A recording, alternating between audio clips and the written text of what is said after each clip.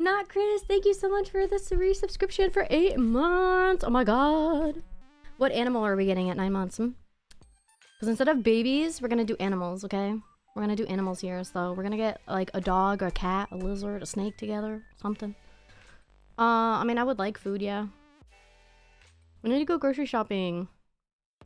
Calling me queen? You never call me queen. By the way, I had a very eventful time on TikTok. It's crazy there, guys. It's crazy. We playing Sims? No, we're doing Hunt a Killer, silly. But I was trying to be nice to people and give them the title of an anime that they were asking for. And people were saying that I was being condescending in my reply. So it's kind of crazy. Oh, I didn't clean my detective cup. Oh, it's been 5 minutes, so.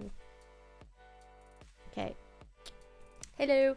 And I changed something on my camera, so you guys are gonna probably see the background be a little bit more blurry. Because I'm trying to get it like this, yeah? Well, I go on TikTok, right? Because they say that, yeah, it's holy red. I know, it's because I have my lights red. These lights red.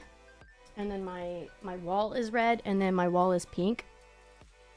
But they say that if you want, like, to get better at social content or social media and content creating, you know, that you should go on TikTok, because since a lot of people go on there, you should make stuff for that. So that's why I'm on TikTok.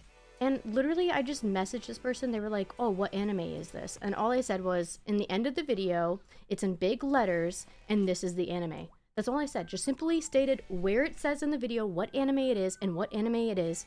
And they were like, oh, you're condescending. You're condescending. So now I'm getting attacked on TikTok for telling somebody what anime they wanted to know what it was. Like, it's ridiculous. And I even messaged them like numerous times saying I wasn't being condescending. I was just simply stating where it says the anime and what anime it was. And they're just blowing up. Oh, so, and then because of that, somebody went on my TikTok. Oh, wait. I can't post it because of one letter. Okay, I'll get rid of the space then. Jeez. But somebody went on one of my TikToks where it shows my face, and they're like, holy cow, you're the opposite of attractive. And I just said, thank you very much. It's so funny. It's like you try to be nice to somebody and they just be nasty. Rogue tanks? I don't remember rogue tanks. Yeah, but they went on my, like, they went on this one where I turned into a robot. And they said, holy, you're the opposite of attractive. And I just went, why, thank you. And they're like, you're welcome, love. I don't fucking know what's going on anymore. But it's just like, I don't care. Like, okay, I was bullied a lot in middle school and high school and elementary school. I don't care. You don't think I'm attractive? That's fine. There's plenty of people who do. I don't care. Well, that is true. Sky isn't attractive. Land, however, how dare you? Well, if I'm Sky's twin sister... Okay? Okay? Like, that's so rude. By the way, this... I don't know how to get my key light to work properly, because see, when I'm like really close to the camera, like you can see all my airplane. When I'm really close to the camera, the light actually hits my face and it like doesn't give me shadow. But then when I'm far away, there's more shadow.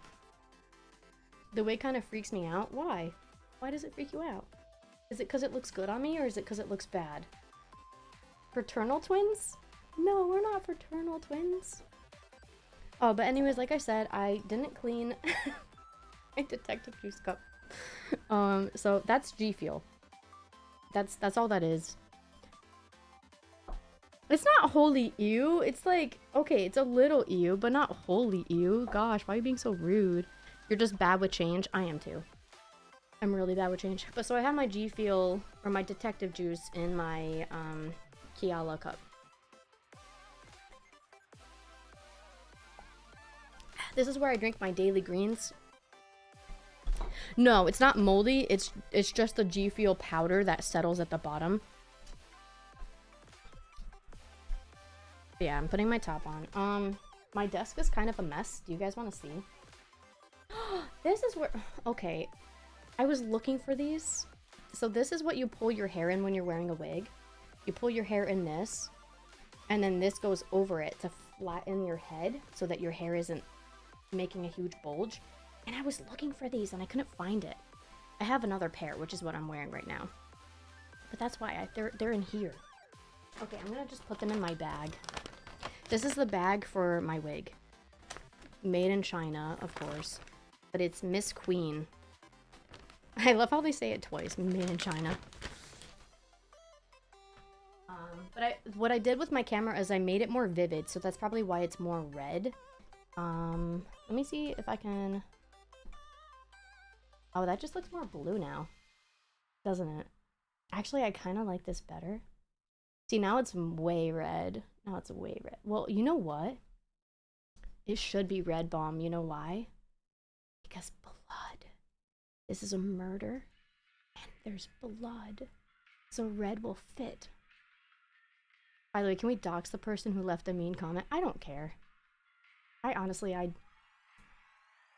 You know, in all seriousness, they're helping me out with the algorithm because since they watched my video and left a comment, my video is just gonna get recommended to more people. So they helped me out by being rude to me. It's just some guy. I already made fun of him. We'll stream outside their house and YouTube won't ban us because we're so big. I'm not big. I'm a baby. There's also pink. Pink makes it a little bit more purple. And then this is blue. So this is true blue. The other one, this is white. Wait, why is it more white now? That's crazy. But this is blue.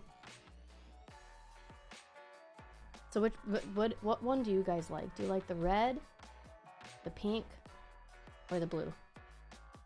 I think Bomb's gonna say blue because I think blue is his favorite color. Wait, somebody messaged me. Oh, okay. She's just telling me my schedule. I was gonna find out where their mom works and send them a letter about how their child acts. Yeah, text a stranger on TikTok just because I said something that they took as condescending, even though I wasn't being condescending. That's the crazy thing is I literally told them numerous times, I'm not being condescending. I'm just telling them where it says the anime name. That's it. And they're like, just say the name and move on. And I'm like, why should I have to change how I reply just because of how you took it? You know? If you take it as a personal attack or condescending when I tell you I'm not being condescending, that's your issue, not my issue. Okay, but anyways. It bothers me a little bit, okay? Because I genuinely felt like I was just being helpful. So to find out that people were attacking me over me being helpful and giving them the anime name, it left a sour taste in my mouth. Okay, so we have all of these old... These are from the last episode. This is from the first episode. I have to remember, like, which ones are from which, because I don't want them to get all mixed up. So these ones are from the second episode. These ones are from the first. I have one more sheet left that I can write on. So I'm going to open up the next pamphlet for episode 3. So I have it all in my little handy dandy leather binder. And I do have a whole other series in here too. So we're just doing the front, these ones right here. But then all of this is a completely different episode. Renegade, she's getting into the mystery stuff and I'm not smart enough. Where are you at? You are smart, Bomb. What do you mean? You've pointed out things to me that I would have never realized. Wait. Oh, okay, here's episode 3. I was like freaking out. I thought that I had already grabbed it and I was looking around for it. I'm making a mess. I thought I had wrapped this last time, but I guess I didn't. Yeah, so what I took from the whole TikTok shenanigans thing is I'm just not gonna tell anybody. Like, if somebody's like, what anime is this? I really want to watch this. And I know what anime it is, I'm just not gonna tell them. I'm not getting attacked again for being nice. No way, Jose. Okay, so episode 3, we're gonna have 10 items.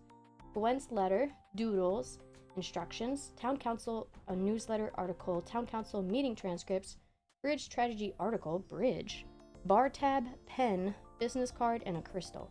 I think the pen and the crystal are just like presents that they give you, so we don't need that. Oh. You know what? The first thing I'm seeing, okay, is this. Last Bastion Cuisine and Bar. JW, okay, skipped out on tab again. Do not serve until he pays. Watch for when he gets a call, and steps outside. And wait, when was this? 8:43 p.m. Jaleel White? No, I think it's Jordan.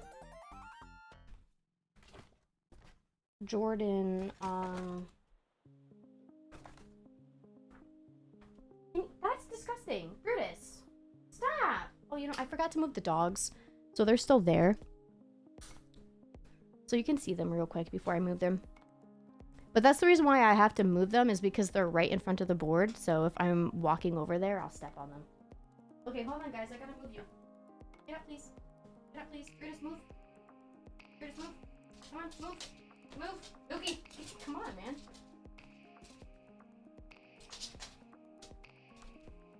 Okay, go lay down. Over here. There, go lay down. Go lay down. Okay, you guys know the groove now. Or the habit? Okay, move, Brutus, move. And I gotta trim my clothes a little bit because I'm wearing a sweater today. It's a little warmer. Yeah, so that's why I have to move them, is so that I can actually walk over there. There's also a bunch of fur on the ground now from the blanket. I don't know why the cord's doing that. I don't know why. Actually, I want it to kind of be down just a little bit so that everything is in place. Yes. Okay, so where did it mention his name? I'm pretty sure it mentioned his name on something that we had.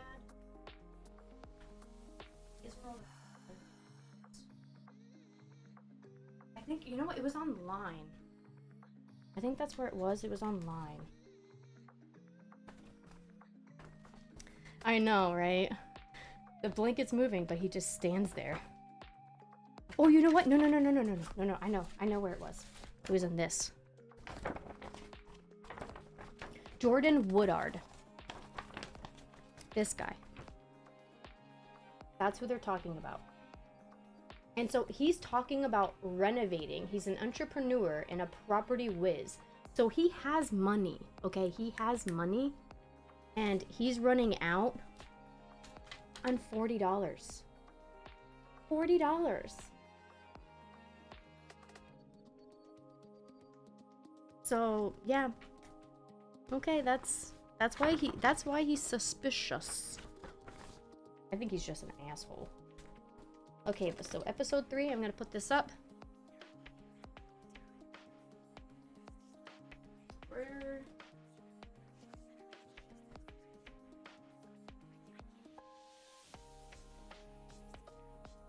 I'm poking them all in the same spot so that I can just like put them over like this. So there's episode 1 and 2, 3 here.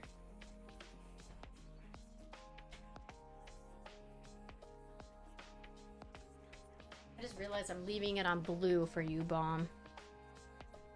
Okay, so we got the receipt from Jordan Woodard. We got a letter from somebody. So we need to decipher this. Okay. Oh, and you know what else I forgot to do? I forgot to get best password for her thing. I said I was gonna do that, and I didn't. Dang. We have Mallory's monuments, and then we also have something written by Chris Ballantyne. So there'll probably be something in here, maybe not for this episode, but maybe for future episodes. There's a doodle. These letters, they look like the horoscope to me. They're the same as this, but they look like the horoscope because I'm pretty sure this M is Scorpio. This is Taurus, I believe. Virgo. 69 is Cancer. Some of them look like horoscopes. You can decipher stuff? Okay, well then look, you're gonna be doing work with us. We have a newsletter. Council announces delay for sewage treatment plant renovation. And then we also have remembering those lost 1 year later. So, do you see what I mean by they like go into detail? Like they made like a whole newsletter, Mallory Rock something. And then like, oh, the Gazette. You can tell it's the Gazette because right there, the Mallory Rock Gazette. So they made a whole freaking newspaper.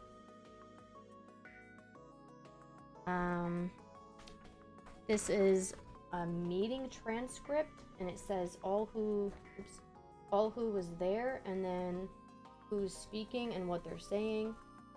So Beth is there. Beth Ferris Hendricks. So this was before she left. It was called to order at 5:31 p.m. So if this is, I'm pretty sure this is before she died. I think this is Friday. They don't say the day, so. Okay, and then we got the letter. Ah! Okay, so detective. So I've been gathering info on our suspects. The more I learn about them, the bigger this island feels, and I hate it. And I'm not any closer to finding who murdered Beth. Martin's as friendly as ever, and Jody is still snippy with me. See, so that's what I mean. Martin, they all get along with, and Jody, they all don't like her. I can't tell if they're being normal or if they're stories from that night or orchestrated. Oh, that's just me saying I'm live. And I swear, Reverend Reaver is actively avoiding me. Reverends are supposed to help people in need, right? Well, here I am in goddamn need, but every time I go to his office, he says he's busy. I looked into Jordan a bit, especially after reading that sketchy email between him and Beth. Wait. What email?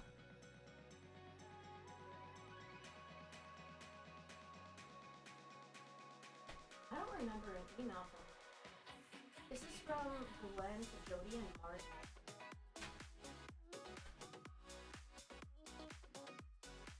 These are the family.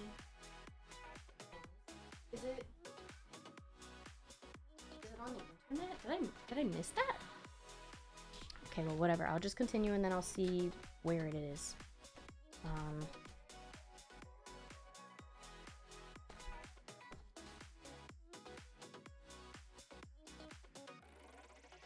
Oh, because that's the Beth and Jody.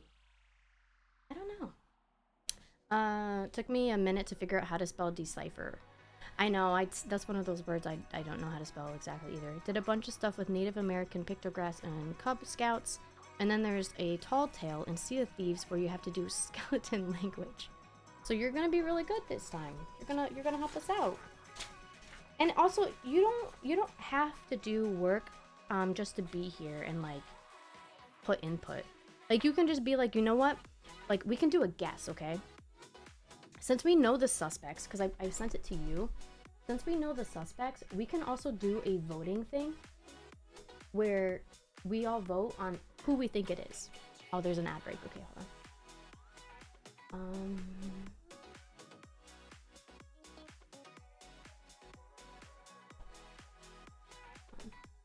Wow, it's so far.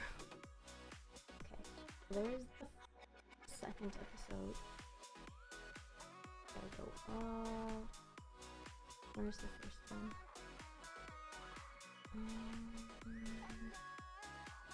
Wow, we talk a lot. Okay, that's after it, so here it is. Okay. Oh, you know what? I actually need to open up Creator or Stream Manager. There we go. Okay. I wait until the ad break is done just for people that don't have a subscription. Like, I know that I gave you a subscription and I gave Renegade a subscription and Not Chris has one, but I just want to make sure that if any other random people are watching and they don't have a subscription, they can still follow along with what we're doing. But yeah, so we actually got, I'm gonna move these over here. And then I'm going to open up, what was her name? What was her name? What was it? Why is my cat crying? Are you guys playing or are you fighting?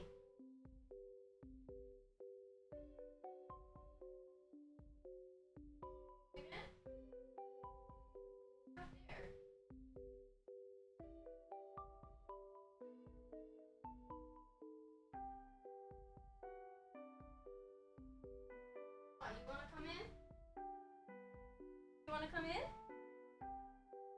No, Milky. Go lay down. Go lay down.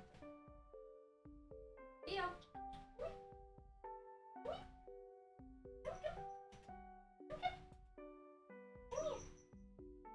Yes, my big boy. Oh, yes. It's okay, honey. So here, this is Theo. Yes, baby. He's our youngest. And he is definitely an orange cat. His orange is a little muted, so that's why I get him a red collar, because I feel like it makes it pop out a little bit more. Who's your little bullhead? Yes, you are. He also bites. Waffles, no. Okay, go on. You're not allowed in here, though, because, Theo got into this room one time, and I didn't realize it, and it was when we had a Knot and Archie in here, and a Knot is just in like a little 20-gallon tank, and he broke the glass. He broke the glass on one of the side panels trying to get at her, to hunt her. So I don't let him in here anymore, especially because, as you can see through my mirror, I have my snake in here. So he's not allowed in here. Actually, if anything, none of the cats are allowed in here because Moon also peed under my lounge chair one time. What was last night? I got distracted because of cat crying. It was like something.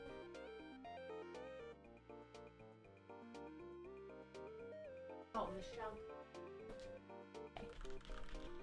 Michelle Gray Investigations. Snake no bueno. She's a pretty girl. She's sweet, okay? She's sweet. Okay, but back to this letter. Okay, the event he posted on Good Fences did happen that night, but he left the last bastion earlier. I talked to Dante, the bartender. Dante did my math homework all junior year, sweet guy, and he was pissed.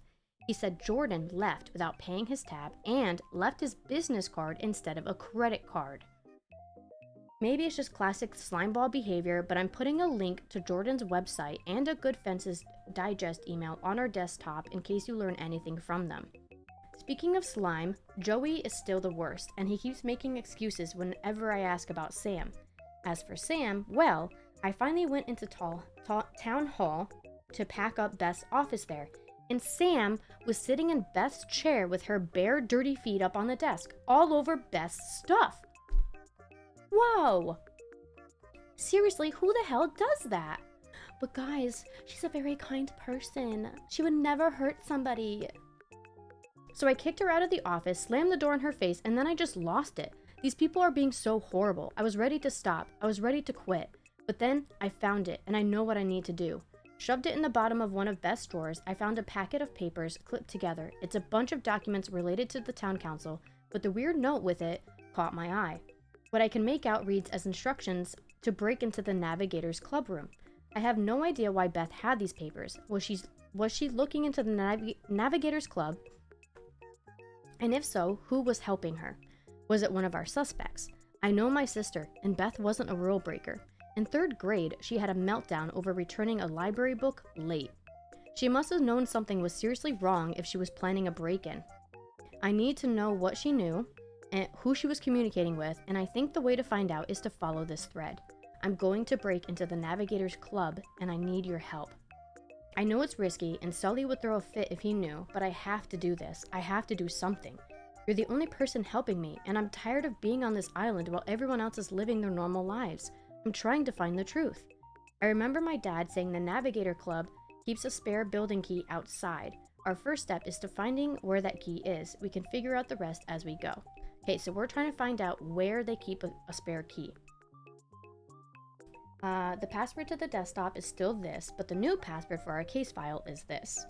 When you think you have the location of the building key, shoot me a quick message using the contact button on the desktop server with the subject key location and tell me exactly where you think it's hidden, like in a flower pot or under a mat. I've already checked both those places. Zilch. I'll be ready. Gwen. Also sending you Sam's healing crystal that she left on Beth's desk. It's kind of pretty, but I can't look at it without getting angry. Thought you might like it. I don't need it. Nobody did my homework all year long? Hey, nobody did my homework either. I did it myself. Actually, sometimes I would do other people's homeworks. Yeah, that was me. Kitty pictures posted? Oh, you took a picture of the kitty? Of Theo. Stinky Theo. Daily life of pets. I know, isn't he such a baby? He's such a baby. Well, thank you for those pictures. Those are actually really nice pictures. Okay, so username, my name,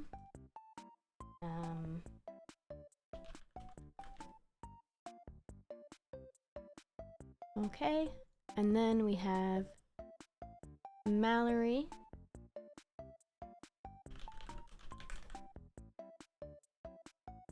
Okay, so I'm logged in now.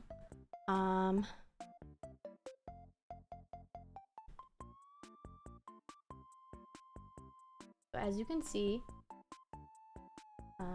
they added the JWE site. So this guy, Jordan Woodard, he is one of our suspects, I guess. Really? Why? Okay. They need to make it where it's easy to go back and forth without having to re-input the password every time. And I can't like open a new tab. You can't see it, but it doesn't let me. And then keep safe is the thing that we need for Beth. We need her password. I tried Hope, but because it says even stone, and we got a stone that said Hope on it. So I thought that her password would be Hope, but it's not. Years of light, shift all things, even stone. I don't understand that. And it's 4 letters or 4 numbers. It could be 4 numbers too, but I think it's letters. Let me duplicate that. Okay, that works. That actually works. And then we want JWE. We duplicate that so that we don't have to keep going back and forth and like relogging in and all this stuff. And then did they add more to Good Fences? Oh, they did. They did. So now we have the monthly digest 1 to monthly digest 5. And then I didn't look at the inactivation. That was Leah. So I'm going to read this real quick since I forgot to do last time. Good afternoon, everyone. It is with an extremely heavy heart that I write this post today. As many of you know, we lost one of the kindest, most loving souls on Mallory Rock just a week before the Lighthouse Festival. My co-moderator and friend, Elizabeth Ferris Hendricks, passed away after falling from Ballatine's Bluff. Beth, known on the forum as Ferris Wheel, was the light of this community that will remain in our hearts forever and always. She and I started moderating Good Fences several years ago as volunteers because we wanted to form a deeper connection within our community. And while that is still my wish, I'm currently unable to moderate the forum alone. Many of you have been asking me what our neighborhood will be doing in the coming weeks, and I assure you that I've been taking all of your concerns very seriously. After much deliberation, I've decided to temporarily shut down the Mallory Rock Forum while I look for another moderator. This was a difficult decision, and I understand why many of you may be upset, but please take the situation into consideration and be kind. I will do my best to get the forum up and running again as soon as possible. If you have any further questions or concerns about this temporary inactivation period, please feel free to email me or contact Good Fences support. Thank you for all your understanding. I look forward to seeing you all soon. Lots of love, Lee. Wait, what if her password is Lee? Oops. Oops, that's not an A. Nope. Okay. I don't know. A week before the Lighthouse Festival? Oh no, not the Lighthouse Festival. Hey, I guess it's a huge thing. It's a huge thing. On their thing. On their island. Like, they had a whole page for it. And it was founded in 1964, and it drew a few dozen attendees. So it's actually a pretty big thing for them. Okay, so since I read this letter, I'm gonna put it up now.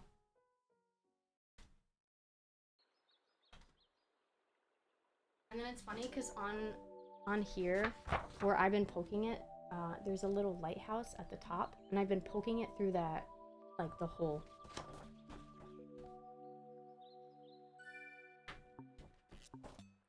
So it's funny because I've been sticking to that.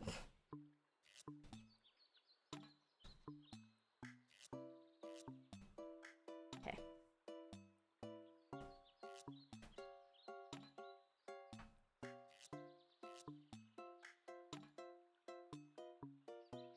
Still wish that these thumbtacks were easier. I think I need my phone. Can you guys hear it?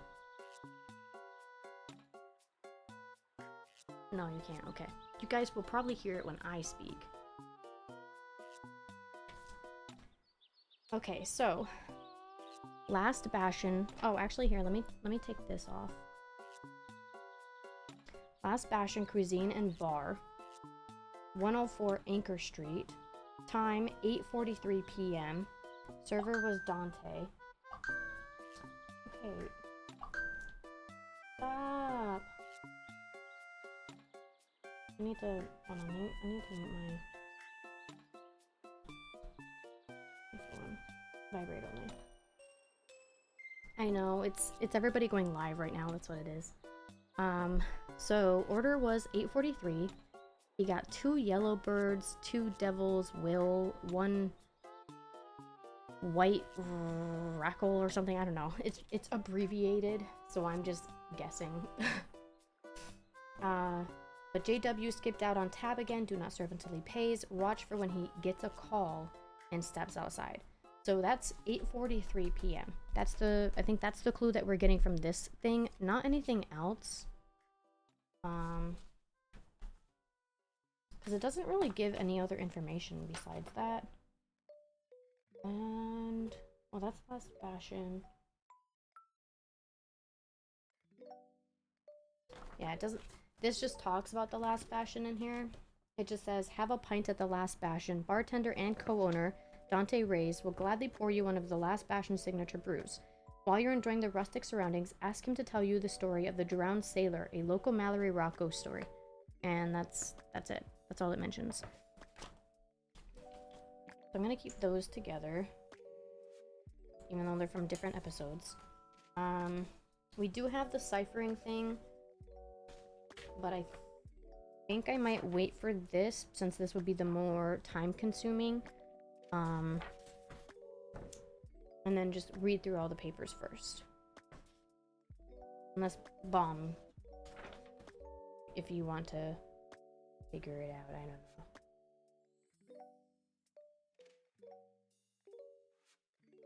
And then I also don't even know.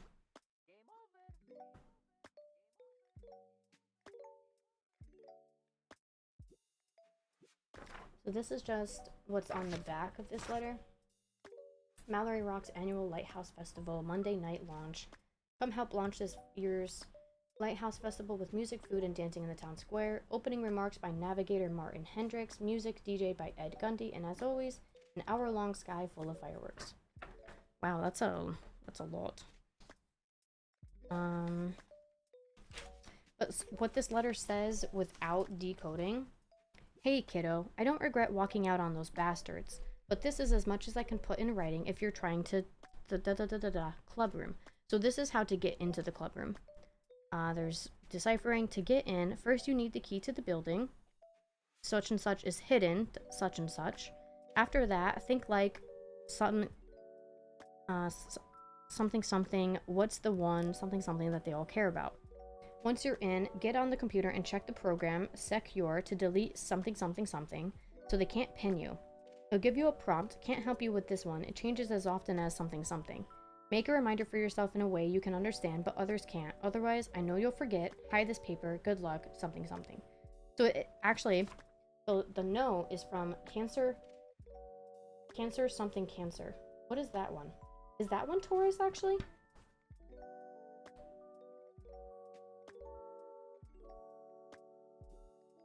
Wait. How would you decipher that?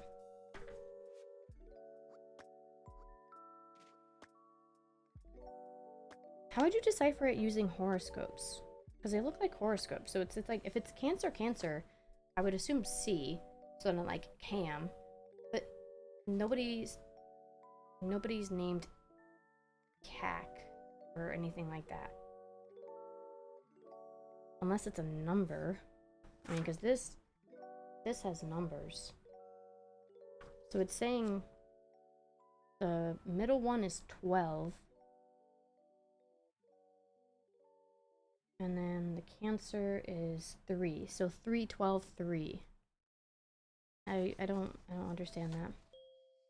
Language? Wait, what? Oh, the bastards. Okay, so I'm gonna read this. It's gonna be long. Oh god. Okay, so the recording begins at 6:03 p.m., but they were called at 5:31 by Adamine. The audio recording conducted by Samantha Gundy. Transcription performed by Samantha Gundy. So the lady that we think Joey is cheating on her with. SG, Samantha Gundy. Okay, now. SB. Is it on now? SB is Stephen Ballantine. And then Sam replies, yes, it's recording, go. Please let the record show that Secretary Samantha Gundy was late to the called meeting for the 3rd time this month. And then Sam just goes, just go around and give a summary of what I missed. And then Stephen Ballantine goes, damn it, Amandine, we can't keep letting this go. And then CB, which is Christopher Ballantine, goes, like father, like daughter, eh? And then Amandine goes, we're not going to waste any more time on this. Final thoughts on the renovations before we vote.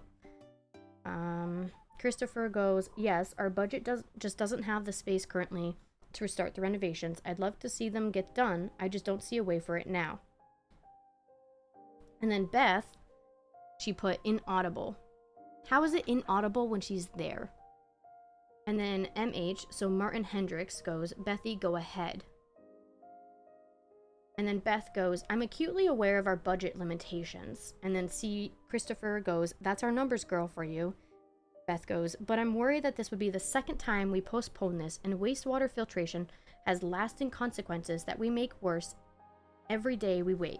Okay, so that's talking about this. Okay, there's an ad break again. So drink, go to potty, get snacks. I can't open it.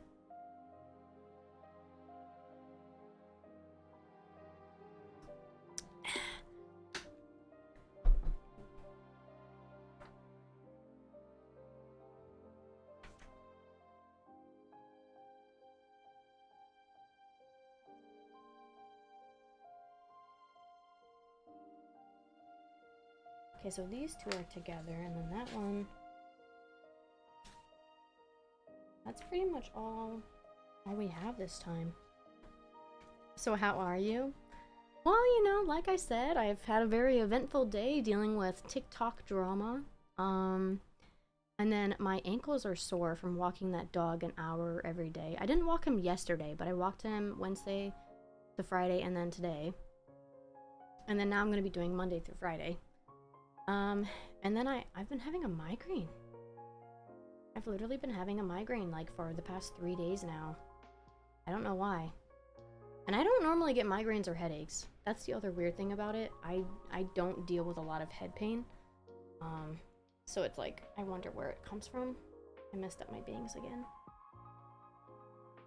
I want the bangs to be like right above my eyes, but then they irritate my eyes. So hold on me. You didn't see that. You didn't see that. My ankles are sore from walking the dog every day, except it isn't every day. I only missed 1 day. I only missed 1 day, and it wasn't because I wanted to. I was supposed to walk him, but, no, Sky's not here. I'm land. I'm land, remember? I'm land. But I randomly got asked to, like, take care of this lady's dog and sleep over at her house, and I needed to wake up at 6 a.m. to give him his diabetes shot. So I was already up like really early, and then I don't sleep well at other people's houses, so I'm missing this hair. So I asked the lady that I'm walking the dog, and I was like, hey, can I come later? But she said that she had to be somewhere, so she just said, oh, just come tomorrow. And I was like, okay. I'm land. Look at, why are all these hairs like this? You see this? This is why bangs are actually annoying sometimes, because your hair will randomly do this. Don't look at me. Don't look at me. You can't see it. And then more come. I'm like, I'm gonna just cut them. I swear, I'm gonna just cut them. Okay, is that good? I mean, there's this one. So what happens is it like wraps around the bangs. Okay, we're good. We're good. Shave your head, start fresh. I can't. I have so much hair now.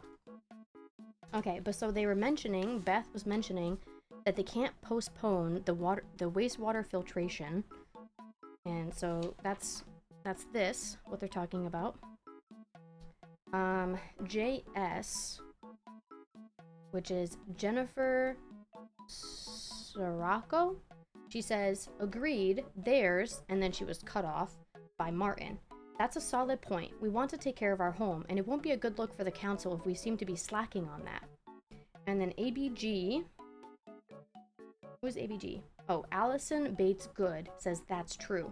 And then Martin goes, sorry, Jen, I cut you off. So Martin, like, even though he cut her off, he was like, I'm sorry I cut you off. Like, it wasn't my intention. And then JS, Jennifer Sirocco, goes, oh no, that's all right. I was just going to reiterate what Beth said. SB, Samantha, or no, SB is Stephen Ballantine, says, still, part of taking care of Mallory Rock is making sure we're not going to let other things slip in the meantime. And I do see your point, but like Chris said, there's a hard line. There's just no money for it. We want to make sure we do this right. Samantha Gundy goes, seems like certain people's ideas of doing things right is just not doing them at all. So it kind of seems like she's agreeing with Beth. She's upset at the Ballantines brothers. And then CB, Christopher Ballantine, goes, why don't you stick to taking notes and leave the discussion to the people with votes? So he got snippy with Sam.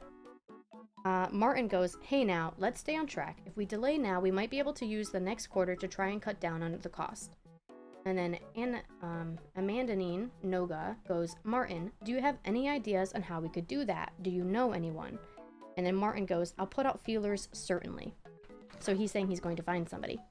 And then Amandanine goes, great, thank you. So we need a new channel in the Discord called something like The Truth. Wait, what do you mean? What do you mean by The Truth? Beth goes, we should definitely look to do that, but we still have to vote. Martin goes, you're right, I jumped the gun a bit there. And then Christopher goes, Marty's always been a man of action. And then Amandine goes, any last points? No. Then all in favor of beginning renovations as scheduled. Beth raises her hand, Amandine raises her hand, and Jennifer Sirocco raises her hand. So they are all in favor. And then all against, this is Amandine, Chris Ballantine, Stephen Ballantine, Allie Bates Good, and Martin Hendricks put their hand up against. And then Amandine goes, so that's 3-4 against beginning renovations with none abstaining. Renovations will be delayed. And then Martin goes, I'll let you know about the cost estimates, Amandine. Amandine goes, great, all right, moving right along. Sam, will you let Clarence know we're ready for him? He should be waiting in the lobby. Sam goes, I would just like to point out that those certain people I mentioned earlier, you're always the same specific people, and it always goes your way. I see what's going on. This is what they call government corruption, and it's why our oceans are dying. And then Clarence goes, I seem to be interrupting something. Martin goes, don't worry about it, Clarence. Have a seat. What can we do for you, Reverend? Oh, God. Oh, God. I feel like this is going to go negative, where he's going to get what he wants, and Beth is going to be upset about it. There's just the vibe about it. Okay, so Clarence goes, thank you. I've spoken to a few of you about this before, but I would like to request that the Cora Reaver Memorial Scholarship be rechristened in another's name. Beth goes, what? Why? And then Martin goes, Clarence? And he goes, I prefer not to memorialize my sister in this manner. Beth goes, but Clarence, this is so important. From everything I've heard about Cora, your sister was a free spirit who would have wanted. And Clarence goes, that isn't relevant to. Beth goes, it is. I think she would have loved that her legacy is helping young people explore the world and learn before coming back home. That is exactly what she stood for, and that connection with the mainland is what we need right now. Clarence goes, I don't need her name to be dragged into whatever idealist vision you have for this island. Beth goes, Clarence, please. You know I never want to insult you or hurt you, but I think this might also be a healthy way to heal. Clarence goes, I'll thank you to stay out of my healing. Martin goes, whoa now, no need for it. And Clarence goes, I may have trusted you with stories I don't often revisit, but my personal life is my own. I won't have it invaded, and you're blinded by the good you think you're doing. Beth goes, Clarence, Amandine goes, well, I'm sorry to hear that, Clarence. We've always felt the scholarship paid homage to Cora, and it's helped plenty of people who I know are immensely thankful. And he's like, I've said my piece. Thank you all for your time. And then CB, so Christopher Ballantine goes, Clarence. And then Abigail, I think it's Abigail, right?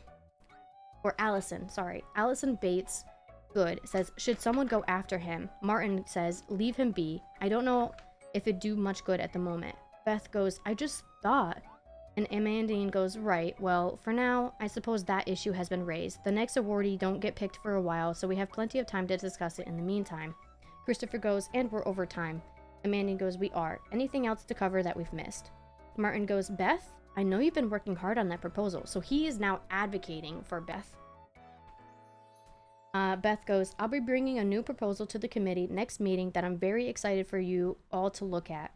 Amandine goes, I look forward to it. All right, let's adjourn. Adjourn? End of meeting. Okay, so she had something that she wanted to bring up, and she didn't get to.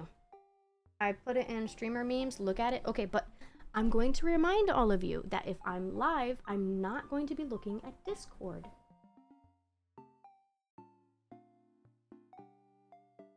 I'm gonna delete that. You butthole. Okay, wait, I was mentioned? No, okay, it was just saying that I'm live. Can't believe you would do that to me. Okay, so what... So this actually... I'm not checking Discord. No, I'm not doing it. So this is actually Sam agreeing with Beth. All of them, she even mentioned... I would just like to point out that those certain people I mentioned earlier, you're always the same specific people, and it always goes your way. I see what's going on. This is what they call government corruption, and it's why our oceans are dying. So, she is actually fighting for what Beth believes in. She recognizes that Chris Ballantine, Stephen Ballantine, Allie Bates Good, and Martin Hendricks always votes against what's good for the environment. And so far, what we know from Sam is that she's a little bit of a holistic healer, so she has to care about the environment, because if she doesn't, then she is a hypocrite. So I'm actually going to put this in the last screen thingy, and I'm going to highlight. I don't think there's anything in the front that we need to remember, just that it's been the second time that they postponed it.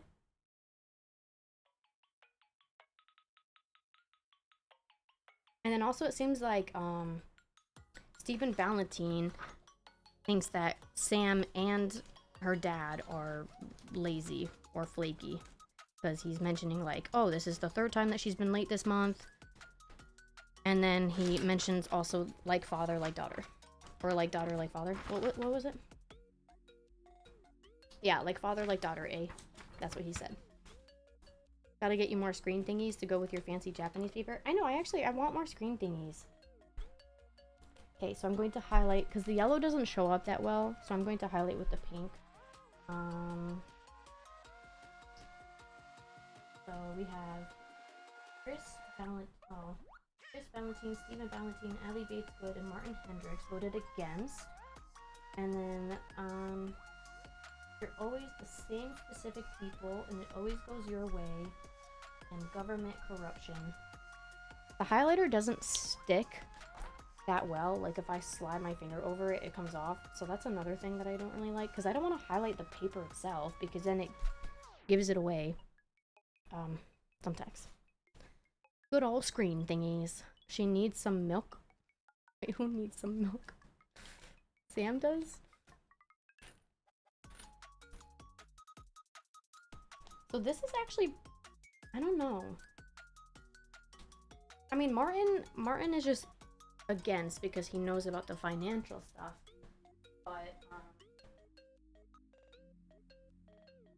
it is showing that the Valentine brothers and Allie Bates Good, is always voting against things.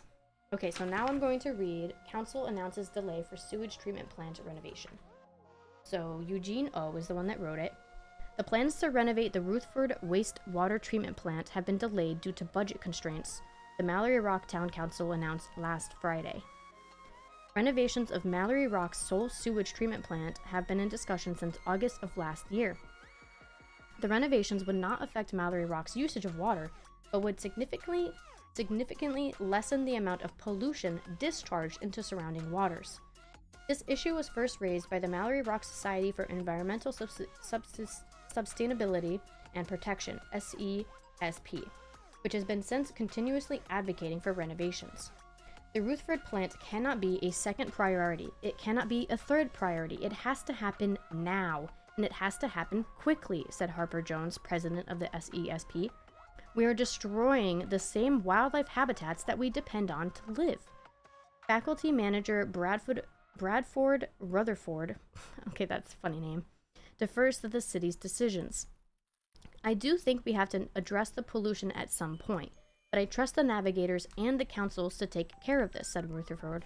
They've always served us well, and there are more factors at play than just money. The actual logistics of a renovation are nothing to sneeze at. The inspection said the land we're on might not even be able to handle major redos due to excessive cost. The town council has not given further detail into the budget constraints that resulted in the delay, nor has it provided a date the renovations are expected to be considered again. And then now I'm going to read Remembering Those Lost 1 Year Later. Carrie Gruszynski wrote this. Emery Smithson walks along the boardwalk to Woodward Strands, where Mallory Rock is closest to the mainland. She lays down a bouquet of white lilies and spends a few minutes with her head bowed in prayer, just as she has every Sunday for the last year. Every Sunday since the terrible accident that took her husband from her. It has been exactly 1 year since the collapse of Woodward Strand left 7 dead and 5 injured. The bridge, a joint project between the Mallory Rock Town Council and the state of Maine, was designed to connect our island to the mainland with the hopes of an economic boost. In early stages of construction, the bridge anchorage was placed atop the cliff chosen for the project, which could not hold the weight of the anchorage. the rock face crumbled and the anchorage slid, crushing the workers below. It still feels surreal to me, or unreal to me, Smithson said. Like one day I'll wake up and he'll be there, but I know that day won't come. Smithson and her 4-year-old son Luther aren't the only ones who are still in mourning. The memory of the bridge collapse has hung over Mallory Rock like fog after an ocean storm. Mallory Rock folk are a hardy bunch. We're used to toughing it out on this island for sure, but this year has been tougher than any other of the 55 years I've been here. Still, you won't find any main brain among us who were on site, said Paint Longley. Longley, a construction worker for the Hendricks Group, was injured in the accident. Oh. After 1 year, he's regained full physical health, but not all are so lucky. Josiah Joey Hendricks, son of well-known town council Hendricks Group CEO and navigator Martin Hendricks, was the on-site foreman at the time of the collapse. In the accident, Joey Hendricks' left leg was crushed under rubble, an accident that still affects him to this day. No one has felt the tragedy of the collapse more than the Hendricks family. It hasn't been easy, no, and won't be easy for a long time, said Jody Hendricks, Joey's mother. I try to focus on healing. This isn't well known, but Edgar Mallory's favorite saying in times of trouble was, through hardships to the stars. I try to remember that when I think of those we lost. Mallory's words are an important reminder for all of us on the island. When we remember those who are no longer with us, we remember them for who they are, or for who they were, our friends, family, and above all, true blue. Mallory Rocketies that preserved through adversity. Those boys died trying to make Mallory Rock a better place for their kids, said local ferryman Benny Howard. Might not have been the right way to go about it, but their hearts were in it. I'll always remember that. Mallory Rock will too. The Navigators Club has donated money to the town council to build a memorial sundial, which has been newly erected in Sailors Memorial Park. On it, the names of continued on A4. Okay, so it's mentioning Joey's accident that Jody mentioned before. One thing I will say, okay, no one has felt the tragedy of the collapse more than the Hendricks family. Their son didn't die. His leg was just crushed. It literally starts off with Emery Smithson, where she's taking care of her 4-year-old son, Luther, by herself now because she lost her husband. Her husband died. A kid lost his dad before he even knew who his dad was. But nobody has felt the tragedy of the collapse more than the Hendricks family? Really? 7 people died. 7 people. So 7 families. I'm assuming that it's people from different families. There might have been one family that lost 2. And then, you know, they felt more of the tragedy than the Hendricks family. So it's crazy that they're saying that the Hendricks family felt the tragedy more when their son only got his leg crushed. Like, okay, yeah, I'm not saying his life is easy. I'm not, you know, diminishing his pain, but they're not the ones that felt the tragedy the most. Okay, why is she barking? Seriously, why is she barking? I don't understand. No.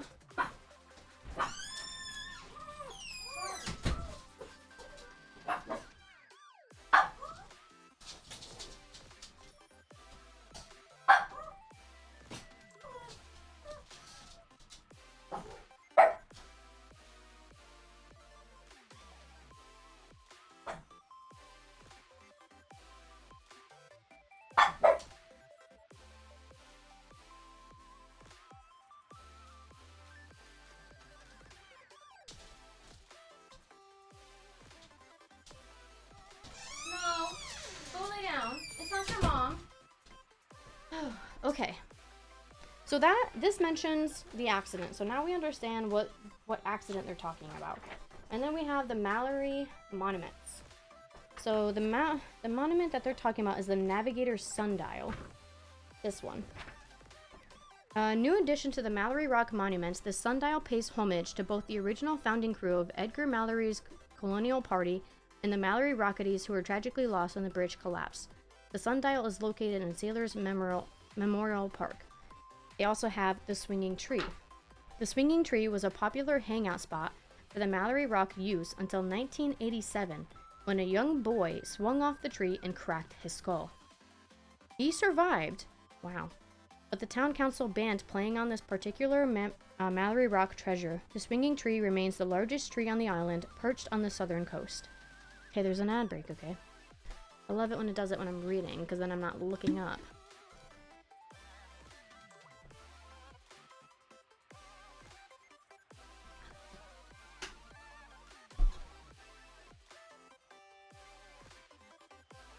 Simple.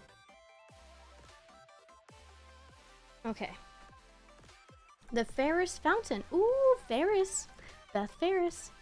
As you might have guessed, the Ferris Fountain was built by the Ferris family, one of our esteemed navigator families.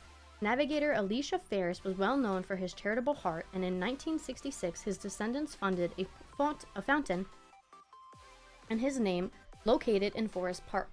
Every year, the money tossed into Ferris Fountain is collected and donated to a charity of the Ferris family's choice. So even Beth has a name on the island, like not just like casual people, but like history, a historic name. Oh god, these strands. This month's spotlight is on the multiple majestic monuments around Mallory Rock. Though we see these in our daily life, many of us are unaware of the origins of these lovely staples of our home. Edgar's Anchor Statue. This statue pays homage to the ship Edgar Mallory originally sailed to America. Crafted in 1964, the statue is a close likeness to the ship's real anchor and actually weighs the exact same amount. Edgar's Anchor rests on the eastmost point of the island near the lighthouse. Anchor Street Mailbox. When Anchor Street was extended in 1918, residential houses were demolished to make more room.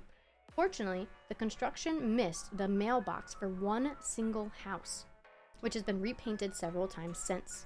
Today, the Anchor Street Mailbox is always adorned with fresh flowers and collects letters from locals and tourists alike. That's actually really cute.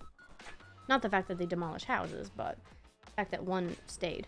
Why does my hair look poofy? Or not poofy, but like... what's the word? Frizzy. My ankles are starting to hurt. Navigator's Corner. A Bump in the Road by Chris Ballantine. Hey hoy there, Rocketies. As many of you remember, my father, George Ballantine the seventh, used to say that that the navigators are a symbol of hope and longevity. Why can't I speak? Longevity. Whatever. This word right here, okay? I'm not saying it, it's this word right here. We're the pathfinders guiding the island through life, just as the lighthouse guides our ships. Its words painted a mental picture that sticks with me to this day, and I've passed them on to my son in the hopes that he'll pass them on to his sons in turn. Despite the tragedies we've experienced in recent years, the island can trust in its navigators to steer towards a brighter future. We all want Mallory Rock to outlast us. I know many of my fellow Rocketees think the way to ensure that future is through environmental sustainability, and for that, I commend them. You may have seen in the paper this week that the town council had to delay the renovations of the Rutherford wastewater treatment plant. I have taken time to personally hear out the concerns about the delay, and I understand them. However, rest assured that the vote to delay was not decided on a whim. My friends and family know well that the sustainability and health of Mallory Rock's environment is near and dear to my heart. In fact, I remember mulling over the exact question of the renovations with one of my fellow navigators in January last year, long before it was even introduced to the town council. I was sitting at a booth table at the Oyster Bucket, and across from me and my whiskey sour were Martin Hendricks and his lovely wife, Jody. We were chatting about sustainability over steaming lobster rolls. I distinctly remember asking, Martin, how can we make sure this renovation won't hurt the island's natural habitat? And he replied, well, if it does, we won't do it. And that's all there was to it.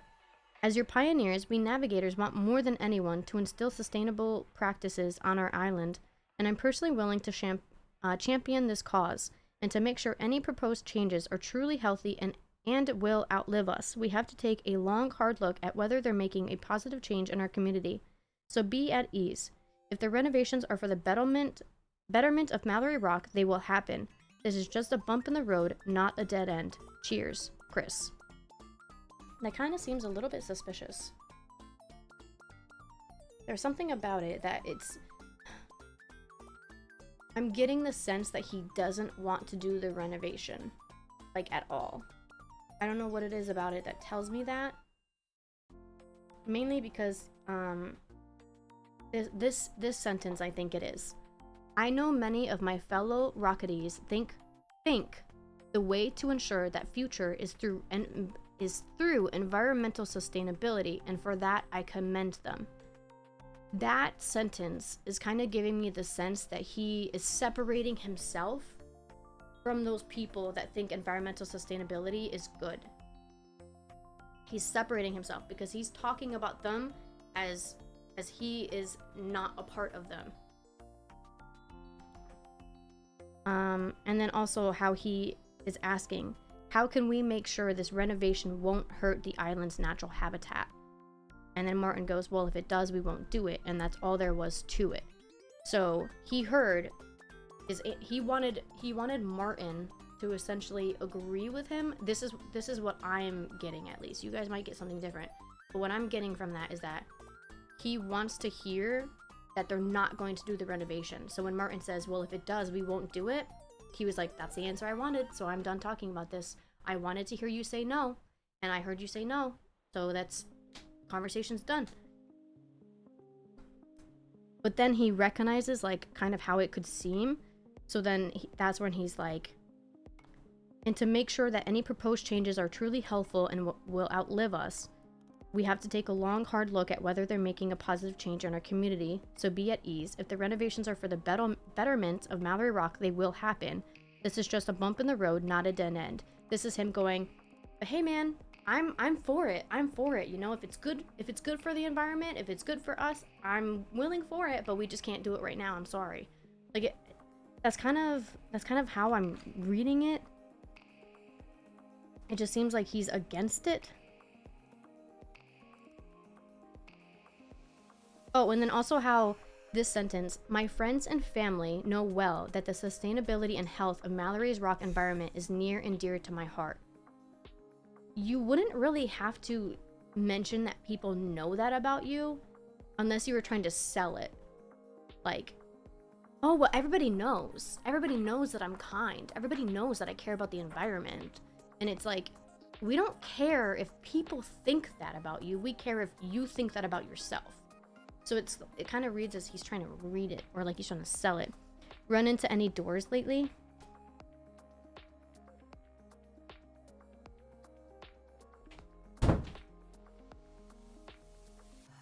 Yes, in fact I have. Have you? That's the question here. Have you? Okay. So now we have the deciphering left. Oh, wrong way. We have this left. My ankles are really hurting. They're really hurting. Pog? You like it when I run into doors? How rude. How rude, man. Okay, I have to sit. Oh, my ankles. Oh, my ankles. Okay, why are you guys all, like, right here? Like, I put the blanket under my desk. No, but I had an ear infection for 2 weeks that stole my right ear's hearing. Wait, so you're kind of, like, deaf? Or is it all good now? Are you good now? Okay. I lowered it because my ankles are so bad. Or you know what? Actually, let's jump to online. Let's jump to this. Better now, but it was scuffed. Okay, well, I'm glad that you're not going deaf. That would suck. Okay. Oh, I need to lower my microphone so that you guys can actually hear me. So we're gonna look at Monthly Digest 1. Oh, God. Okay. Top post on Mallory Rock. Doesn't say whose email this is. Good fences, Mallory Rock to me. Today, 8:38 p.m. See, it just keeps saying today. It doesn't say what day. Squirrels keep breaking into my house. Tired of it. Marcella Blake. I bought this house around 2 years ago, and without fail, at least once every 3 months, squirrels will find their way into the attic. I've tried spraying, patching, trapping, everything. I even got a cat, Rip Mrs. Wolf. They keep getting in. I have nothing against squirrels, but this is my house, not theirs. They have so many trees to choose from. I bought this place fair and square. At this point, I'm desperate. Does anyone have some sort of miracle solution to keep them out? Kyle Lowell. Sorry about your squirrel problem. You named your cat Mrs. Wolf. Rhonda goes, we had the same exact problem for around half a year, and you know what we finally figured out? Part of the roof the renovator / seller picked out before we bought the house is made of cheap wood. Any chance you bought from JWE? So that's Jordan Woodward. Why is that sticking? I don't know why. So they're talking about this guy. Holy moly, yes. And speaking of, I had a problem with the countertops Jordan picked out as well. They definitely aren't granite, like he said. Well, that's incredibly annoying. You're telling me, normally I'm all for supporting local businesses, but what he's doing is borderline illegal. I have no idea how he's managed to... something. So I think it's going to be on the second one. Yeah, how he's managed to stay in business this long. Anyways, I recommend you talk to Martin about metal fascia boards. I actually fixed it myself, but he helped me pick out the right materials and sort out dimensions and stuff. I'm sure he can just take care of the whole thing for you if you want. I just wanted to save a bit of money. Jordan Woodards replies, JWE takes no responsibility for the damage. Like you said, you bought the house fair and square. Ask anyone. Pleasure doing business with you. Wow, he's such an asshole. By the way, I guess I could zoom in to make it a little easier for you guys to see. Okay, Invasion of the Summer People. This story may sound familiar to you. Imagine a sleepy town full of good people minding their own businesses. One day, a strange creature is walking down Main Street. Before they know it, the creature has called up an army of hundreds. The creatures occupy the town, desecrating it day by day, and when they finally leave, the town is left picking up the pieces. This may sound like a new horror flick coming to your local box office, but it's happening on our very own island. Which is to say, I noticed some summer people broke off an entire section of the boardwalk railing, around 10 feet, and it was grown adults, not even kids. The takeover begins. Ron Klotz replies, that is not even the worst of it, I'm sorry to say. My backyard shed has been standing since my father was around. 2 days ago, I found the bricks had been pulled out of the back, so the whole thing is starting to cave. Stacia Ballantine replies, the renters across from us repainted the entire front porch to this absolute hideous yellow. It is the worst thing my eyes have ever seen. I hope the poor Wilds don't have a heart attack when they get back and see their house has turned into an abomination. Okay, wait, you, as a renter, you cannot paint people's houses. That's one of the things that, like, is really annoying when you rent a house, is that you don't have the freedom to paint it. That is ugly. Look at that. The yellow with the green? Ew. Disgusting. And sadly I can't make these bigger either. They don't allow me to.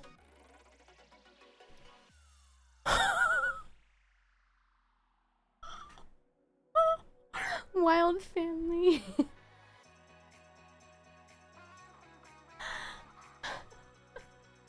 We actually painted it ourselves before we rented out.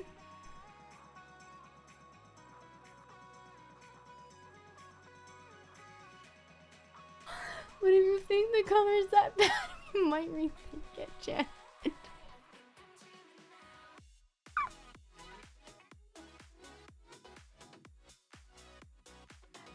Oh my god. Oh my god. Anastasia, hi Janet, forgive me. It's certainly not what I would have chosen, but I'd only seen it in midday and at night. I happened to see it during sunset and it was almost lovely. It's up to you.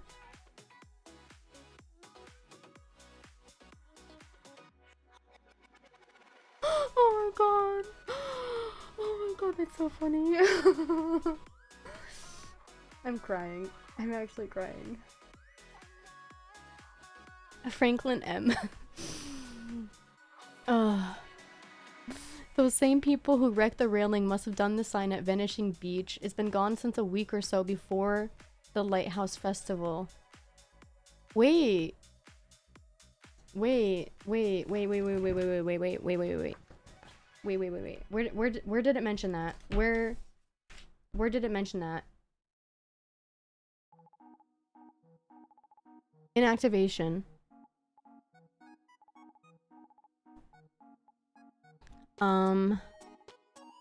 Okay. This right here. As many of you know, we lost one of the most loving souls on Mallory Rock just a week before the Lighthouse Festival. She passed away after falling from Valentine's Bluff. They wrecked the railing, must have done the sign at Vanishing Beach. It's been gone since a week or so before the Lighthouse Festival. But we also know from episode 1, this is going to be spoilers for you if you haven't seen it, we found out that Beth did not die at Valentine's Bluff. She was thrown off at Vanishing Beach.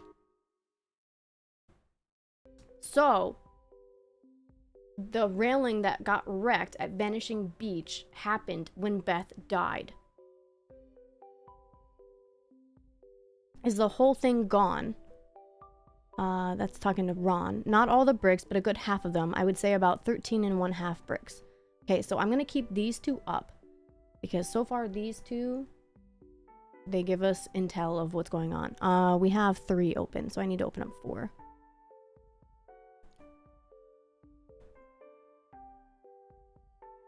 Oops. Okay. So 13 and 1/2 bricks. Oh.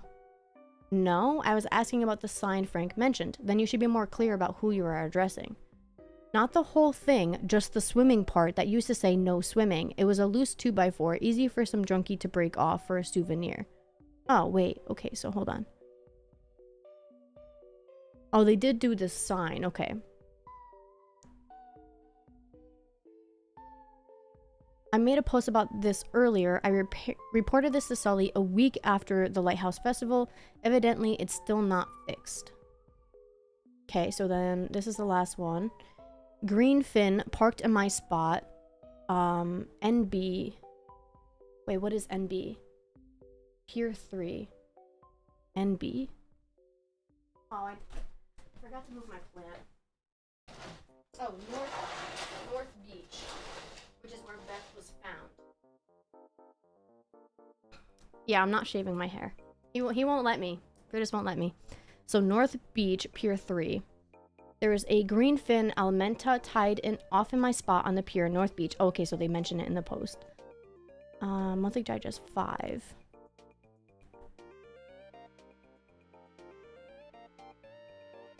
Okay, you guys can read it. There's a green fin Almenta tied off in my spot on the pier, North Beach, Pier 3. Does anyone know who owns it? Because, 1, it's a very fine vehicle, and I'd like to congratulate them. And 2, it's got to move before Saturday, or I'll have to get it towed. This is Eddie Blue. Eve Journey replies, if you can't find the owner, I'll gladly take it off your hands. Eddie Blue goes, nice try, kiddo. You can't even get a license yet. Doug Brown goes, whoops, that'll be mine. Sorry, Blue. I'll be down to move it sooner or later. Eddie Blue goes, hey, take car time, Dugo.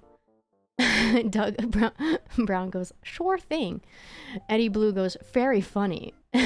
Eve goes, these grandpa jokes are killing me. Doug Brown, we're having a hell of a time. Lindsay, oh my god, please stop. What the frick? Okay, wait, so Doug Brown, I don't think he was a suspect. Oh, there's an ad break again.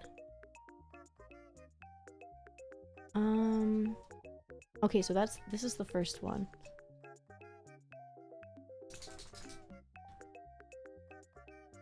Joey, Sam, Jody, Martin, Clarence, or Jordan. Okay.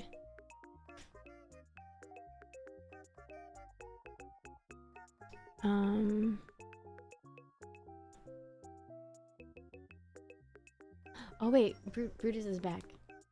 Let me see if he brought food.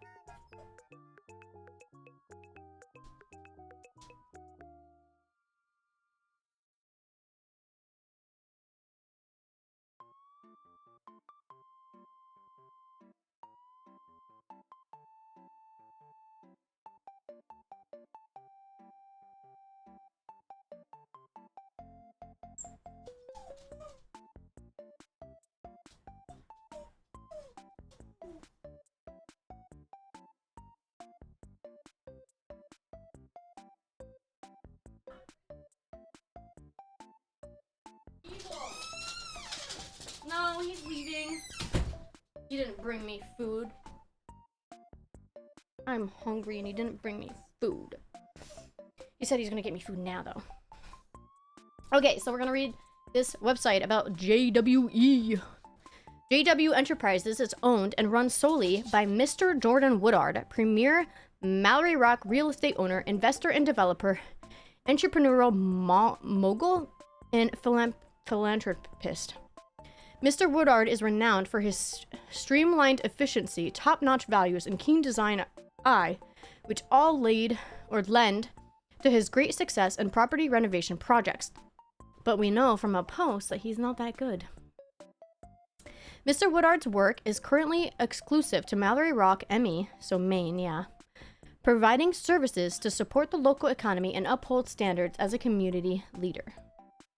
Looking to buy, sell, or remodel? Call 207-200-4909 today. I wonder if we actually call that number, what would happen? So, current properties. 3-bed, 2-bath on Whitecap Way. All new hardwood floors, new roof, sunroof addition, tile backsplash, and kitchen island with granite countertops. Market price $516,000. 649 Summer Street, 2-bed, 1.5 bath. Highlights: new countertops, new roof, open floor plan, all windows replaced, newly installed sump pump. Marketplace $339,500. Past projects. Queen Anne Street, duration of remodel 10 weeks. JWE repurchase for $157,800, sold for $290,000. Renovational highlights: new wood floors on first floor, open floor plan with LED control fireplace, new water heater and HVAC system. 203 South Downs Road, duration of remodel 15 weeks. JWE purchase for $229,000, sold for $352,000. No! Lay down! Lay down! Brutus? No, Milky! Renovation highlights: all new wood floors, new gourmet kitchen with stainless steel appliances and ample counter and cabinet space, structurally reinforced walls, new roofs, whirlpool, bathtub, heated floors, and master bedroom. And then Summer Street, 7 weeks, $206,000, $350,000. All new compressed wood banisters, open floor plan, new asphalt driveway, high ceilings with recessed lighting. So I think the reason why they show these is because maybe one of these buildings is going to show up, and then maybe something to do with how long it took. I don't know, maybe. Okay, so the two properties that he owns right now is the Rock Lounge and Louis' Lobster Pound. Reviews. On buying from JW Enterprises, Elizabeth O says, "You can't spell JW Enterprises without spelling prize." And that's exactly what you get when you buy one of Mr. Woodwork's remodeled homes. Terrence Cruz goes, "I will certainly never forget working with Jordan Woodard. He is really something, truly astounding. That's all I can say." Ralph Underwood, "Great houses for great prices, all around just great. On buying from competitors, Rowan J. Dradad, "If you arrange the letters in Sika and Neb Holmes, it spells bad choices, man. Enough said." Terrence Cruz, "I'll never do it again." William S. goes, "I bought from Lux Home Remodeling. I give them a 0 out of 10 stars, and I'd give them negative if I could. The day after I bought the house, I found a nest of mice living behind the refrigerator. Lux Home Remodeling would not even reimburse me for having to hire very expensive pest control services." No, I told you, get back. No, Brutus. Go lay down. Now.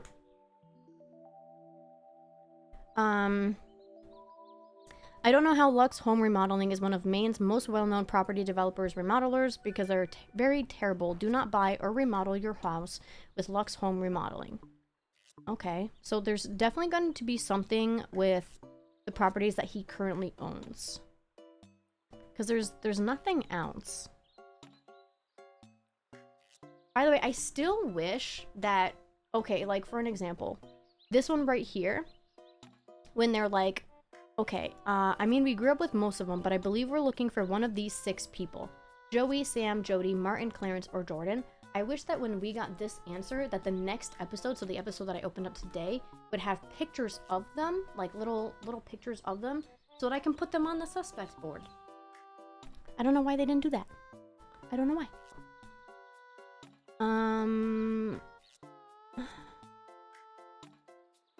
Yeah, so she just says, Gwen says, "My immediate suspicion, is Joey.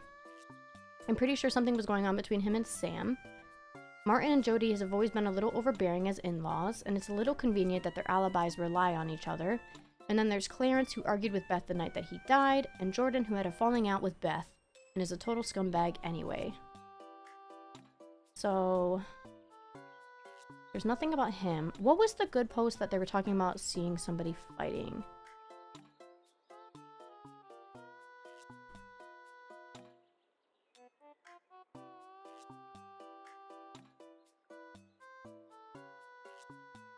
Oh wait, look at this. Actually, so now that we know that Jordan is one of our suspicions, looking back at this, your drink's still waiting at Ferris wheel, and that was at 8:29 p.m. And we know that she, at 9:10 to 10:13 was when she died. So I think that's another reason too why they're assuming that Jordan is a little suspicious. And then Clarence, oh, so we need that post open. Not this one. No, not this one. It was something about fighting. Somebody was talking about how they saw fighting going on. Hi, Renegade. Hi. Not that post. No, that's that one. Is it 12? No. Okay, I'm gonna just go down all of them, I guess. Oh, it's this one right here. It's this one right here. It was either the husband and his thought that runs the holistic health store or the mother-in-law, because mother-in-law is suspicious. Well, now we're actually we're getting speculation that it's somebody with the clubhouse. How was your Halloween? It was actually pretty lacking. We didn't really do anything. Yeah, so it's who is part of the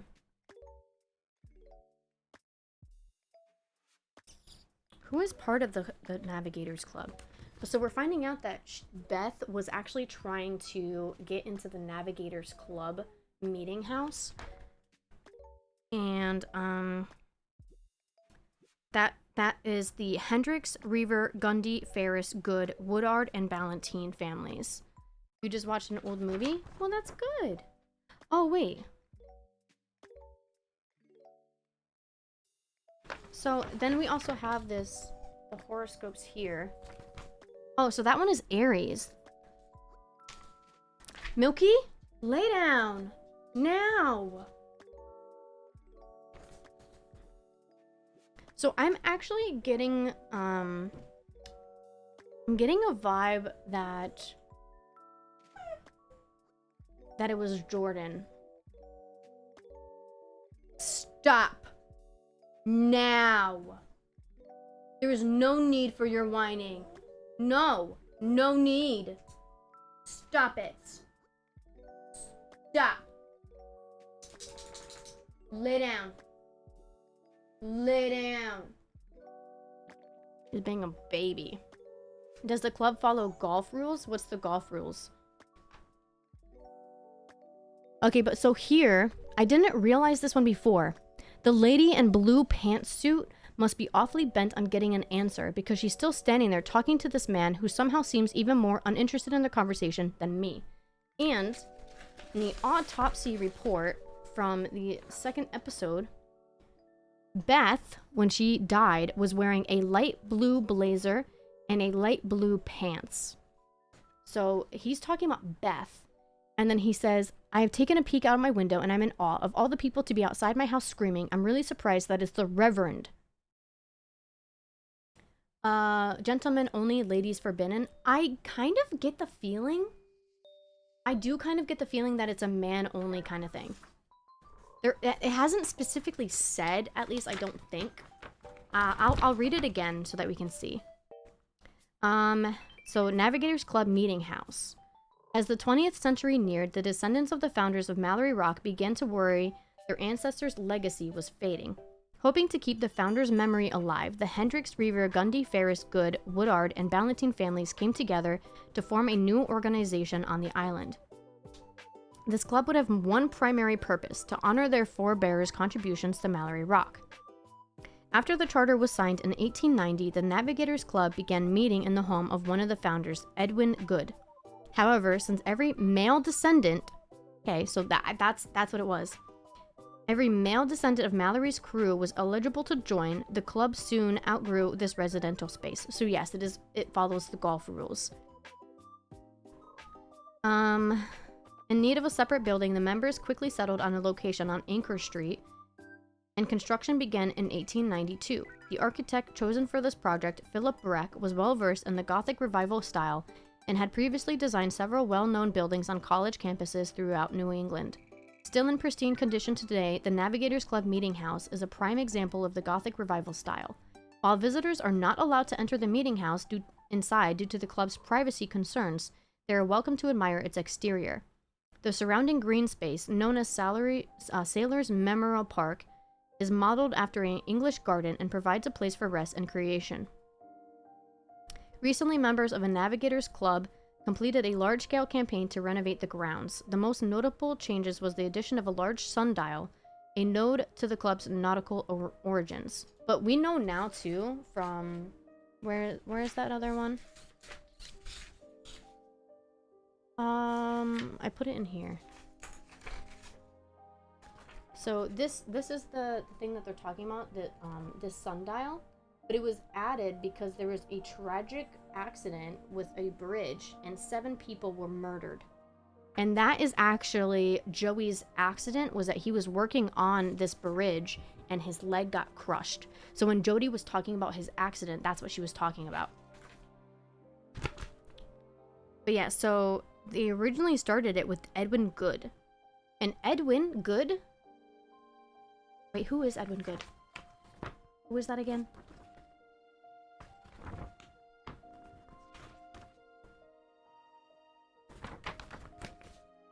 I don't remember Edwin Good. I don't remember who he was. I know that he's Allie Bates Good's dad, but other than that, I don't know. So Reverend was fighting with Beth at 8:14 p.m.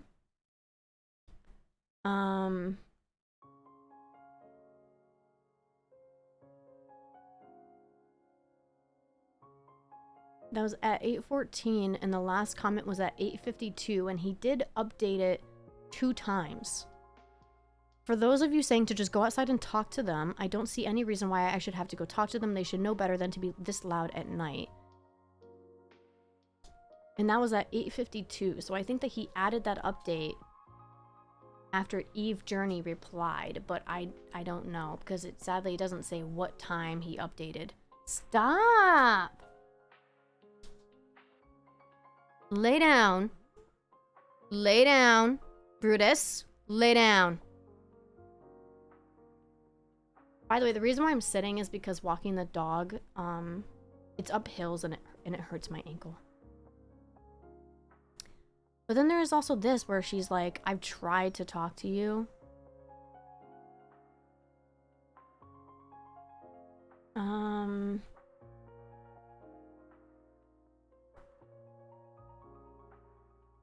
Yeah, but she's like, why don't you try talking to them about it honestly instead of posting such a passive-aggressive note on a public forum? I've tried several times, actually. Are you serious? Yes, I have. And if she thinks I haven't, she's more than welcome to come by the shop and talk to me for once. And then we do still have that letter. I was just verbally assaulted in my store for no reason. And it's like, for no reason, really. And she's like, she thinks she knows best for everyone when she doesn't even know the half of it. And her poor husband, my gods.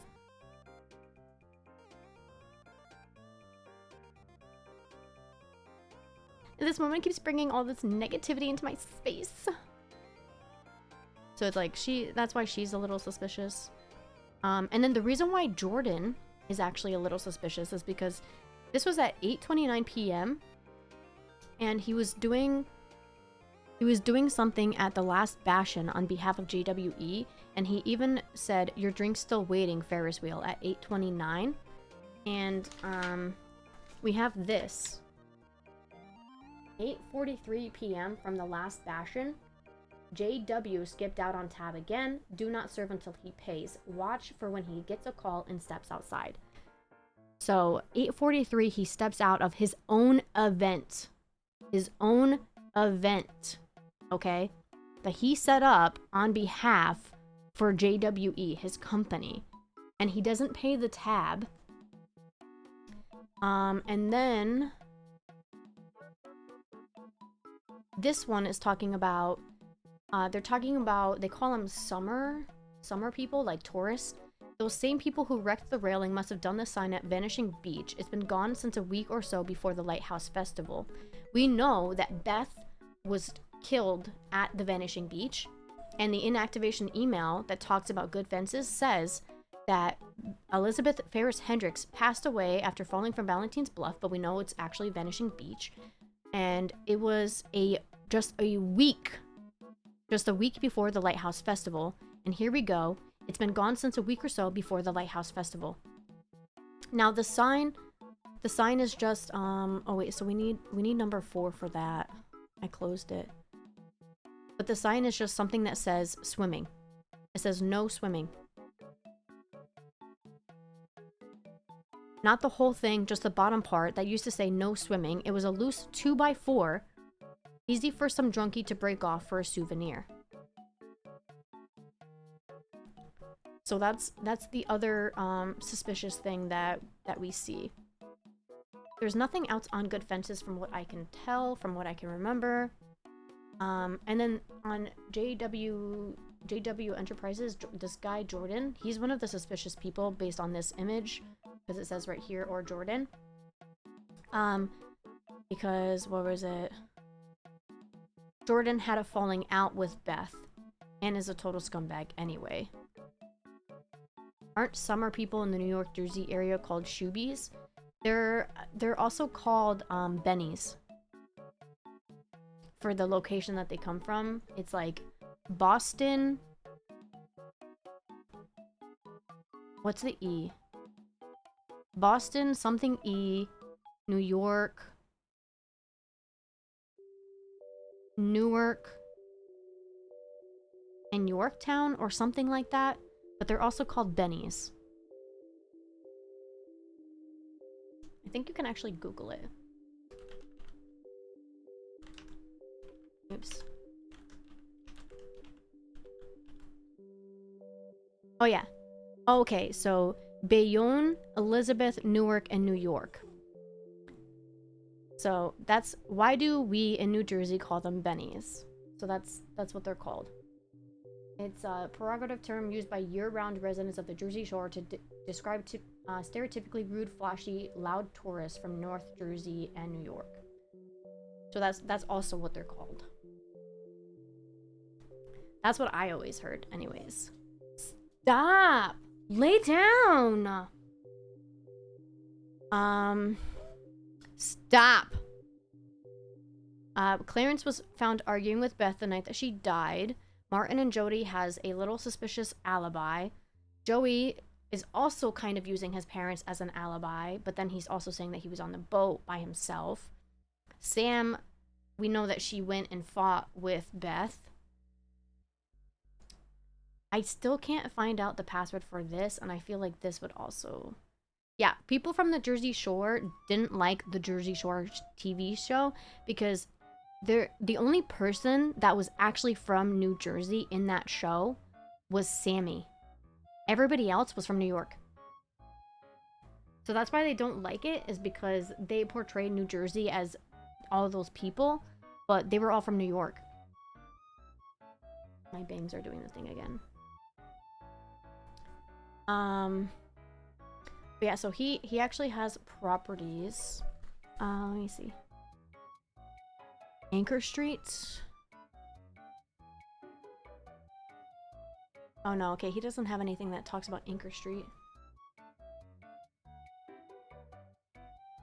New clues? Yeah, so this is JW Enterprises. This is his website. Because he's one of our suspects. And it just has like the current properties that he's working at, that he owns, that he's selling, Whitecap Way and Summer Street. And then it has past products, Queen Anne Street, South Downs Road, and Summer Street. And then also the property things that he owns, which is the Rock Lounge and Louis Lobster Pound. And then it just has reviews, but it seems like the reviews are sketch. Because one of the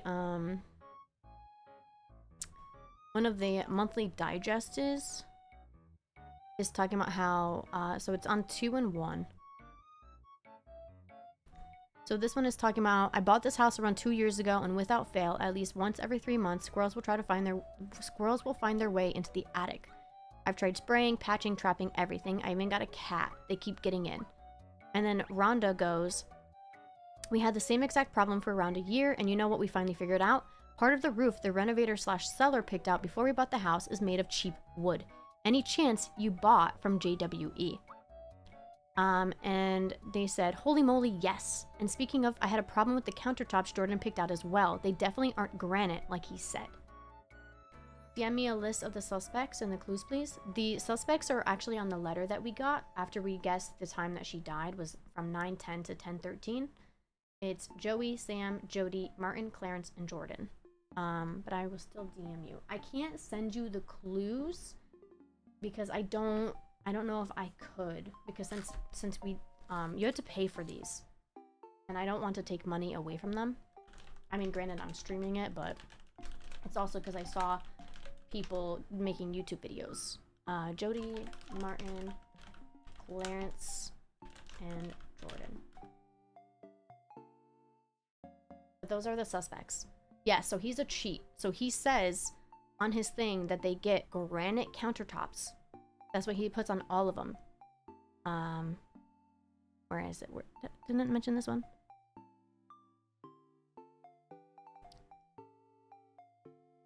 Okay, I don't know. But this one, he redid the roof. So now I'm wondering if this is where that lady lives. But yeah, so he says that he's doing granite countertops.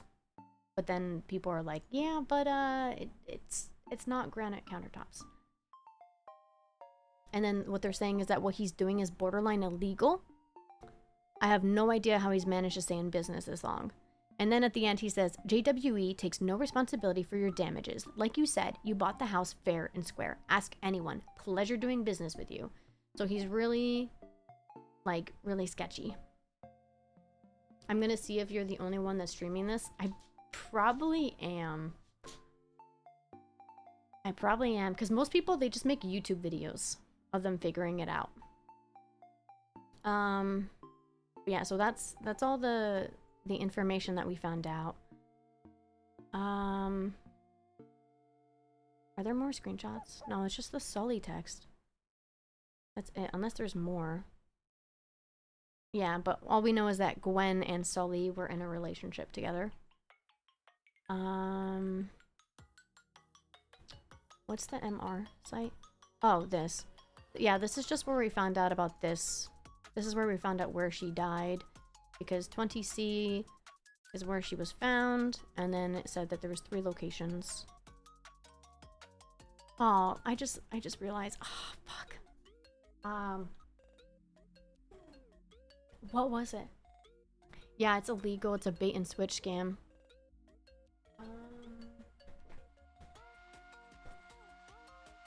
Okay.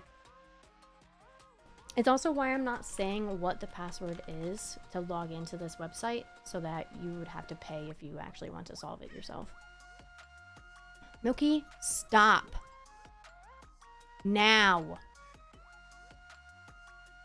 No, not that. This one, and then it's 3.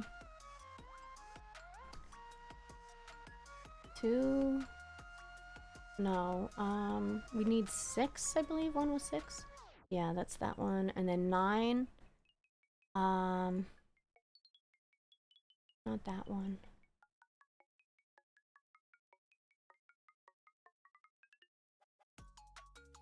Oh yeah, and then it's also weird because Jordan is like, just so you can sit back and look pretty on this message. Yes, he is charging his customers for higher quality products and then giving them shitty ones. So he is doing illegal stuff. Oh, I already opened up that one. My cup is in the way. Oh no, I already have 9 open. Was it 8? Oh yeah, this one. Because this was at 8:29. Was the other one? That was 10 a.m., yeah. So this one is kind of giving us a clue that at 8:29, he was there, and he was adding Beth.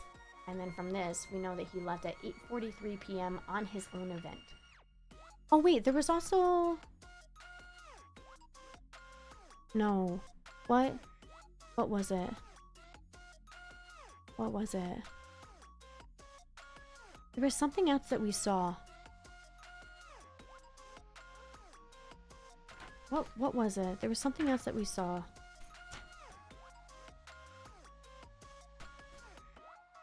It was mentioning Dante and talking about how he's done this numerous times or something.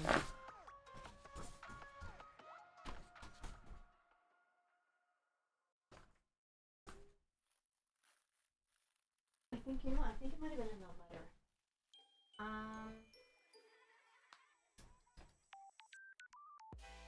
Oh yeah, I talked to Dante the bartender. Dante did my math homework all junior year, and he was pissed. He said Jordan left without paying his tab and left his business card instead of a credit card. And then Joey keeps making excuses whenever he tries to talk to her about Sam. Sam, she found, was in Beth's office and had her bare dirty feet up on the desk all over Beth's stuff. And...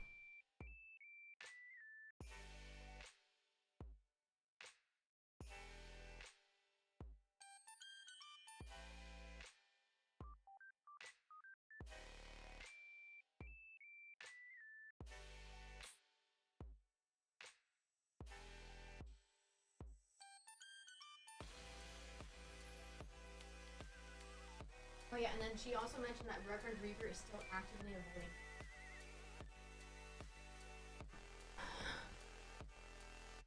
Wow, welcome back, Bomb.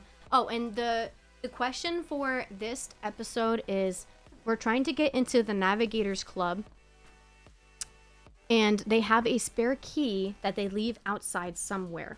And we're trying to find out where they keep that key. And I've already kind of gone through everything, and I haven't found anything that mentions the Navigator Club. But we do have this thing to decipher. So I guess we're gonna have to work on this now, because I really don't think that there's anything else. Unless we also figure out the password to this. Years of light shift all things, even stone. And I don't want to Google it. I want to find it out, but honestly, I don't know what the password would be. So we need to decipher this. I have an appointment on Wednesday somewhere I've never been, so once the Packer game ended, I went to scope out the place. Wait, what do you mean that you went to scope out the place? You mean on the map? Like on Google Map? Or like you actually went there?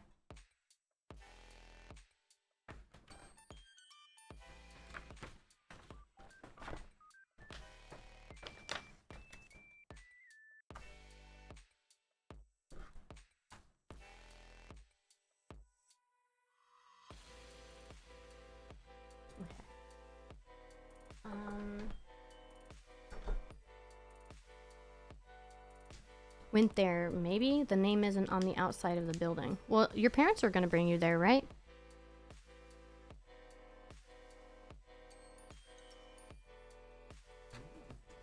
Oh!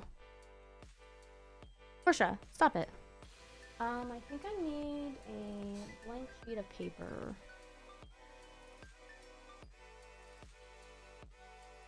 Can I get a yeah? I believe you can play them again.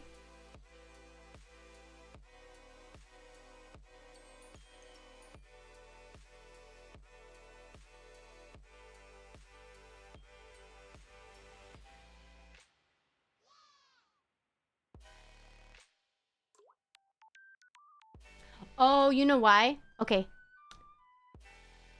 Well, you can tell me put the headphones on too. It's also I don't have the browser in here, so give me 1 second. Blurp sounds.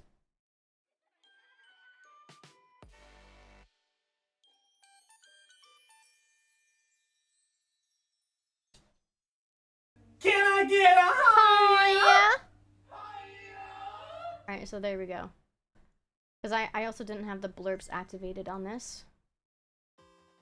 Hydrate. Okay, hold on. I want to make sure that I have it in a good spot. Do I look like I know what a JPEG is? I just want a picture of a goddamn hot dog. Hot dog. Hot dog. Hot dog. I look like I know what a JPEG is. Money don't jiggle jiggle, it falls. I like to see you wiggle wiggle, for sure. You make me wanna dribble dribble. You know, riding in my Fiat, you really have to see it. Okay.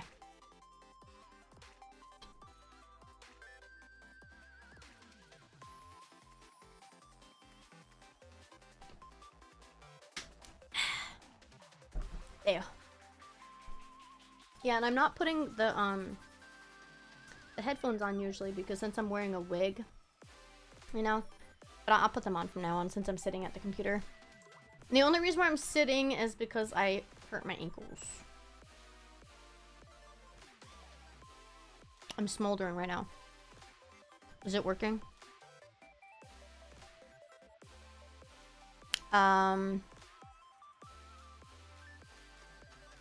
Okay, so we need to decipher this. This is pretty much all I have left, essentially.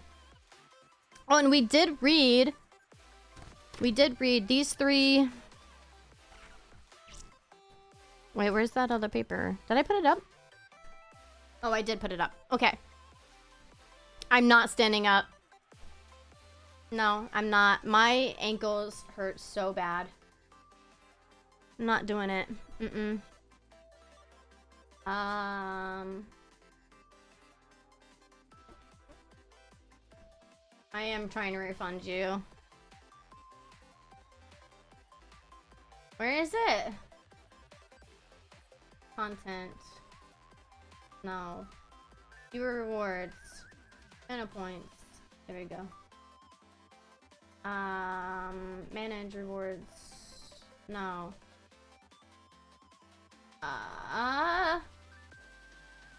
Where is it?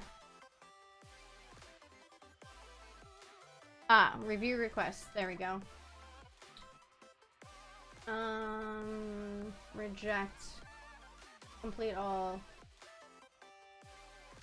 Okay. Yeah, but it's... I would if my ankles weren't so swollen and also if I didn't have a migraine. But because I have a migraine, I really want to take it easy today. So that's the reason why I'm not doing it. And then I will eventually add the push-ups back. Since now that my room is a little bit more organized. It's just I'm not ready yet. Oh, but so Renegade, what I was also going to mention is that we found out that they were trying to get a sewage treatment plant renovated, and Beth was in favor of it, and also Sam. Strangely, Sam was in favor of it, but the Ballantines and the Good family were not. And the Ballantine, Chris Ballantine, even wrote about it in this. And what I found suspicious about it is because he was like, you may have seen, oh wait, no, where is it? I know many of my fellow Rocketees think the way to ensure that future is through environmental sustainability, and for that I commend him. So it kind of seems like he doesn't care about getting it renovated. It kind of seems like he separated himself from them. And then he also said, my friends and family know well that the sustainability and health of Mallory Rock's environment is near and dear to my heart. And I feel like that is kind of like the whole thing of, not to compare it to this, but saying that it's kind of like on the same trajectory of being like, I'm not racist, I have a black friend. It kind of feels that way to me, where he's like, guys, I care about it. All my friends and family know me know I care about it. It kind of feels like that. So Chris Ballantine, so far, it seems like he doesn't want to get this plant renovated, and Beth was in favor of it. The only thing about it is that he is not one of our suspects. So, you know. But Clarence and Jordan, maybe Jordan was not in favor of it too. So I don't know. And the only reason why Clarence is suspicious is because he's being very shoddy with Gwen. He's like saying that he's busy even though she's grieving the death of her sister. And then he also didn't want to do the service for her when she died. And he was also seen fighting with her the night that she died. So that's why Clarence is a little suspicious, is because he's being very weird with everybody.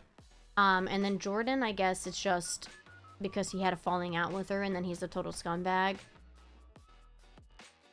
But then also the fact that he wanted Beth to go to this place and then he left early at 8:43. And we know that the time span of when she was murdered was from 9:10 to 10:13. Not any earlier, not any later. So this is kind of on the ballpark, because 8:43, and then it would take him like 17 minutes to get Beth there or something. So that's why he's a little bit more suspicious this time. But yeah, so anyways, we have to decode this, because this is how we get the answer to this episode. I don't know how to decode it. There's another ad break.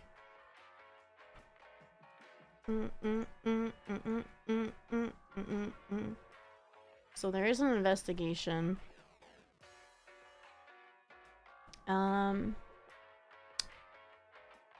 So this is the Atbash cipher. There's the book cipher.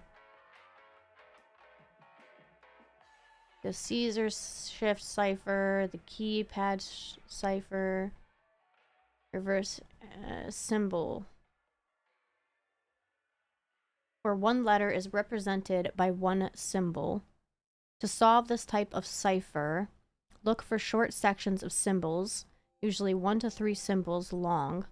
Then try plugging in common words to see if you can determine if there are any likely symbol-letter pairs. This method requires a good bit of trial and error, but the code should reveal itself eventually. Sometimes there are keys or patterns to show how those symbols are assigned, and if you are able to figure out that pattern, you will not have to use trial and error as much. If there seems to be a unifying theme or order to the symbols, that is a good sign that there is a key that is used to make cracking the code more straightforward than simple guessing and checking. so this is the thing that we have to decipher. What they're saying is to find like simple letter or simple words that is super easy.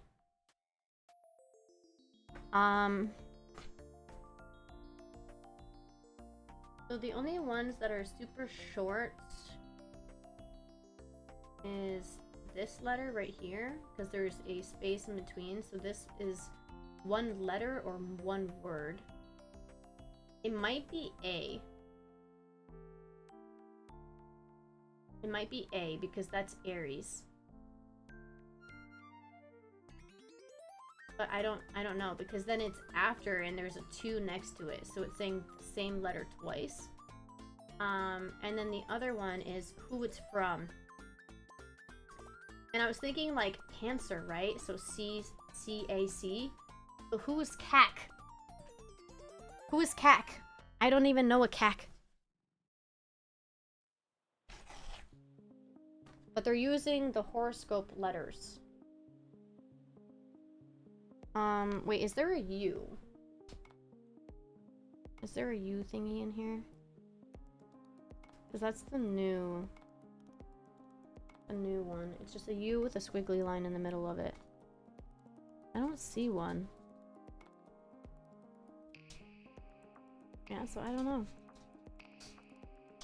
I don't know. But I'm gonna get, but then they also have this, which there is numbers. This is a doodle that somebody made.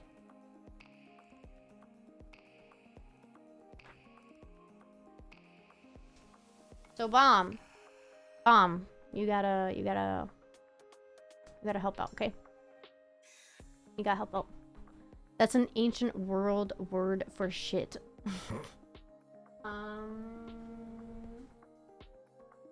Yeah, I need a paper. Oh, I hear William. Okay, so hold on. He has my food, and then he'll probably take the dogs. Go lay down now. What are you doing? Go, under the desk. You guys need to stop. Lay down.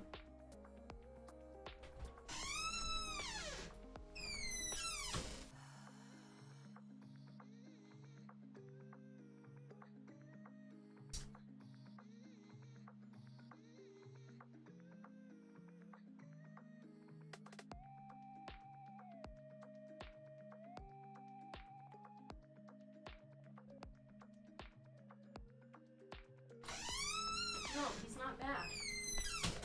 Knock it off. Okay, so oopsies. Yes. I do have this old notebook that I got for school, so I think I'm just gonna use this. I'm gonna do numbers, and then I'm gonna do the letters and see if there's anything that kind of makes sense. Yeah, William left 35 minutes ago, so I figured he'd be back by now.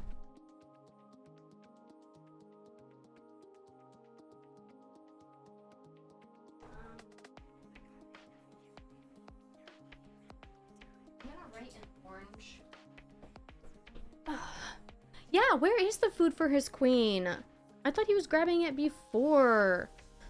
But no, he hates me. Okay.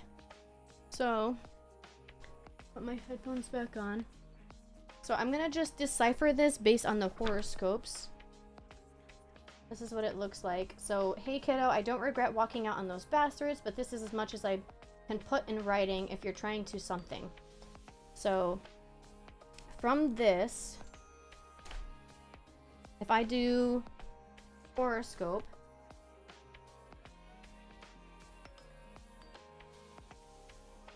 so we have that sign, which that one is a Taurus, so T,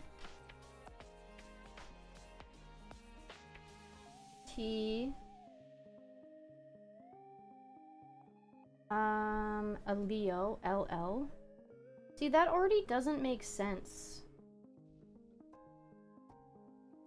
Or wait, or is it the second letter?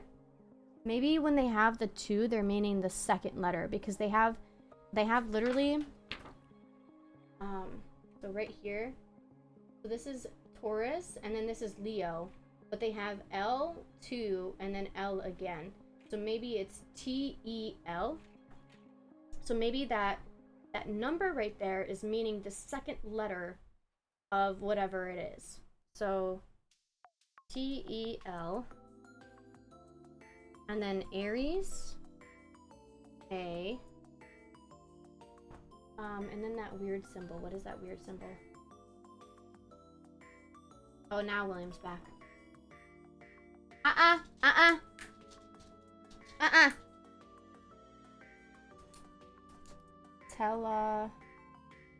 What's that weird symbol though? Milky! Lay down! Is it a Capricorn? It kind of looks like a Capricorn. Yeah. So C. And then there's a space. Oh, and then that's the U. Okay. Oh my god! Why are you getting the dogs all riled up? Yeah, you can take them, by the way. They're pains in my butt. Thank you. Okay, you're welcome. What? It was fun riding my Vespa. It's my Vespa. No, it's my Vespa. It's my Vespa. It belongs to me. It just took out $150 from my bank account. It's my Vespa. My bank I put account. that 1,085 miles on it. I can't believe you. Why would you do that to me? It's my Vespa. No. By the way, help me decipher this. Go watch me live and help me decipher. Vanilla Coke. Vanilla Coke, yay. I know we don't like Coke, but it's I vanilla know. Coke. I know the vanilla and the cherry is better. When you go in, they Yeah. have a machine that gives you the cherry option or the vanilla option or the lime Yeah. option. So I got you the vanilla one. Oh, the cherry was out? No, I just got you the vanilla one. I think well, I actually don't know if I like the vanilla or the cherry better. We should do a taste. But I got you the vanilla one. Thank you. The kids don't like when mom and dad fight. We're not even fighting. He just likes to bicker, okay? He just likes to bully me. Okay, but so U and then the second letter of Aries, which is R. Libra, which is I. A.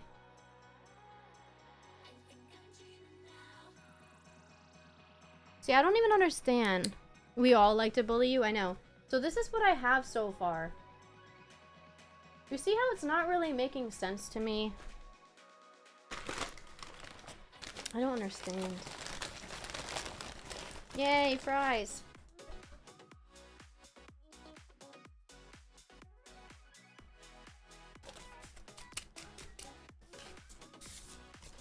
I love Burger King. I know a lot of people don't. But I don't know. I've always loved Burger King. Vanilla Coke.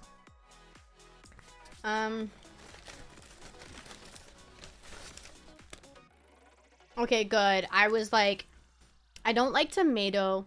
And the Impossible Whopper that they have at Burger King, they don't give you cheese, so you have to ask for cheese. And I was like, please tell me he remembered. And he rode my Vespa, and then he wants to claim it's his Vespa. Like, how dare he? You guys want french fries? Here's a french fry.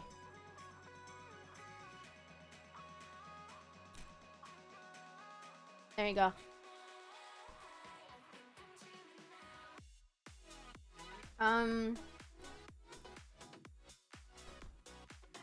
I guess you guys are just gonna have to deal with me eating.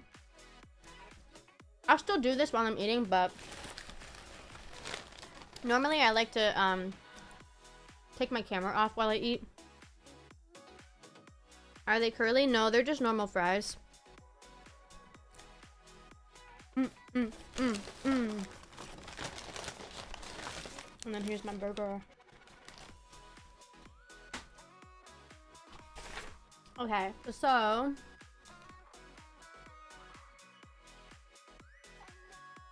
Pelak Aurora.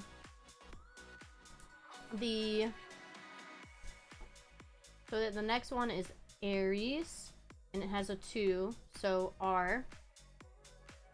And then it's Aries, so A. U2, which is Ophiuchus, which is P. And then O. Libra. So L. Aries A. Libra 2, which is I. I don't think I'm decoding this right. A. Yeah, I'm not getting anything.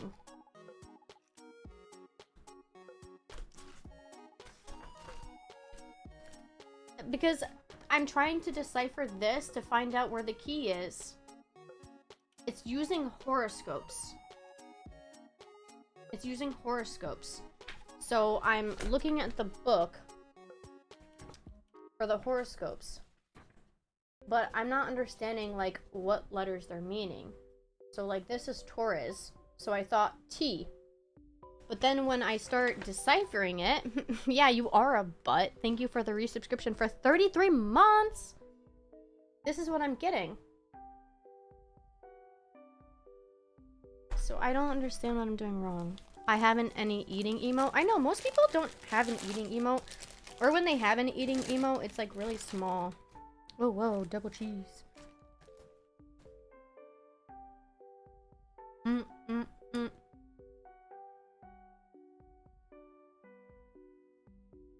But then we also have this that has the horoscopes, but it has numbers.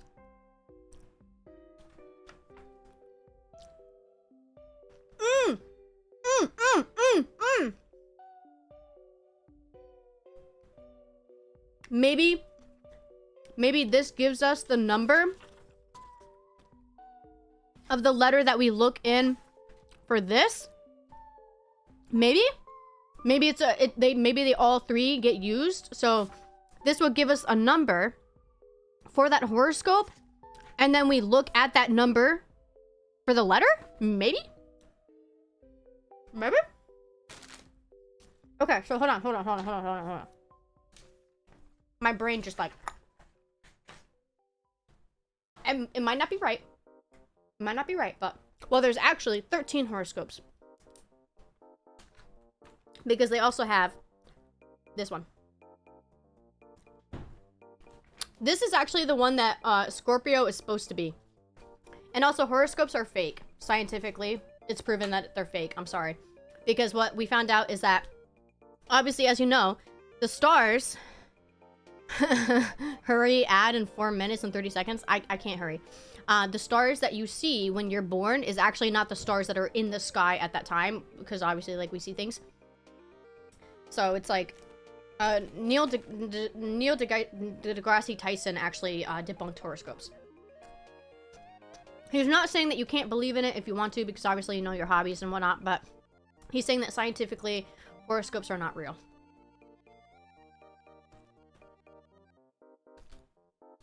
Okay.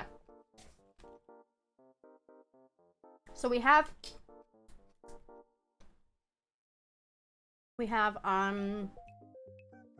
that one, which that one is 1.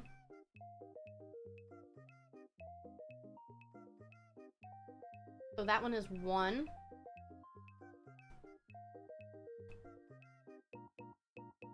So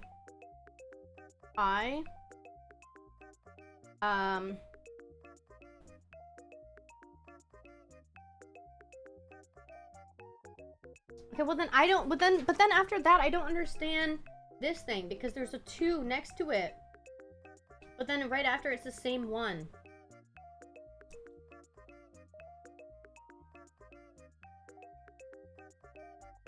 That sign is, so that's 3, 4. So 4, 2. If one city paper writes a horoscope saying one thing, another in the same city will say another on the same day. What do you mean? Like that somehow they write the same thing for the same horoscope on the same day?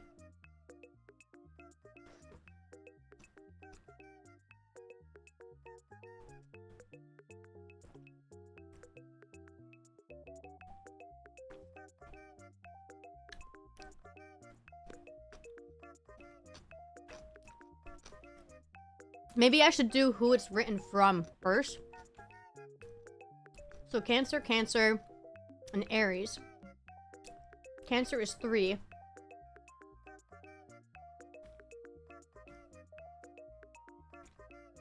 Oh, another in the same city. Sorry, I thought you said different city.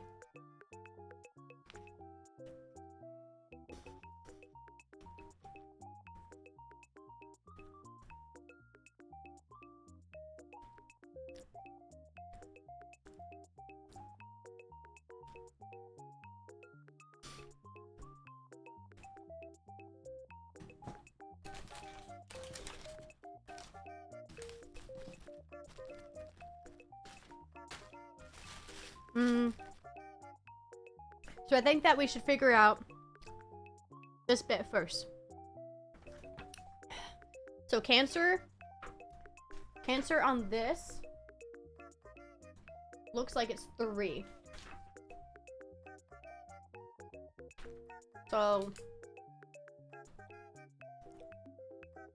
3, and then Aries is 12, and then 3. So for Cancer, 3.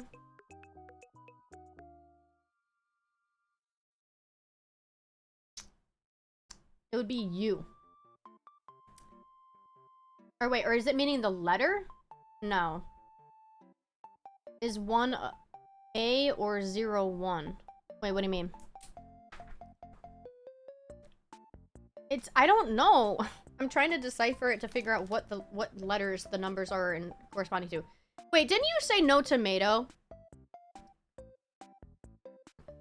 I looked at the thing and it said no tomato. That's a tomato.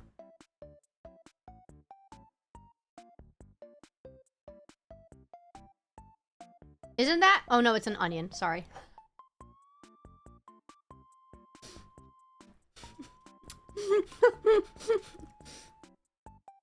It was red. It was red.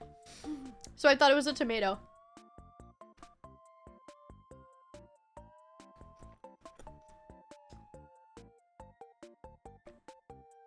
I don't know if 0 is A or if 1 is A.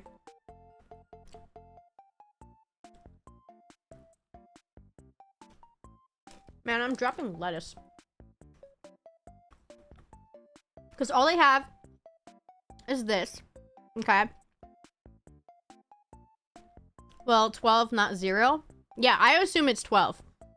Because they have it in Roman numerals. See? That X is a 10.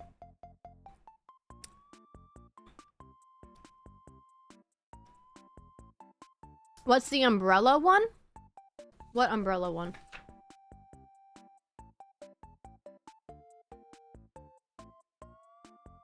The first one? The first one is Taurus. Oh, that's Aries. That down there, that's Cancer, Aries, Cancer. There's an ad break. Ah.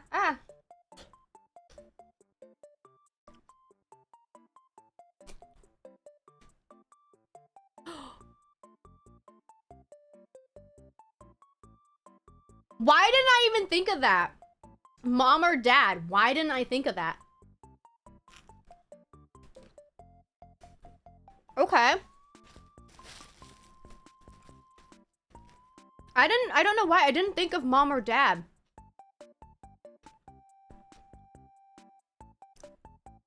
Where did you say it?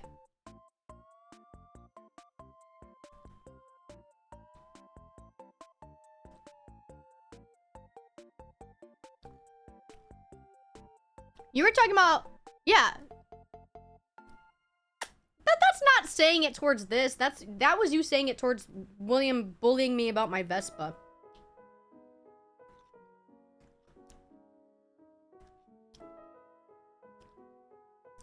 Uh-huh.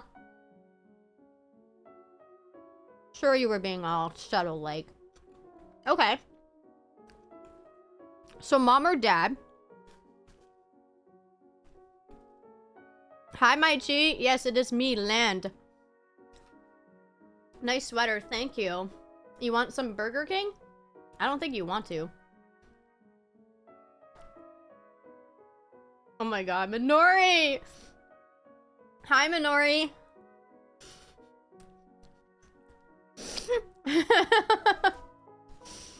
Yeah, my cheat. Do you know Gold Cheat? Hi, Minori, and hello, Raiders. I'm currently eating right now. I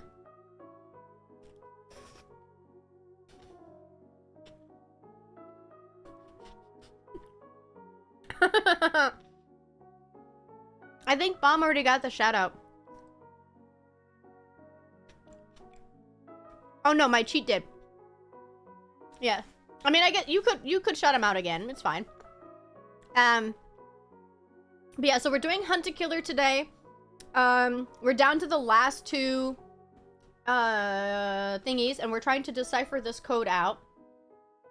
And I was not thinking straight, and we're trying to decipher this bit, and it's Cancer, Aries, Cancer. And then Brutus the Pug just randomly said, wouldn't it be mom or dad? So we possibly found out this part, and then from that, we can figure out the rest. It's delicious. Yes, it is. The only thing is that it's very messy, and I don't normally like eating on camera. I usually take my camera off. But with Hunt a Killer, my camera is like the main thing. So I'm kind of I'm shy. So I'm taking my time. The one time I could do mod stuff and stupid keyboard people beat me. So far, oop, I'm dropping more food. So we're trying to decipher this. And it's horoscopes. And then we have this to help decipher. With numbers. And then we also have this magazine that has the horoscopes on it. So I'm trying to figure out where exactly they're reading the things from.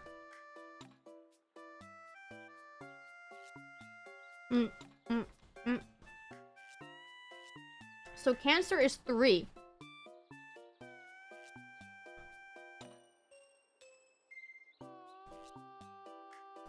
Cancer, that would be an N or a U. So I don't think it's that.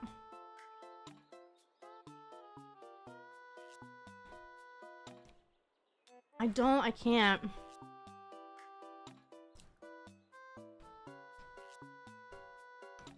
No, don't mention my boobies, please.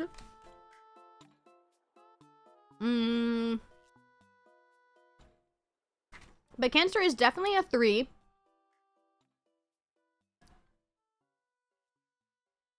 Yeah, it is a lot of thinking. It is. But we've already gone through 2 episodes where we found out the answer.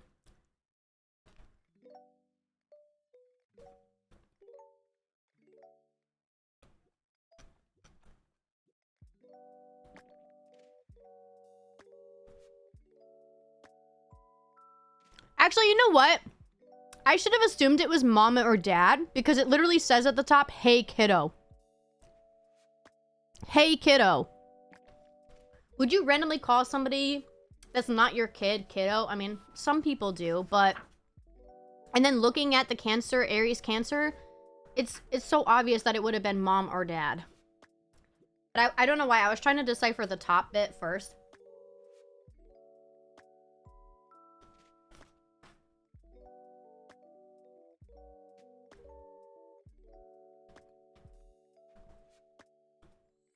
Landex Rain. You know what? I think it's dad. Give me a second to finish my last bite. And then I'll explain why. I think it's dad. And it's because something else in the post.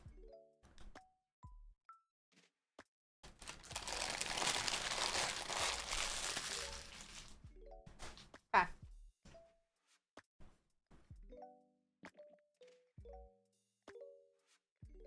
I got tomato sauce on me.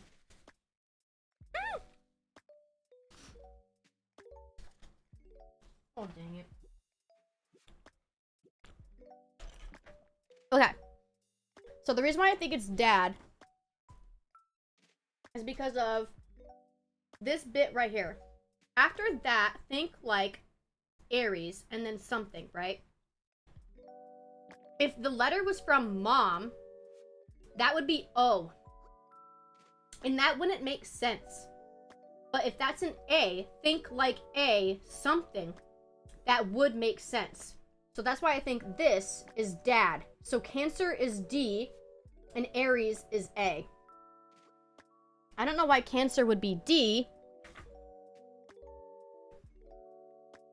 Now, the only other thing that I can't figure out is the ones that have these, like, 2 next to them. Because, I mean, I assumed at first it was the letter twice. But then if you see there, this was a 2, and then it has the same symbol literally right after it. So that's what's telling me that it's a different letter. Oh, God. Sorry, I'm getting the hiccups now.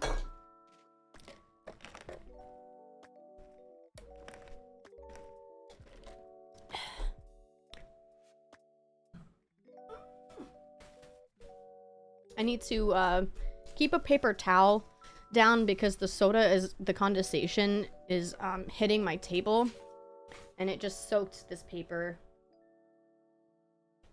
and I don't want it to be soaked. I also still have French fries. Okay, so we have Hey Kiddo from Dad. So I'm gonna. And this is when I was deciphering using the horoscopes, this is what I was getting, which doesn't make sense.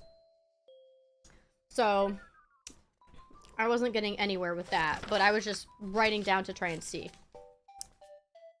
So, have you tried old school texting? What do you mean?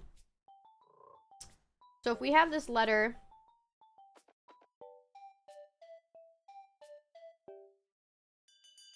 and it's from Dad, then we can assume that all Cancers is D and all Aries is A.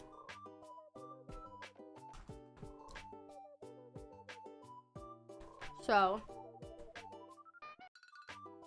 that's A. That's the only one that I won't be able to figure out. So I think what we should go through is all the single ones, find out what those mean first, and then find out the seconds. Because, I mean, I think we have quite a few Aries. There's another A there. Another A there. There's a Cancer there, so D. A letter that's commonly after D is always E or O. More common is E. So I want to believe that that one right there is an E, but it's not guaranteed. There's an A there. And then D. What's the one DA something something that they all care about? DA something something. 2 is ABC, 3 is DEF, 4 is GHI. Well, okay, but what about 12? Because that's the thing, is that Aries is 12. That can't be a 0. That's a 10 and 2. So that's definitely a 12. You know? And then there's also 1. It goes from 1 to 12.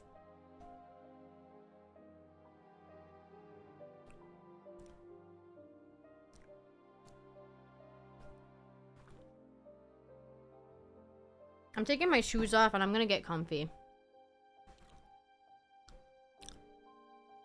But that's what I mean. 1 isn't anything and 0 is symbols. But they have... Oh, sorry. On this one, they use this symbol a lot. They use the symbol for 1 a lot. So if 0... I mean, if 1 isn't anything, then how would we figure that out on this?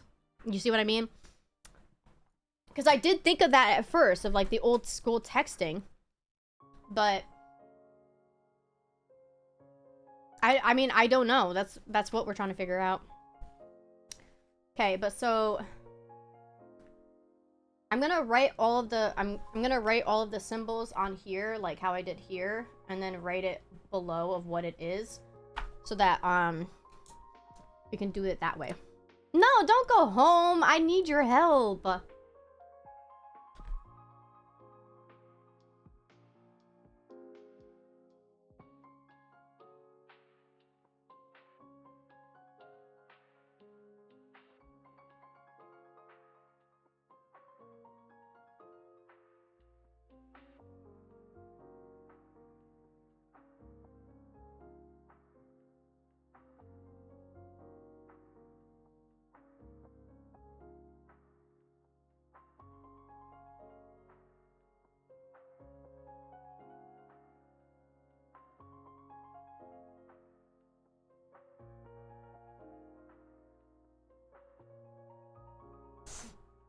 Yeah, of course you're home.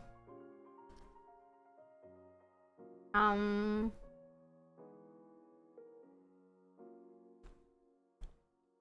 really wish that they gave a better pen to write on those things, because then I could put this in those like see-through thingies and then right underneath it. But instead, what I'm stuck with is doing this.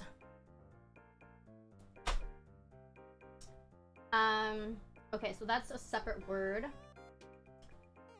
And then we have... Oh, wait, you know what else we could also use? Club room. The something club room. Now, what if that is saying navigational club room? Or wait, what is the club room actually called? Navigators Club Meeting House.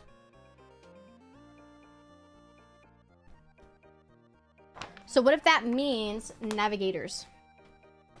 Let me see. 1, 2, 3, 4, 5, 6, 7, 8, 9, 10. 1, 2, 3, 4, 5, 6, 7, 8, 9, 10. Okay. So if Aries 2 is N,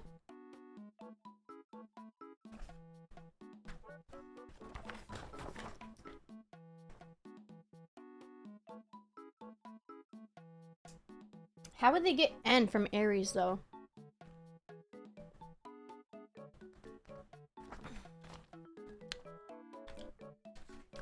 I don't know. Bomb, help me out. I'm lost. God, it's dripping at me.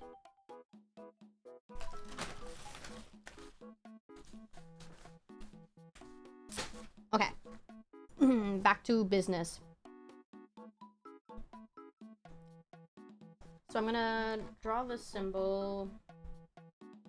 So Aries 2, Aries, which is definitely A, by the way. It's definitely A now because Nav, N-A, and the one after the Aries 2 is another Aries. So that is definitely an A. So it's definitely dad.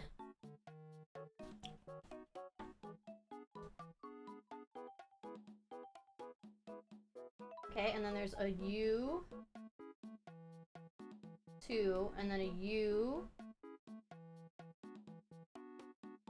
a Libra, Aries, Libra 2. Which one is that symbol?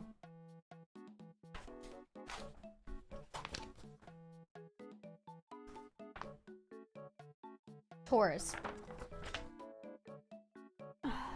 Taurus 2. Leo 2.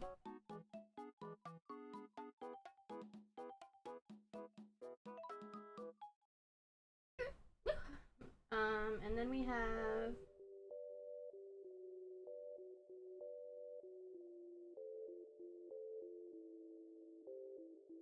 a Scorpio? No, that's not a Scorpio. What one is that one? Oh, a Virgo. We have a Virgo 2. And then it says club room. So if this is... Maybe I should write it in a different color. I'm trying to decipher. You know, I can also probably put the camera down. So you guys can better. I'm gonna do it in blue.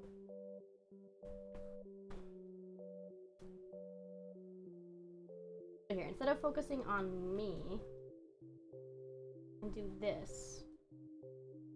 Let me tighten my camera. Okay. And then let me flip the camera so that you guys can actually see it. Transform. Is that right? Okay. And then let me take this off. Did I do it right? Can you guys read this? Wait, no. It's flipped the other way. Hold on. Not horizontal. Vertical. There we go. Wait, okay, I guess I need to have it flipped both ways. There you go. So now you can read along with me. And then I'm gonna change the color in the room to white just so it's a little easier for you guys to see it. Okay? So here... Oh wait, I gotta lower this. Here are the numbers.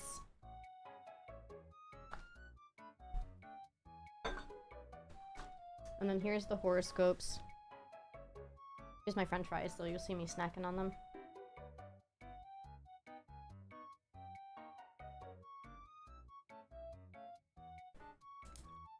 I grabbed orange.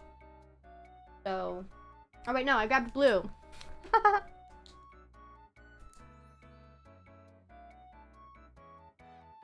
So nav. Hi Mayari, thank you so much for the lurk. Nav.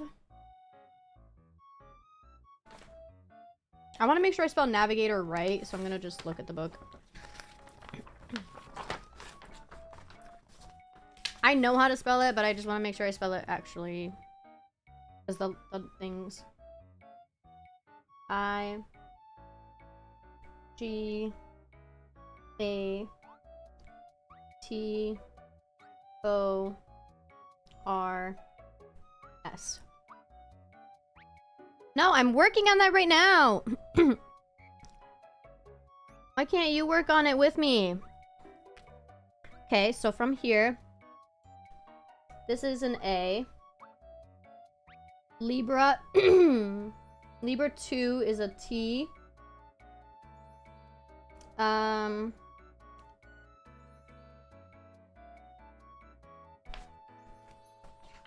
You are smart enough. We literally have some of the letters decoded.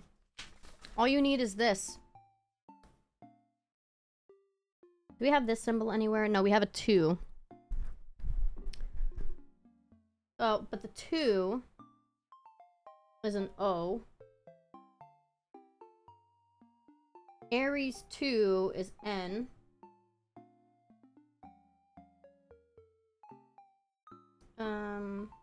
I.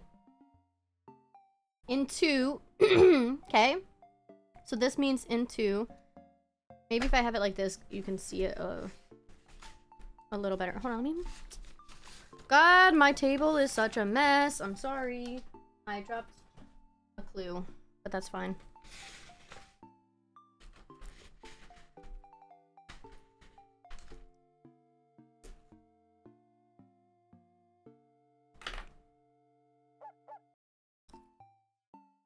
So, into, we have this one, which is an R.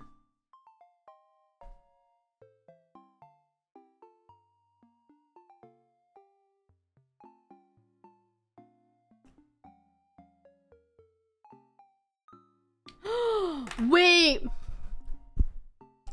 I know who this is too. Wait, I think they actually mentioned that this is best letter. I believe this says break. Because it says, hey kiddo, I don't regret walking out on those bastards. So it's somebody that's not in the navigational club anymore. And we know that Ferris is one of like the old people, like the ancestral people. So this is saying that her dad walked out on those bastards, the people in the navigational club. But this is as much as I can put in writing if you're trying to break into the navigational club room. And then that's why it says dad. So this is from Beth's dad. Because this is B-R-E-A-K. So this is break into Navigator's club room.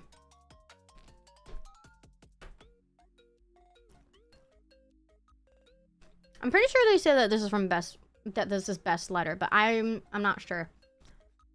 So, oh, I gotta finish writing these letters.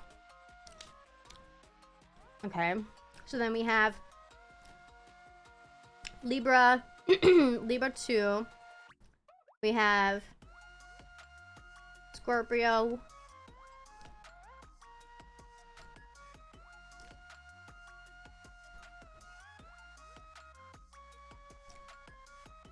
Okay.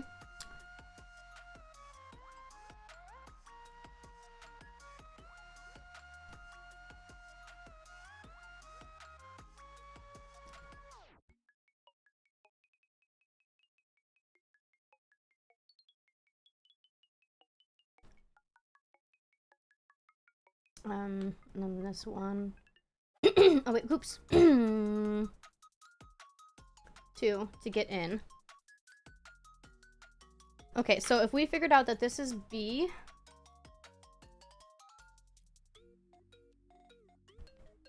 Okay, so Libra 2 is T. Scorpio, we don't know yet. This one is R. E. E. So wait, would this be 3? Scorpio would be H.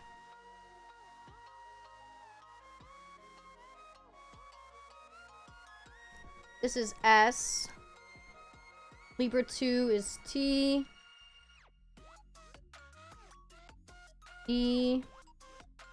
We don't know that one. Steps? 3 steps?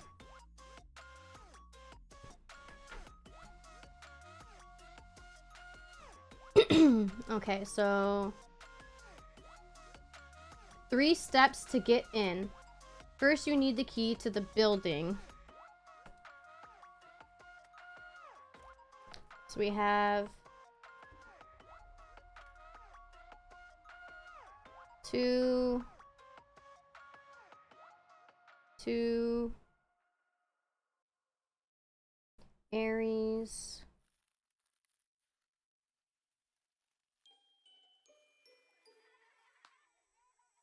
Okay. So S A R E. Okay, so wait. So that is definitely a T. So stare. Or wait, no. P, I mean. Wait, spare? Oh. Spare is hidden. So first you need the key to the building. Spare is hidden. So this is definitely a P. I want to assume that this is an H. Just because it's like 3 steps. But I don't want to put it down until like there's another word that goes along with it. Because if I put H and then I find out it's not H, I'll cry. Okay, so spare is hidden.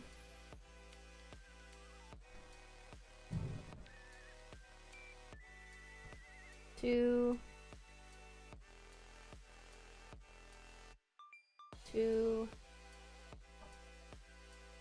2. 2.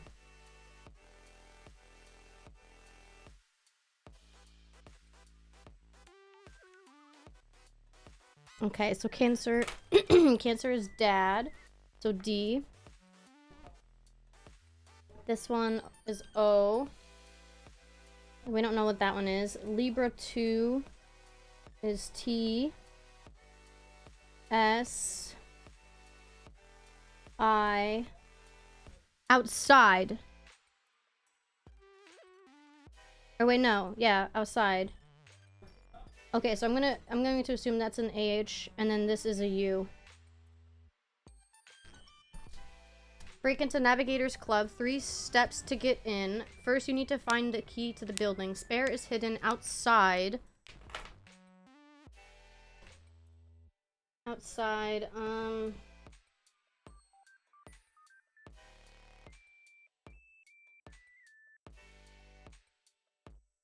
Libra 2 is T. Date? Oh, what's the one date that they all care about? Because D-A-T-E. So what's the one date that they all care about?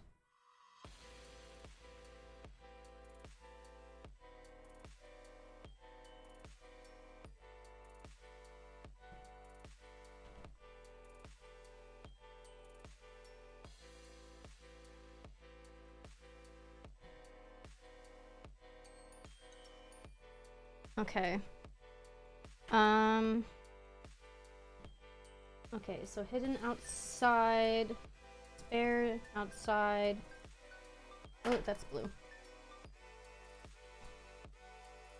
Aries 2.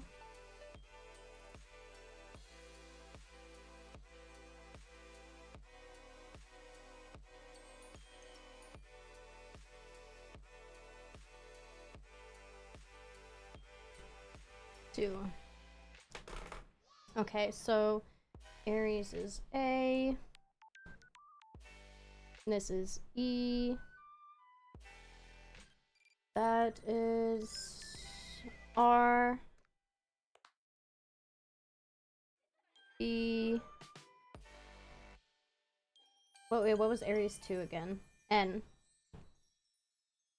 Nearby. Okay, so that's a Y.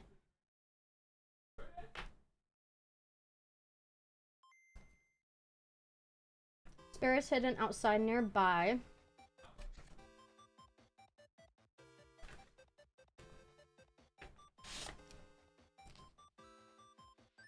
Still don't know how these numbers gave this information. I mean, because Cancer is 3.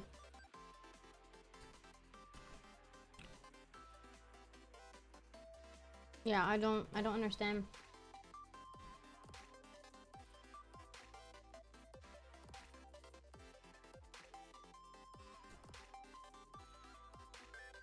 I don't know. But so this week, these two we can move aside. Okay, so nearby. After that, think like a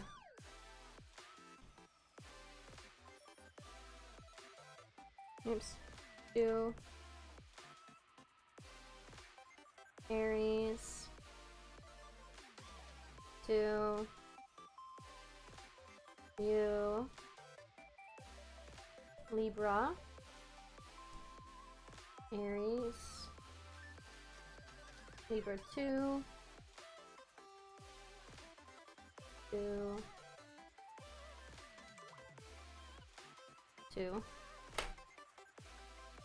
So A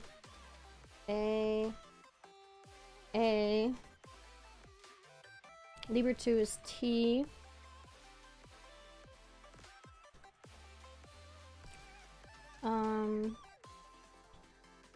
N. Oh wait, isn't this just saying Navigator again?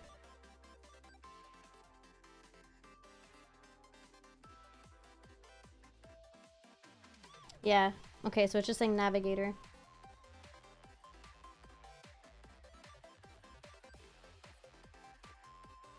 Think like a navigator. What's the one date that they all care about?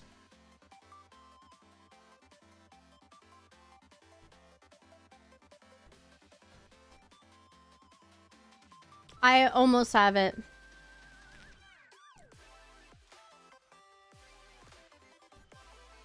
What really kicked it off was first you found out the dad thing, And then once I knew that Aries was A and the 69 was a D, I was looking at this one right here. And on the letter, it says, the such and such club room. So then I went back into this book, and they're called navigators.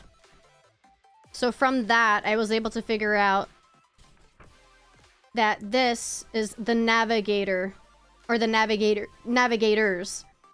And then from that, I was able to figure out this word right here, because I is in there, N is in there, T is in there, and O is in there. And then from this too, we also found R, and then we found A.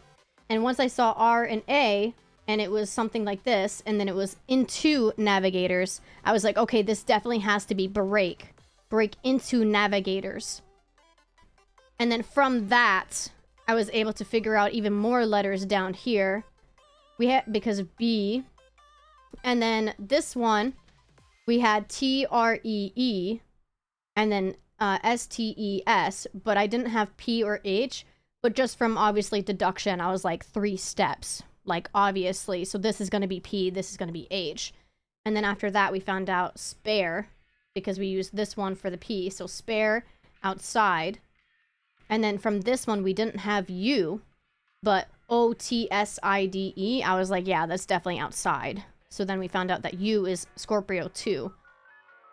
And then so the same thing happened here, was we had near B. And I was like, well, the only word that could be is nearby. So then we figured out that that is why. So just from like figuring out navigators, well, finding out A from this into this helped me figure out that this is navigators, and then finding out navigators helped me into that, helped me into that, helped me into the rest. So I'm slowly getting it. So we are down here. This one is saying date. What's the date that they all care about? So we have to find a date that they care about.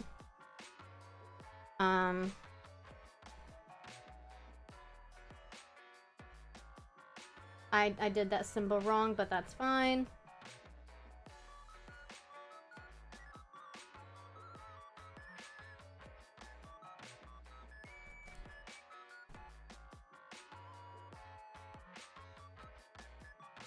Oh, and I also found out that this is a letter from Beth's dad to her. So Beth's dad left the Navigators Club because he says, I don't regret walking out on those bastards. So Beth's dad left the Navigators Club. Because Martin is still part of the Navigators Club. So it can't be Joey's dad. At first, I thought it would have been Martin to Beth, because we know how close they were, but then it says, I don't regret walking out. So I was like, yeah, okay, it can't be Martin. It has to be Beth's dad. Okay, so that's that. Once you're in, get on the computer and check the program Secure to delete.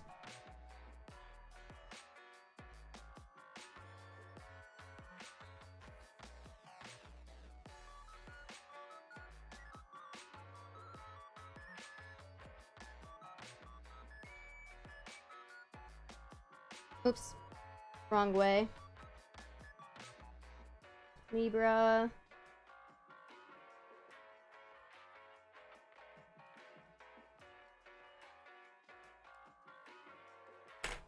Okay, so from here,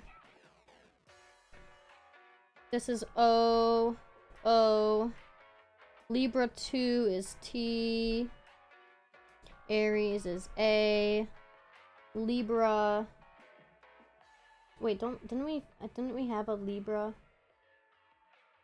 G, that's another O.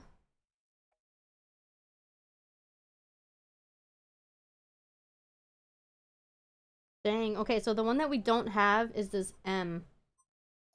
We just have M2, M2, M2, M2. But this is just a normal M. So we don't have that one. We do have this. This is E.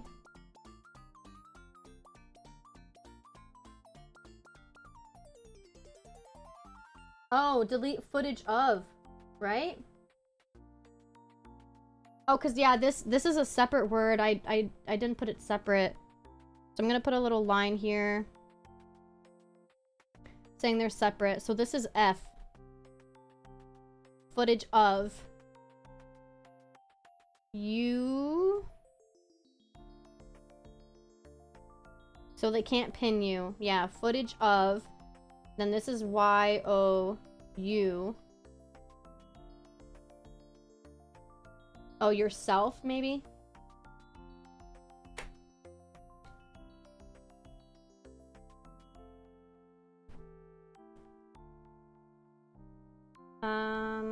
So they can't pin you. It'll give you a prompt. Can't help you with this one. It changes as often as the...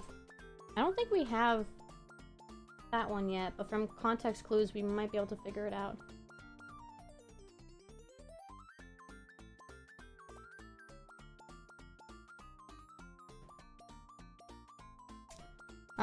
Okay, so footage of...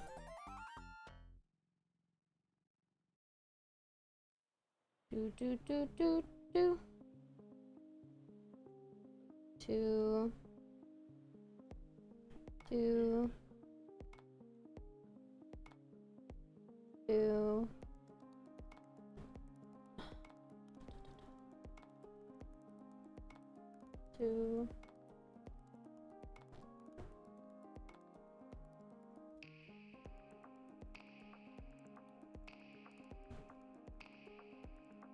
Okay.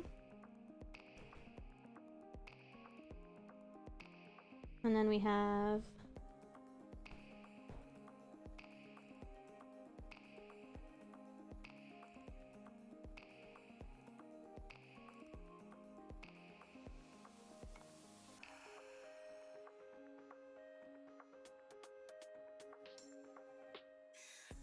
And then D-O.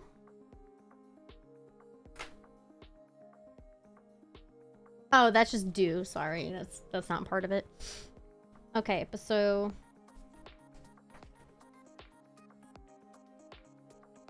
yeah, so this is Y. This is O. This was on yeah, it's U, right? Yes, U. Oh wait, no, that's not an S. S is the M. What is that one again? To R. Oh yeah, actually, yeah, it's still yourself. Yep. Do we have an L in here actually? No, we don't. But we know that that's an F, so yeah, it's definitely an L. Okay, that's U. Aries 2 is N. Libra 2 is T. S. Scorpio. Just normal Scorpio.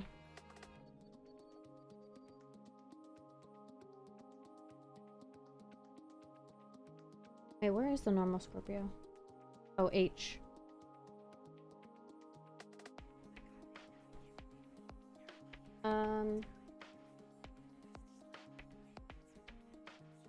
So that would have to be M.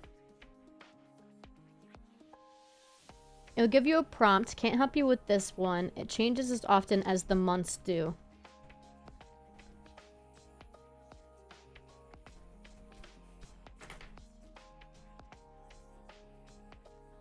So this is this decoded.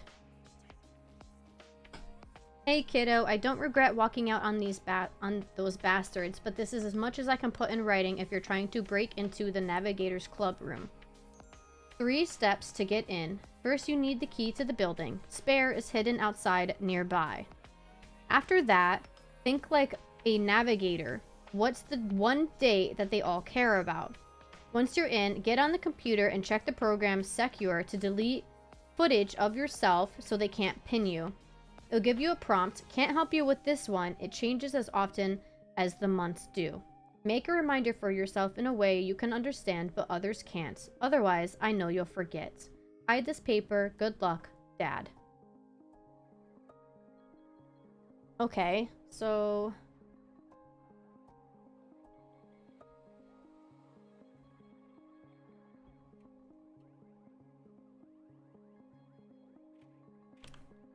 I don't know if that exactly gives us the answer.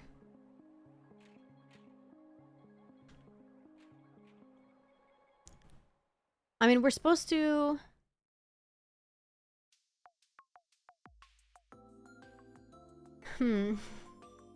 Hide it? That's not very secret agent. Memorize and then destroy. Well, yeah, but if they destroyed it, we wouldn't have been able to figure out what happened to her.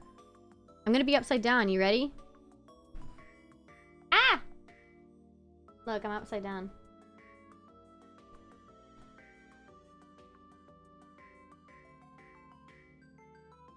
Do you like me upside down? Do I look cute upside down?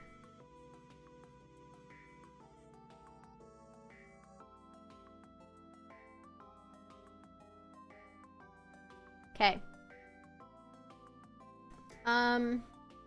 So the dates that they're probably interested in is maybe 1890. Aussie Sky. It's either 1890 or 1892 because that's when the charter was signed and then that's when the construction began.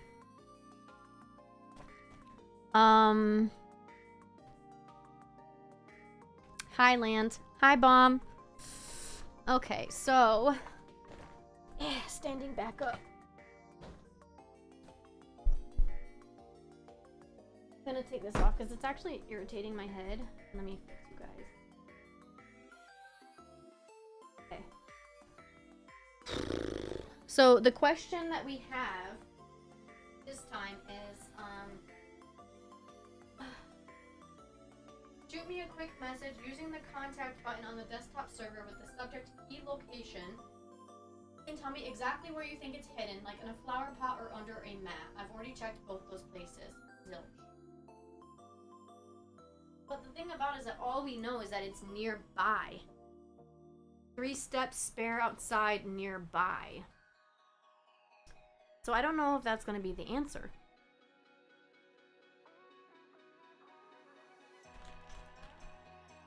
I'm gonna try it.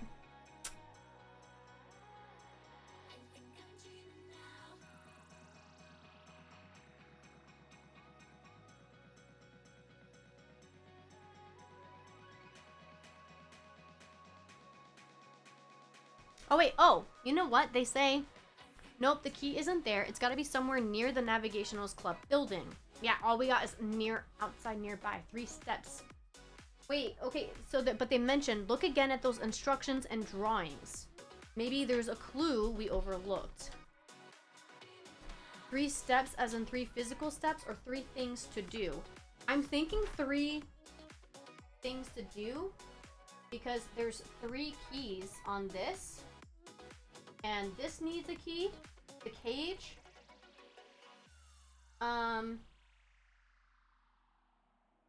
Oh, I don't know actually.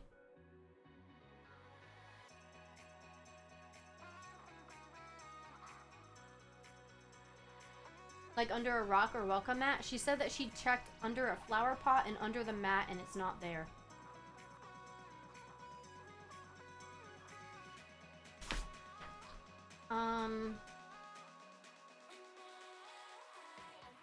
Three steps to get in. First, you need the key to the building. Spare is hidden outside nearby. After that, think like a navigator. What's the one date that they all care about?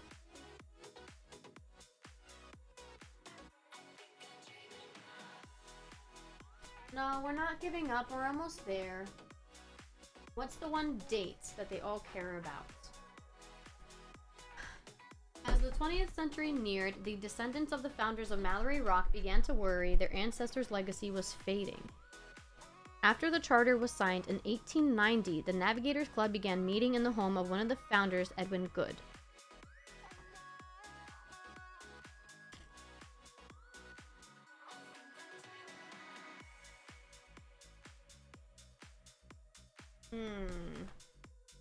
Okay, hold on. Let me look at. clues. So that's just the receipts. That's just the thing from Chris Ballantine. I mean, there's the Mallory monuments.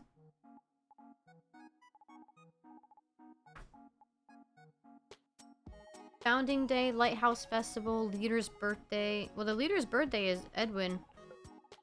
There's also the Edgar's Anchor statue. That's 1964. But I don't understand what the date would have to do.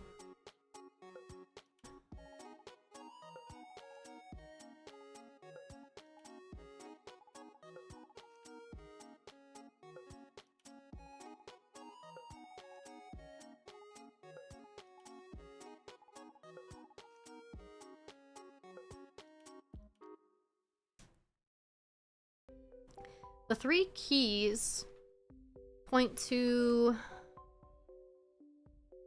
B.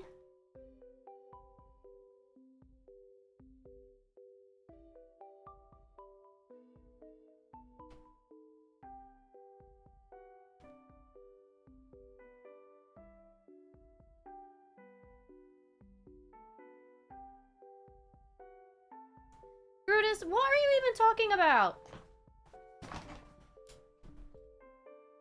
Come on. First, stop talking shit about yourself like that. Second, this is not the time or the place. We're trying to solve a crime. You can talk about something different. Okay, so it's pointing at B.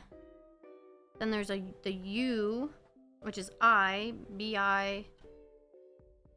And then there's the weird M symbol.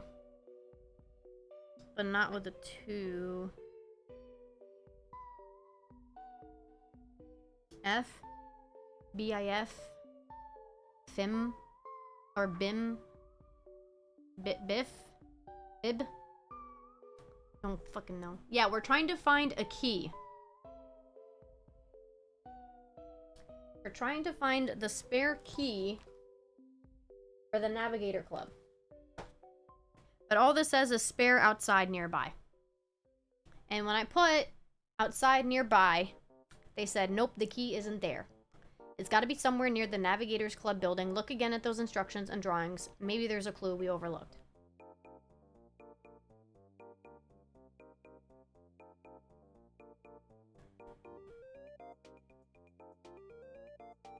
Sundial?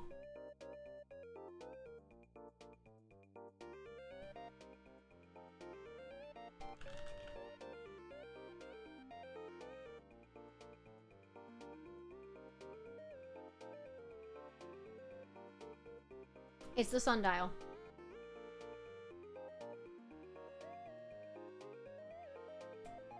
Yep, because it says this, the Navigator sundial. Okay, so Navigators is in it. A new addition to the Mallory Rock monuments, the sundial pays homage to both the original founding crew of Edgar Mallory's colonial party and the Mallory Rocketies who were tragically lost in the bridge collapse. The sundial is located in Sailors Memorial Park. And this is what we got. Hold on, let me...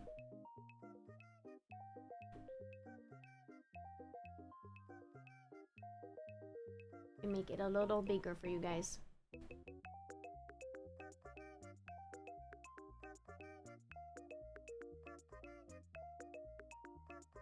Okay, the code we're looking for is 6 digits. Do the instructions say anything about that? Shoot me a new message, subject line, door code with those 6 numbers when you figure it out. So I'm going to screenshot this. And then,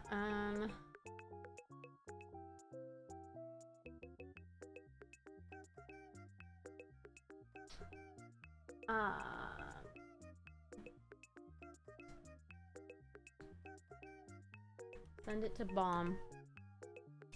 So now we need to know 6 digits.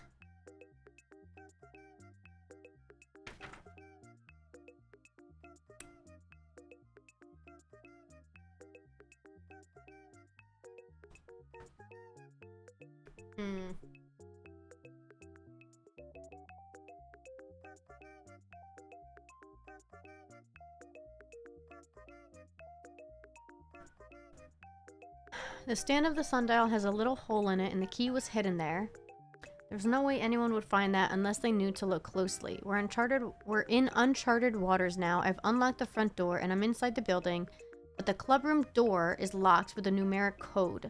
The code we're looking for is 6 digits. Did the instructions say anything about that? Shoot me a new message. Subject line door code with those 6 numbers when you find it or when you figure it out. Picture on clock? You mean this thing?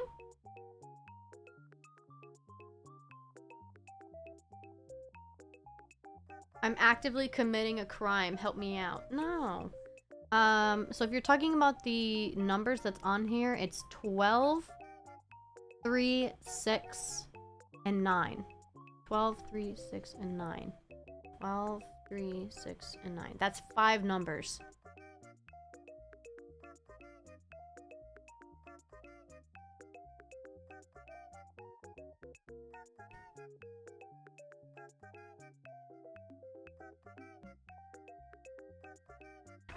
Mom, you have to help us out.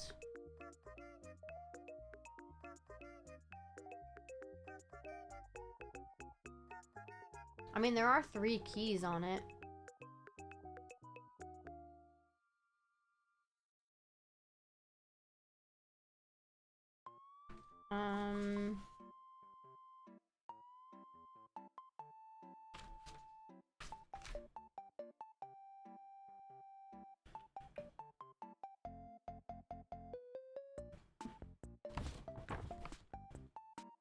I'm eating scrambled eggs and ham, and I'm also not smart enough, and I'm also dumb bomb. Well, you have to help us out. We're almost there.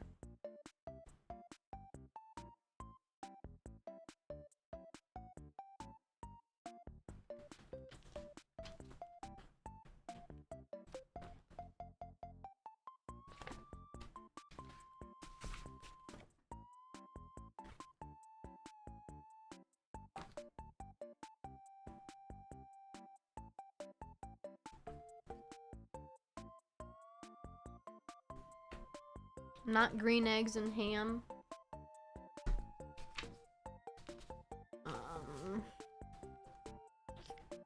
Just normal yellow. Do you like to break your yolk?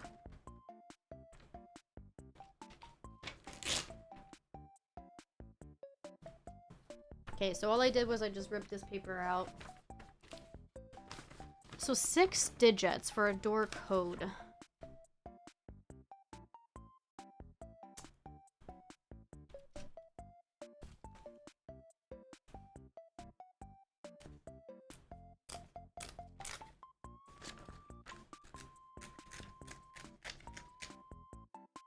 Oh yeah, you did say scrambled eggs.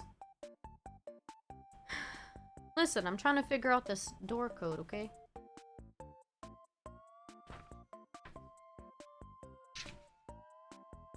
You can scramble eggs without doing it? I don't believe you.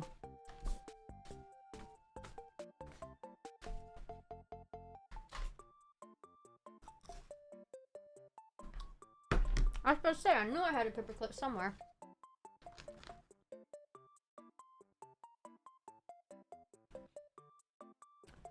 Those 3 steps.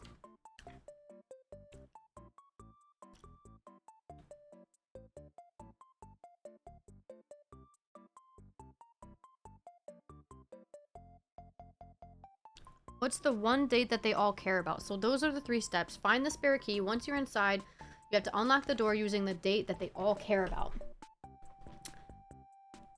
So it has to be month, day, and year. The keys are pointing to 1, 5, and 9. They are pointing to 1, 5, and 7.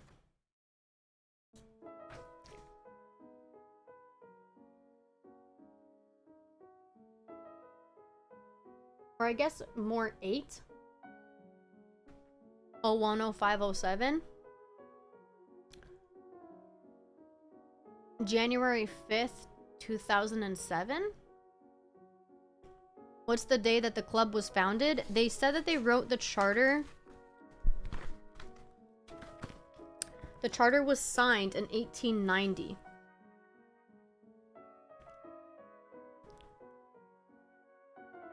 I can try.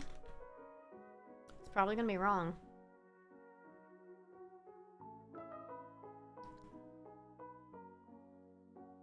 Yeah, it's not 010507. That's not it, ARG. I'm trying to think of a 6-digit number that the navigators would use as a code. What would a group of self-obsessed elitists care about? So it has to be 1890. And then something else.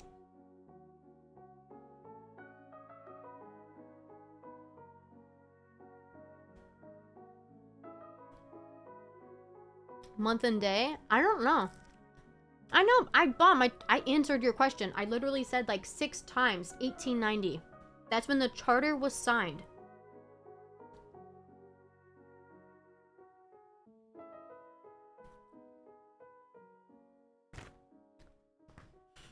But there's no other like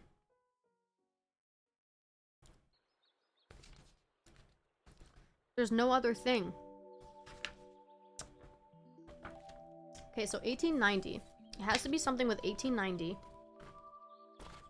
Or 1892, because that's the year that the house, the second building. Well, plug your phone in.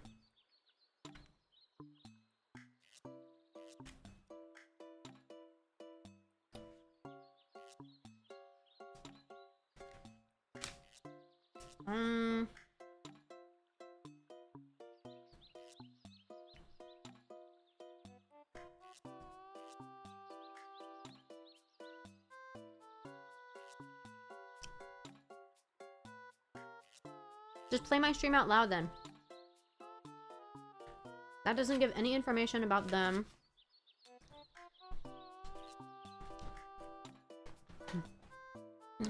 They don't care about when she died.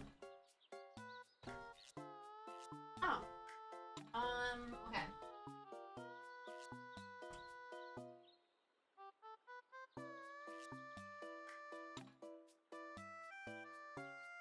It has to be something on this. I think it has to be something on this.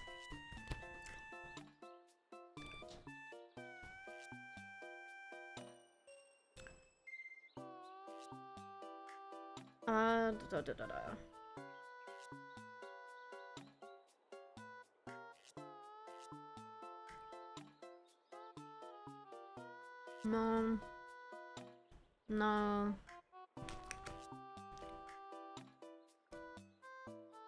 No.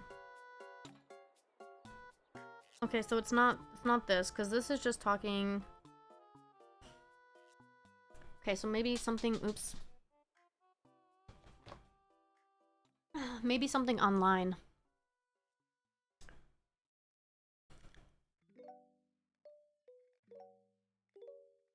Not this.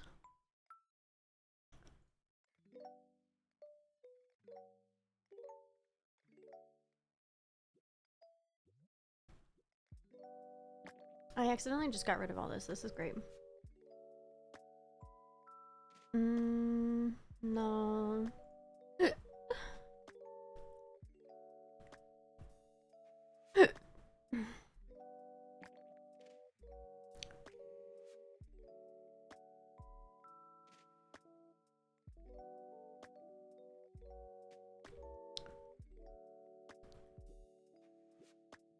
No.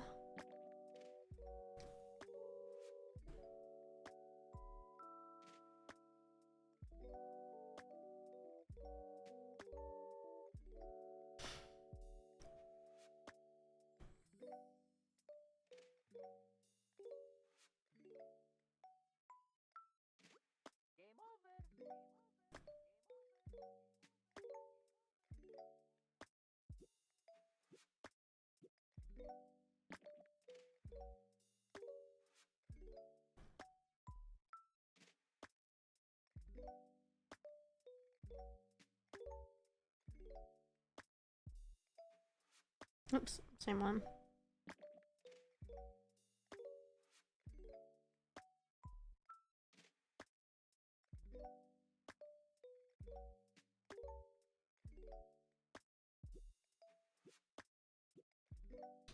There's nothing.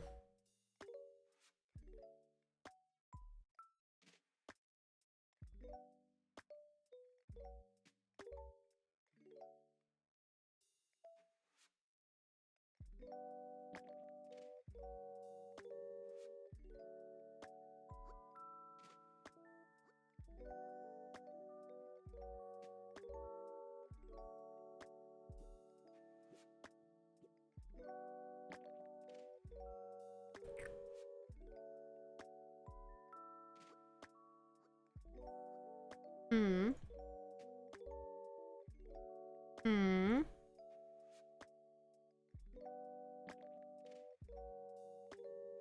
Dang.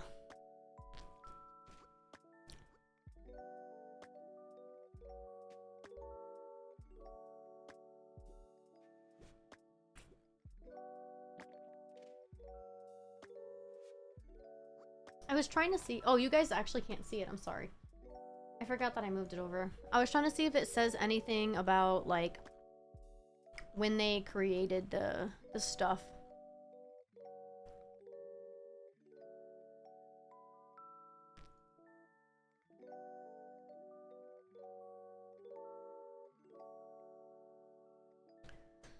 Oh.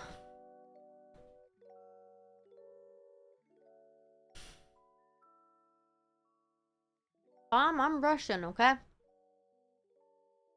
You're just gonna have to plug in your phone.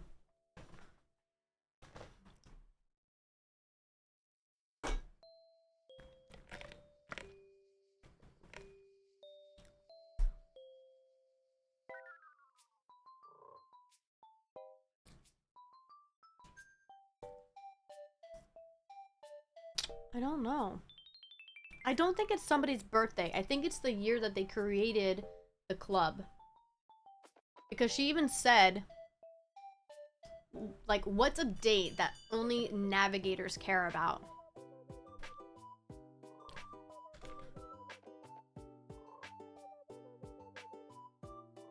I don't know, I'm just gonna guess.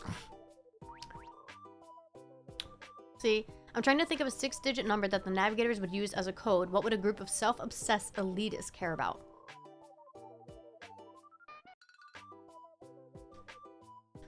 Show navigator stuff. So there's, hold on, let me take this off. So there's these.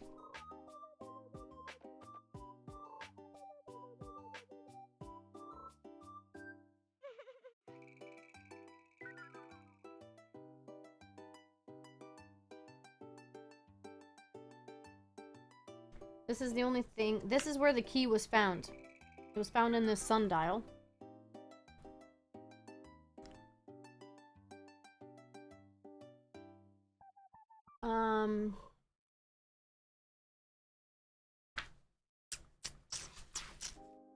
And then there was this. It just talks about when it was signed.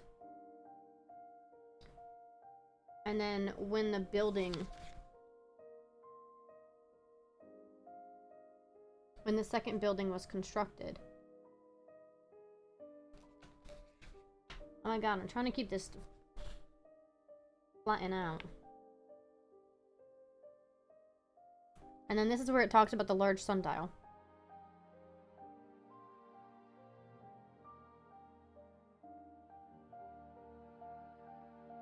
Wait, why can't you see now? I fixed it. Edwin Good? He is the founder? I don't think they talk about his birthday, though. And it says, what the whole group cares about. So I don't think that they would care about his birthday.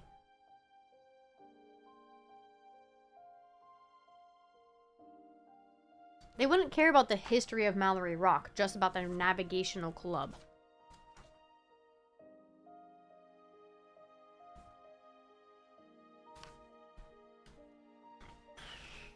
There's no clause.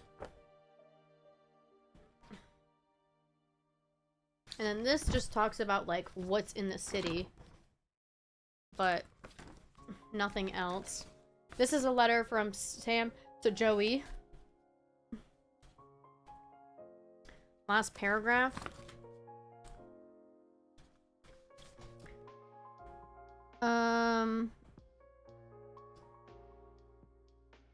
Yeah, it just says, recently members of the Navigators Club completed a large-scale campaign to renovate the grounds.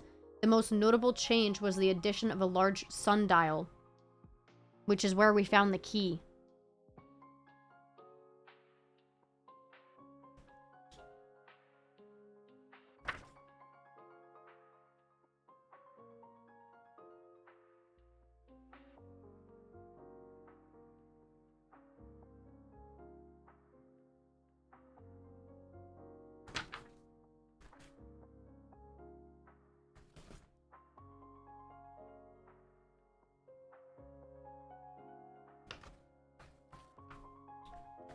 Um...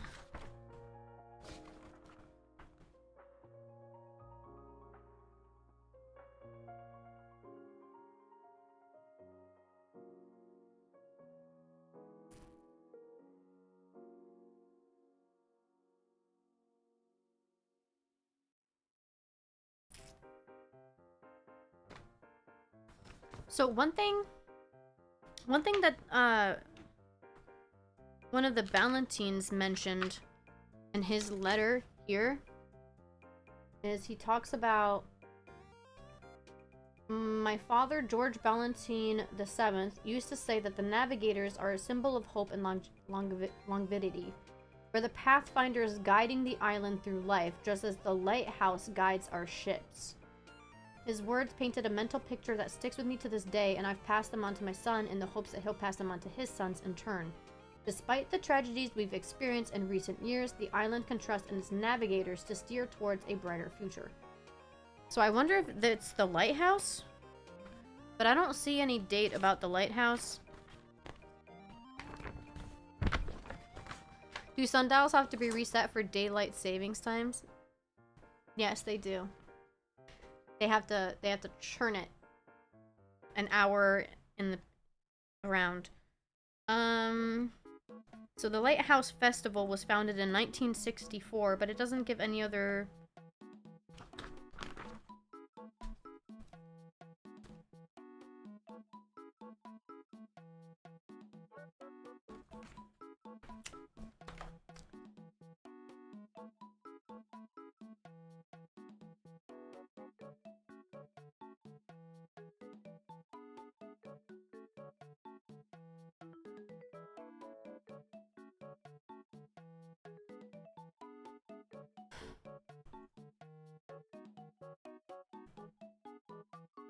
I don't know.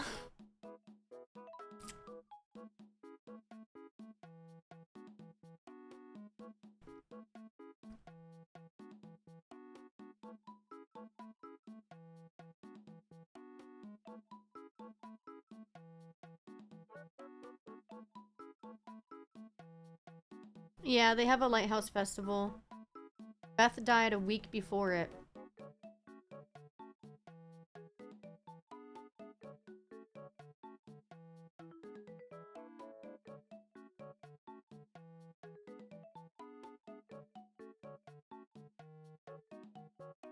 I mean, I can see if the day that she died.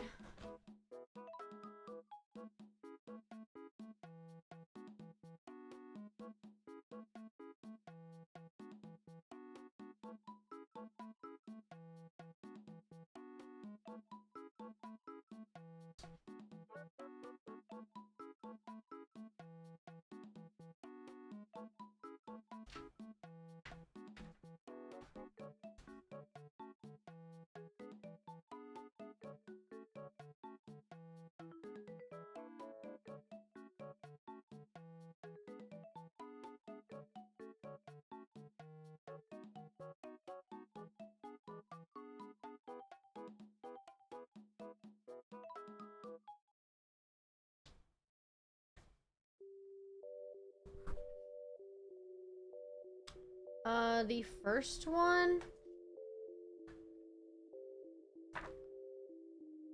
1964. But it doesn't say what month.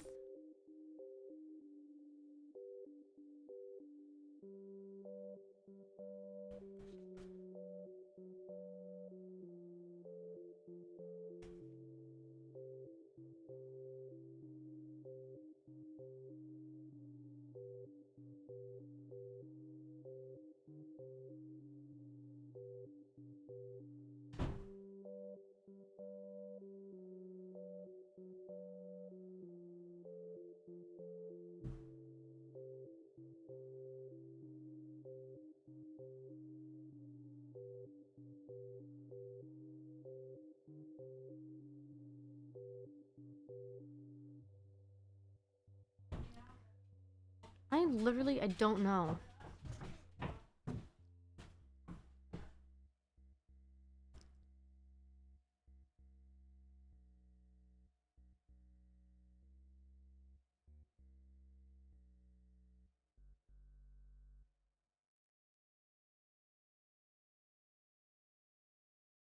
Do the instructions say anything about that? So she's talking about the notes from her dad. And all it says is, after that, think like a navigator. What's the one date that they all care about? But it's a 6-digit. If it was a 4-digit, I would just guess 1890.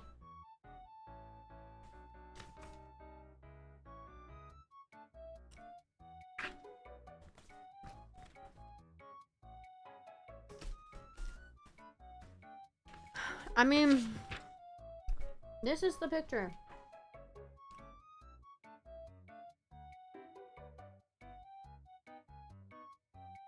I'm assuming this is Mallory Rock.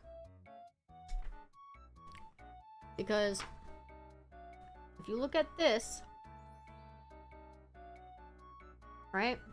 It's that.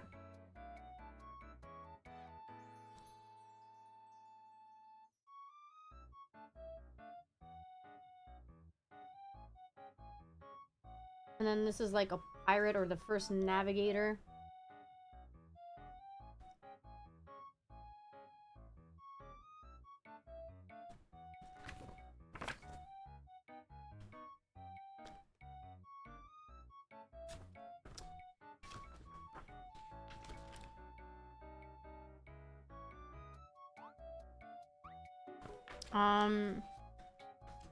Wait, where is this? Edgar's anchor statue. The statue pays homage to the ship Edgar Mallory originally sailed to America. Crafted in 1964, the statue is a close likeness to the ship's real anchor and actually weighs the exact same amount. Edgar's anchor rests on the eastmost point of the island, near the lighthouse. But that's only 4 digits again.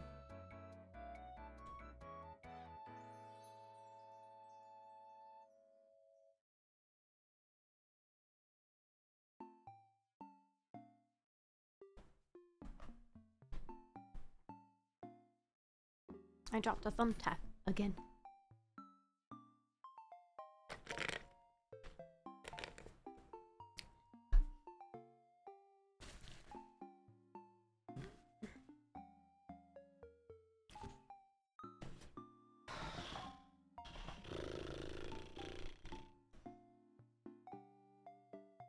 All the papers over there are about Beth's death. So they're not about the navigators. What's the exact date Edgar Mallory arrived? All it says is that the ship was crafted in 1964.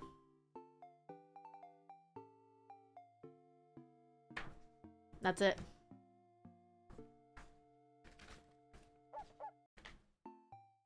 Well, they have a likeness to his anchor.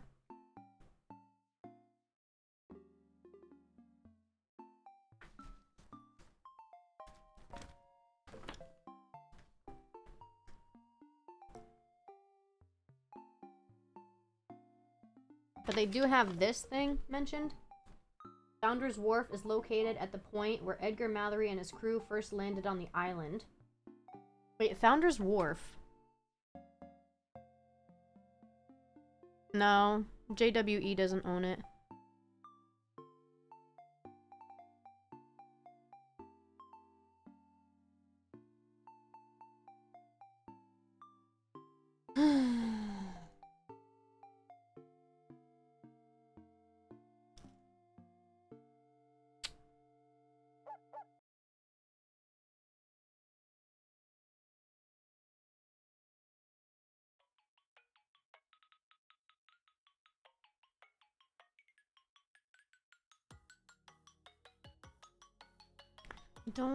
I don't know, like, I'm only finding 4 digits. Like, if it was a 4-digit, I would be able to guess 1890. I'd be able to guess 1964.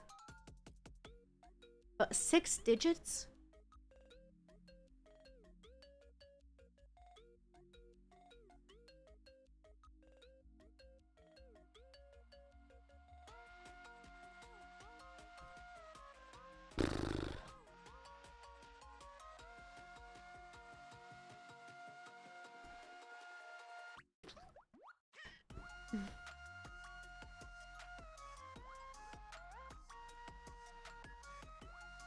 And it doesn't mention if it's sunk or not.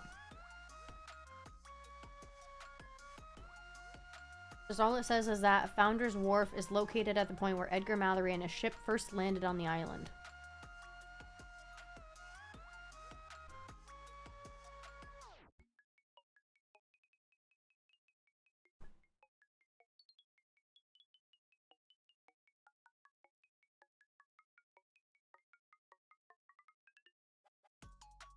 Yeah, the island was founded 1690.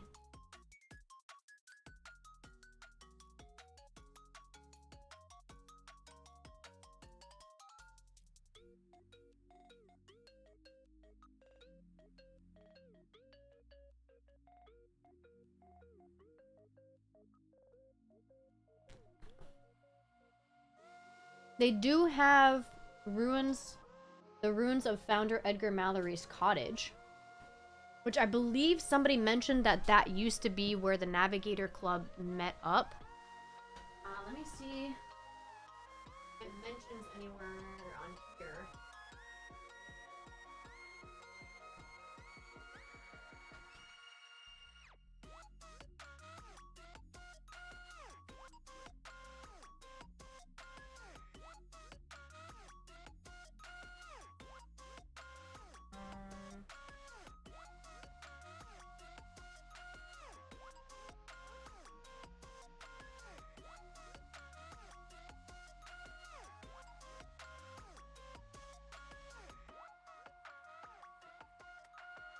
$25 is the Mallory Cottage.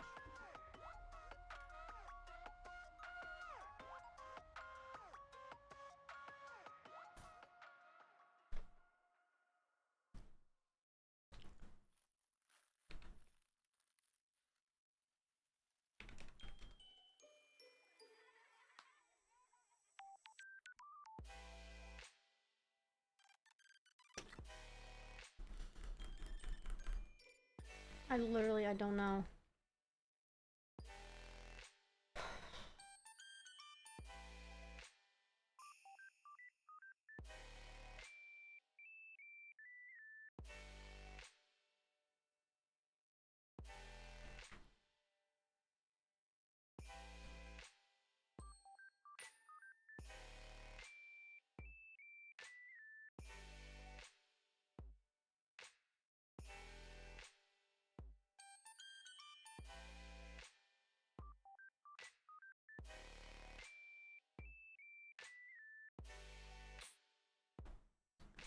I don't know.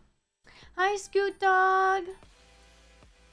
Hi. So we're literally almost done with this stream, okay? Like we answered one of the questions and we got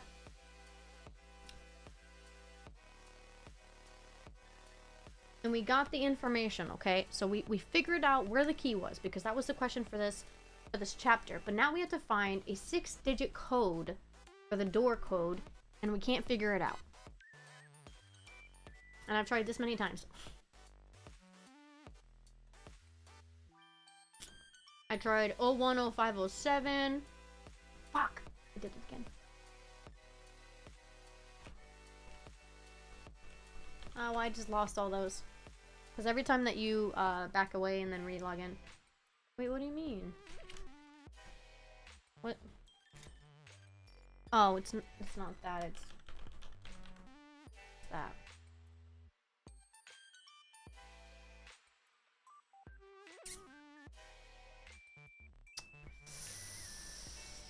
Yeah, see, so it's gone now. Oh my god. I'm about ready to just Google it, honestly.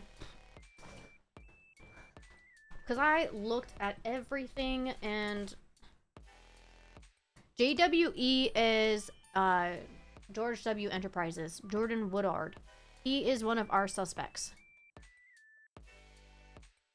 And I thought maybe it would be something to do with like his properties, but none of his properties really talk about anything.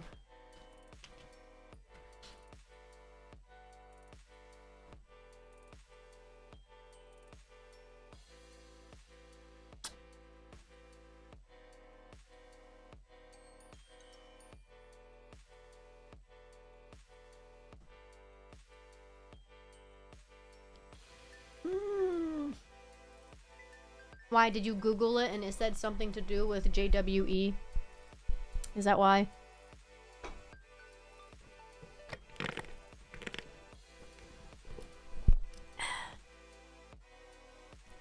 Because I originally thought that too. This is the first time being able to watch. Well, I mean, you can always rewatch the old videos. God dang, these long strands of hair. What's the 6th digit, William?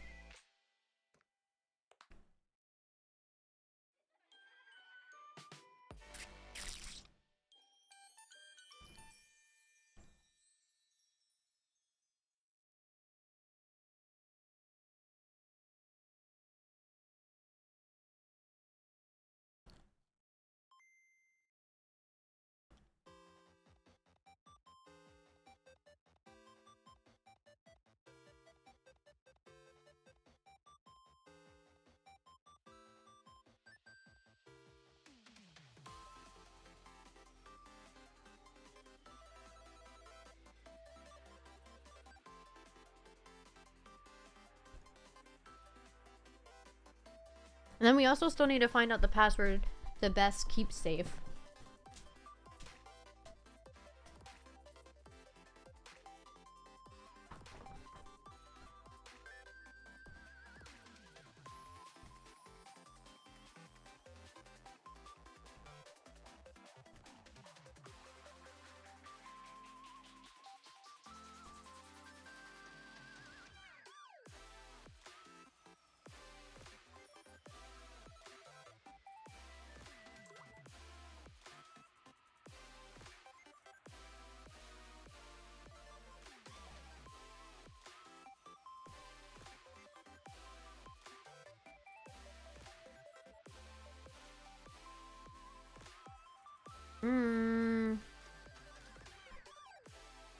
The only clue to her password is years of light shifts all things, even stone. And they gave us a stone that was, I guess, her favorite or her lucky stone. They mentioned it here. What was it? Beth was there, her thought stone. Beth carried the stone with her all the time. She wouldn't have lost it. She wouldn't have just dropped it.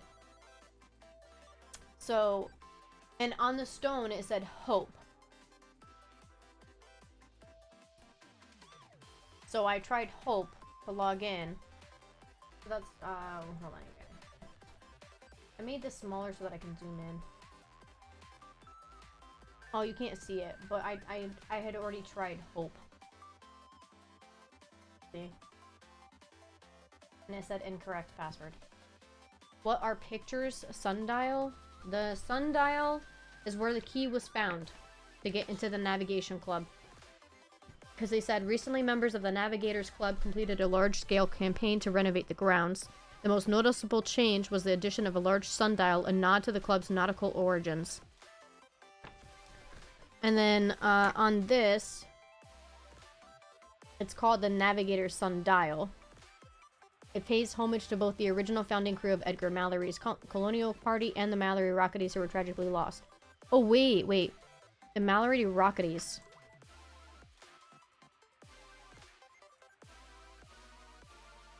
Wait. The Mallory Rocketies. Where is that? It was the newsletter. Where's the newsletter?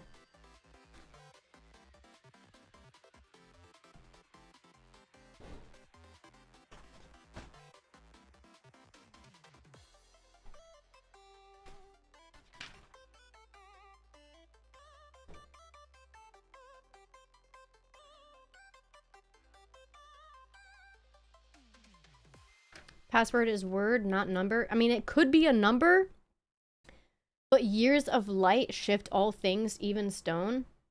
I don't think that that's a number.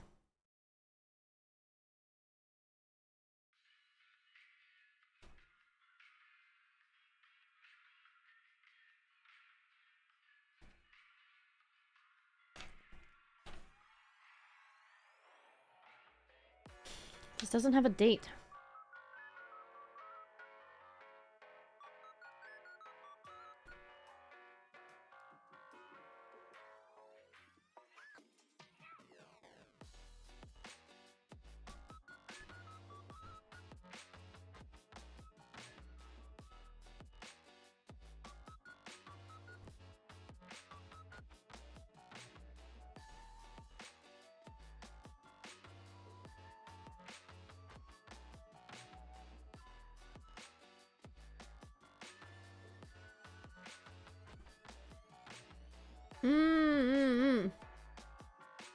I don't know, man.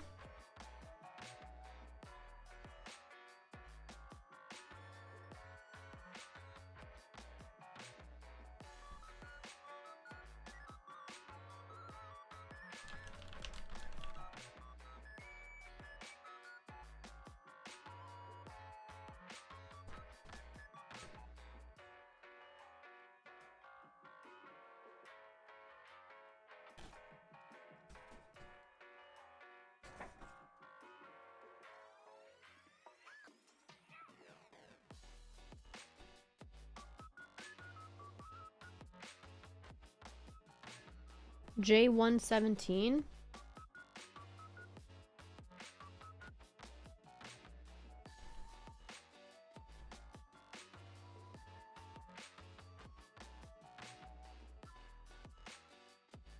No, it's not. Wait, are you thinking that it's something to do with the Bible?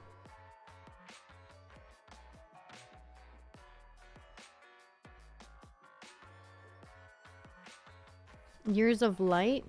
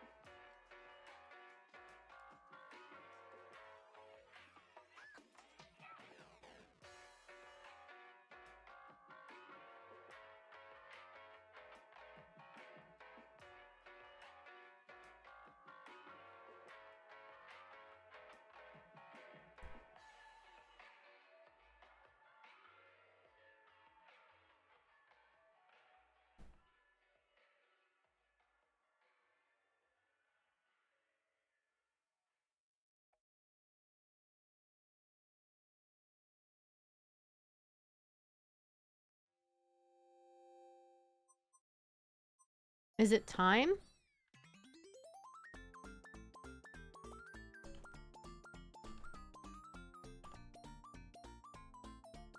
No, it's not. I know, it's frustrating, because I'm like, what are they even talking about? And I could easily just Google it, but I wanted to figure it out myself.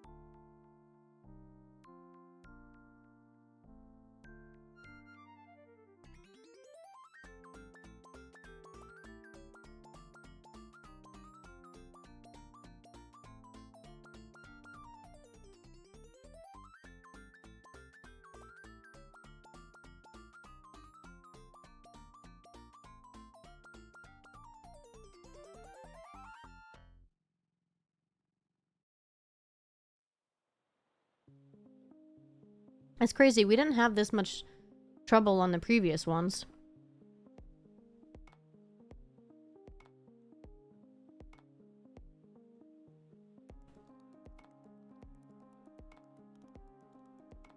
My migraine is coming back.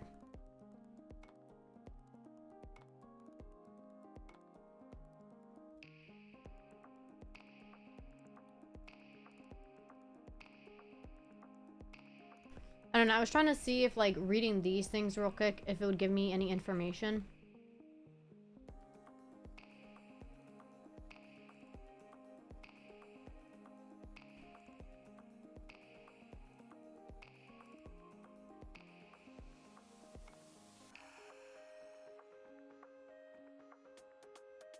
Dang, this thing is long.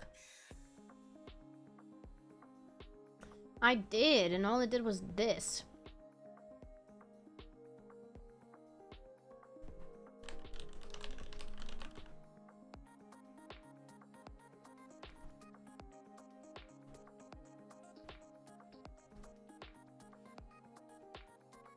And it just did this.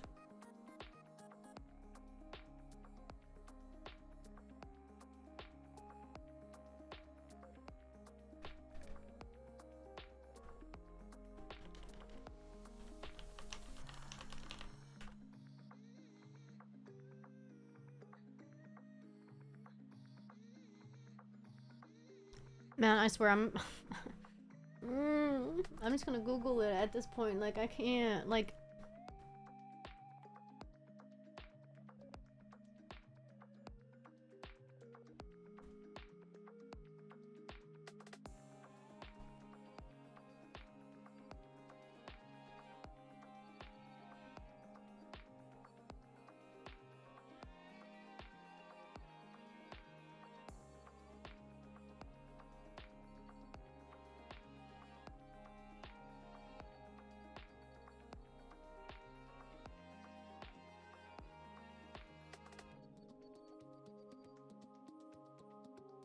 I think I tried rock.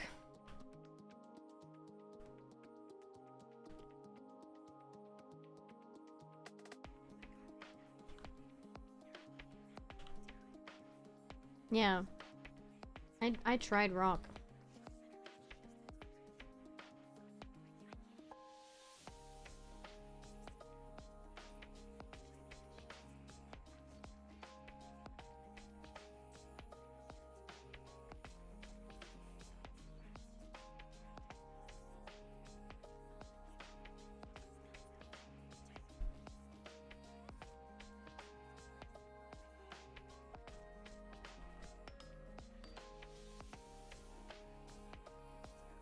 That's what came up when I looked up the J117. James 117 NRSB.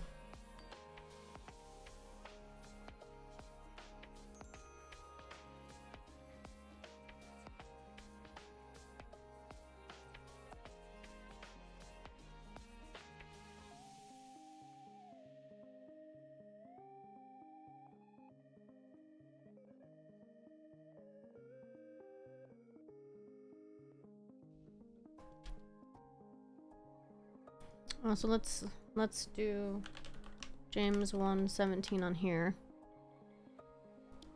Every generous act of giving with every perfect gift is from above, coming down from the Father of lights, with whom there is no variation or shadow due to change. Gift?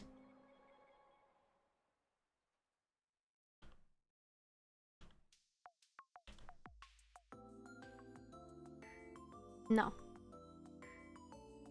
I don't know how we're gonna get this door code, and I don't know how I'm gonna get this password.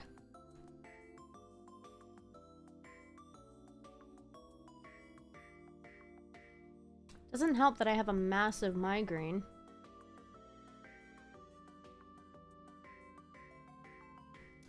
No, Renegade, we would never be doing that. We would never. Oh wait, you know what? I don't think I tried her daughter's name. Damn. I thought maybe. Just maybe. Should we just Google it together? Should we just Google it together? Should we? Wow, it looks like people have already looked it up. Years of light. Shift all things. Even stone. Mallory Rock. Wow. I'm not cheating. I'm not cheating. What do you mean? I'm not cheating. I'm not cheating. What do you mean? I would never.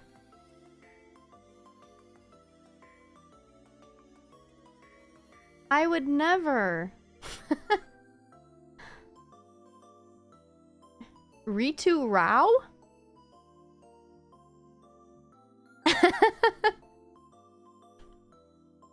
Oops. T? No, wrong. Not cheating, just utilizing the tools at hand. Exactly! Exactly! I would never. I don't want to click on this because it says these episode hints and reveals will not expose. Oh. Okay.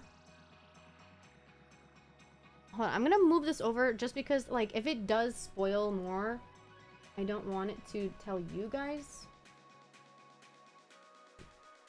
Okay, so episode 2.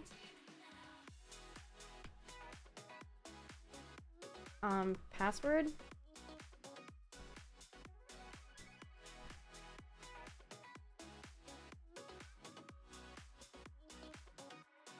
That was episode 1.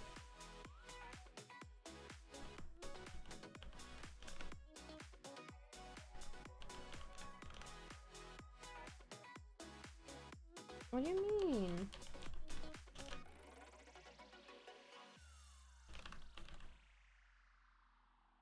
What? Oh, wait, hold on.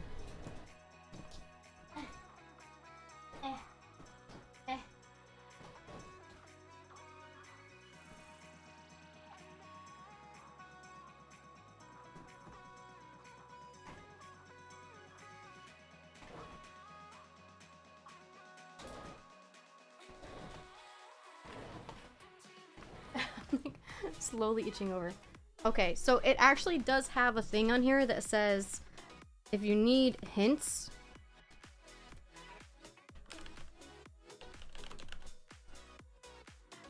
What do you mean? Episode 2 password? Do I need it caps? Okay, I needed it caps. That's great. Okay, so keep safe. Password reveal number 1. The password prompt was created by Beth and refers to her stone and her lighthouse coaster. Brutus. On that thing that I have all of my stuff. Got my things. No. God, why? I keep putting it the same way. On that thing that has all of my stuff, there's a Hunt-A-Killer box that has all of the stuff in it. Can you look at the coaster? The stone says hope. I know the stone says hope because I looked at it before and I already tried hope here.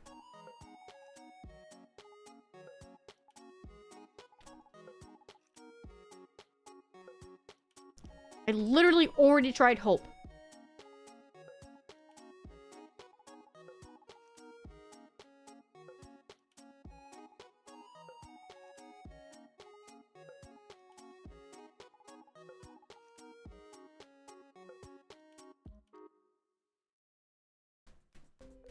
So you're looking for a coaster. I don't know why the coaster would have the password. That's...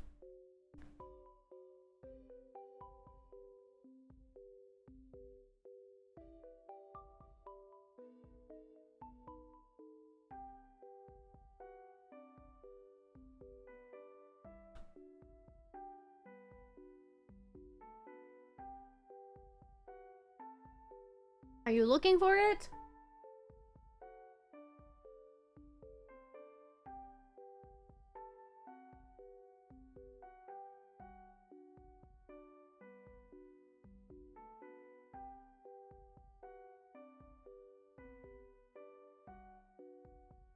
Eight six seven five 309. Isn't that like a commercial or something?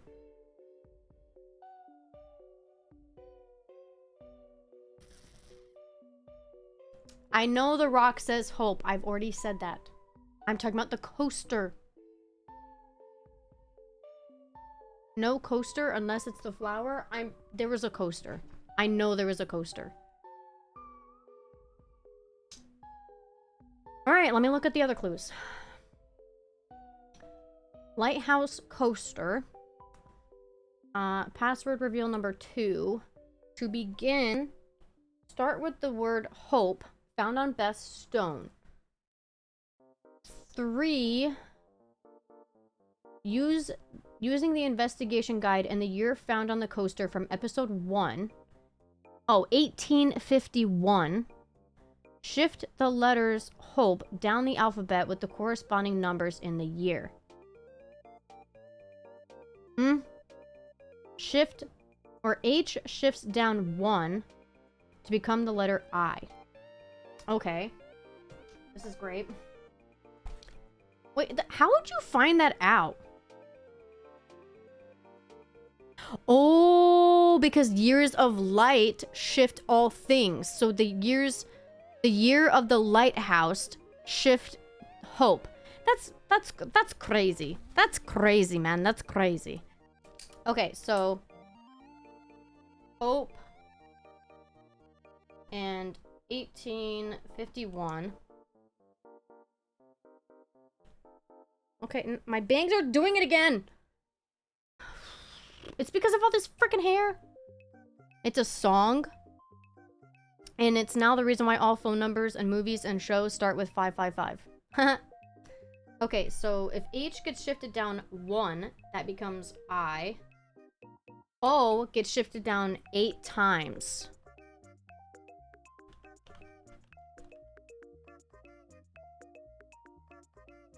Where's the decoder? Okay. I really...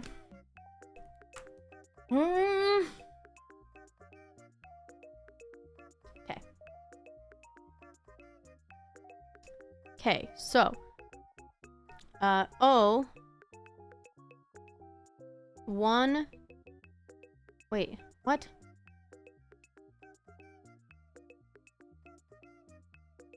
Oh, it's backwards. Okay, so O... 1, 2, 3, 4, 5, 6, 7, 8. W? P is 5. 1, 2, 3, 4, 5. E is 1. F. I, W, U, F. What?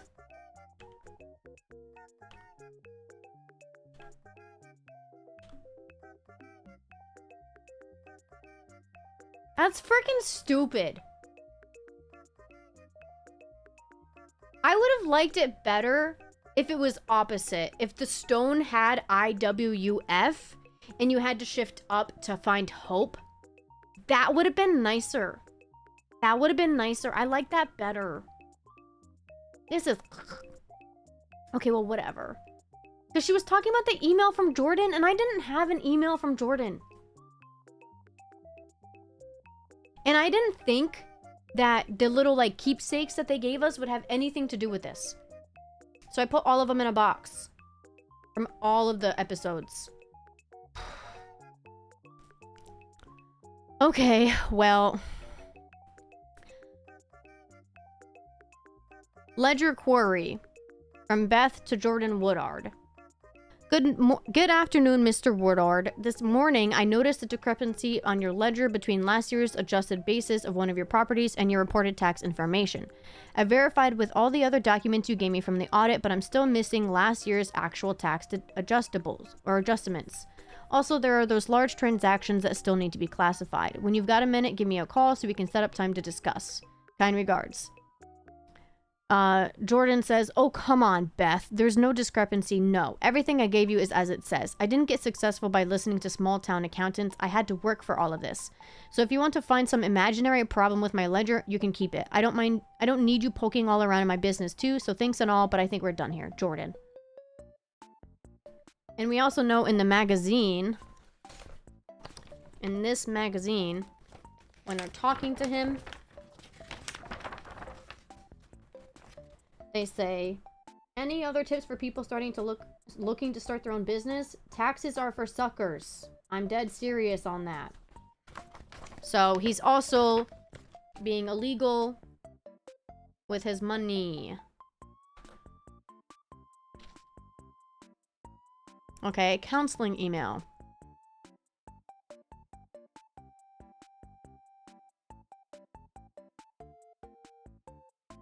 Said 1 of 5?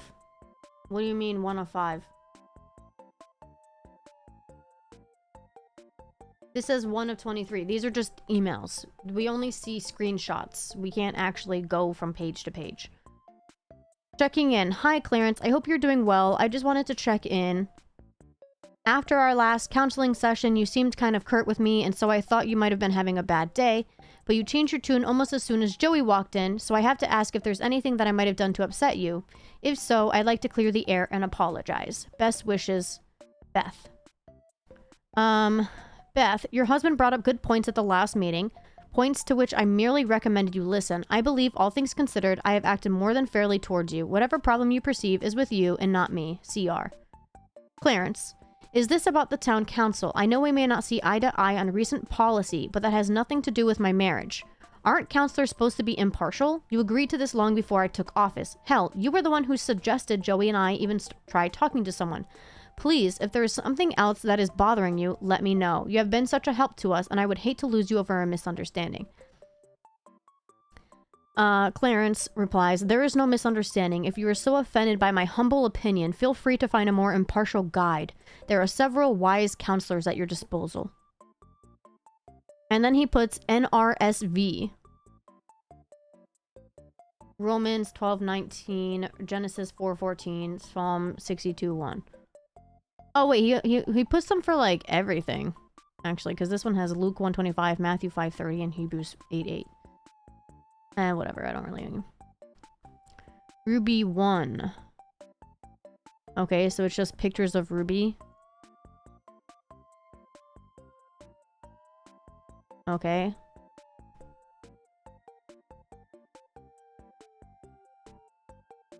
Her hand looks edited. I don't know what it is. I think it's the lining around the hand. It doesn't look 3D. It looks 2D, so it looks like her hand was edited.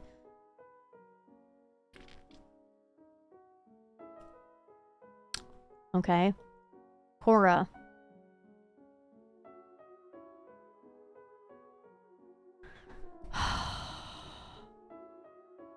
Are you freaking kidding me?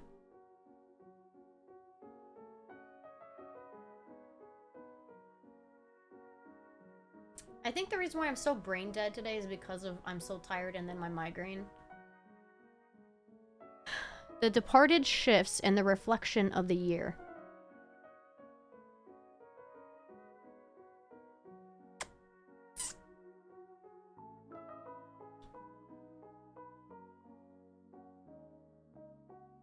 I really don't know why my bangs are doing this all of a sudden. They just keep sticking together.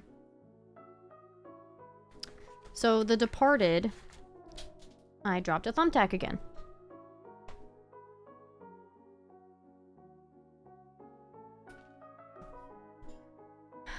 Can't look in other files.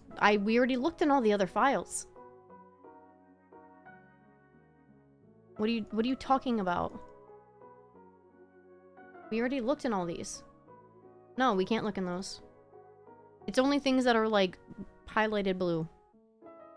Okay, so the departed shifts in the reflection of the year.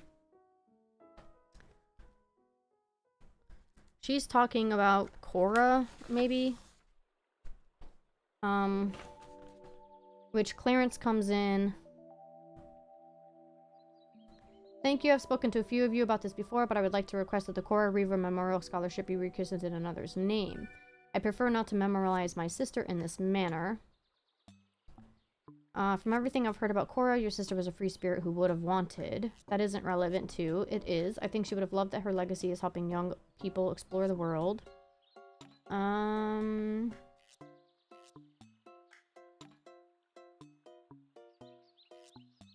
Doesn't say the year that she died, though.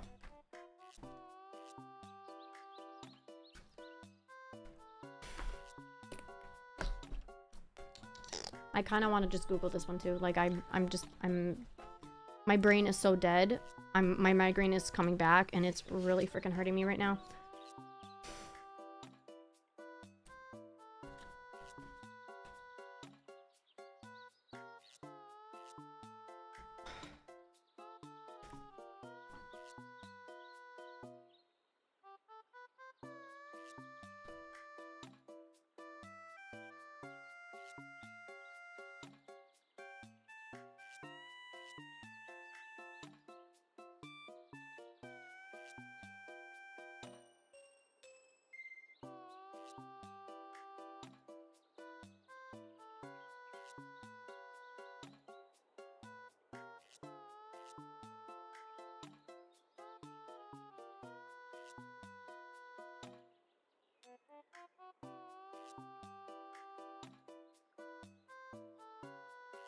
Okay, so hold on. I'm kind of curious.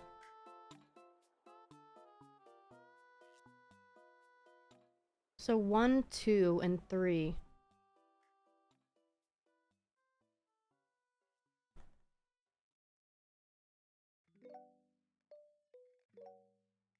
We're talking about this book cipher.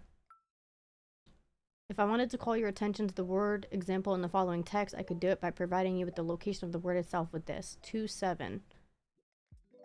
The key 2-7 indicates the location of the hidden word.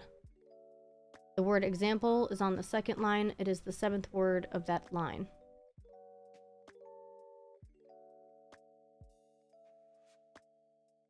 So they're saying with his emails 1, 2. So the first and second word of Luke 1:25.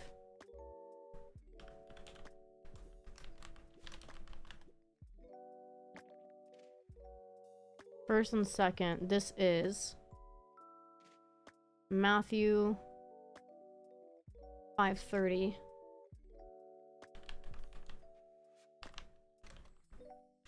Third word, your Hebrews 8:8. Wait, how do I spell? Oh, 8:8. And it's third. Your fault. This is your fault.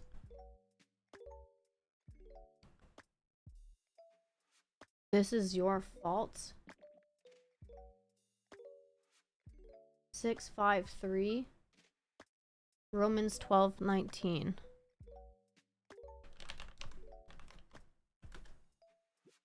Okay, and then 3. Oh wait, 8. No, wait. 6. Leave. 1, 2, 3, 4, 5, 6. Leave. Genesis 4:14. No. Okay, how do you spell Genesis? What the frick? Genesis 4:14. And it's 5. 1, 2, 3, 4, 5. Me. Leave me. Psalm 62:1. Right? Yeah. 3. Alone. Leave me alone. This is your fault. Leave me alone.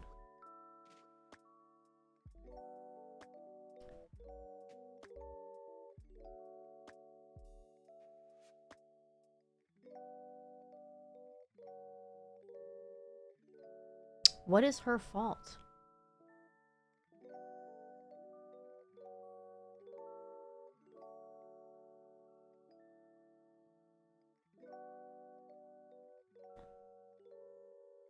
I don't know. I was just thinking that there was something up with his whole messages. Wait, so then hold on. You know what? Going back to this. Hold on. Going back to this. 1, 2, 3, 4, 5, 7. There's a secret message here that I didn't register until just now. So Bible verse. So I was reading these messages, okay? I was reading these messages going, these don't make sense. But it's because it's the first, or it's the thingy. 42. Genesis 24:42. 1. I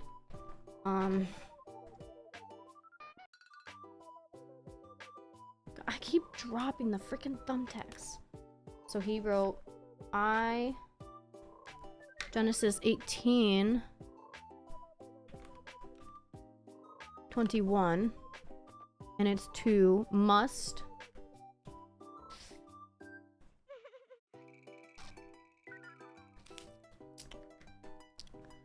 Psalm 17:3 and 3 try Luke 6:27. Luke is 4. 1, 2, 3, 4, 2. I must try to... What is it? Move on?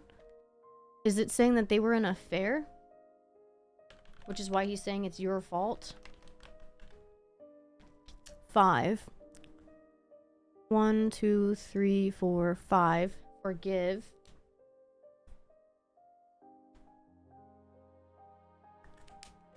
Ruth 1, 6, 7. 1, 2, 3, 4, 5, 6, 7. Her. I must try to forgive her. Is the message that he wrote.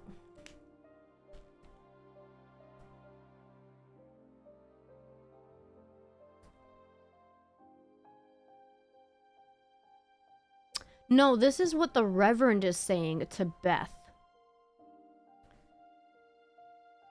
In these letters, in this one right here, Clarence Reaver to Beth, this says, this is your fault. Oh wait, oh shit, you can't see, sorry. My migraine. This one says, this is your fault. And then at this one, it says, leave me alone. Did Beth kill his sister? Because you missed it, Renegade. I don't know if, but there's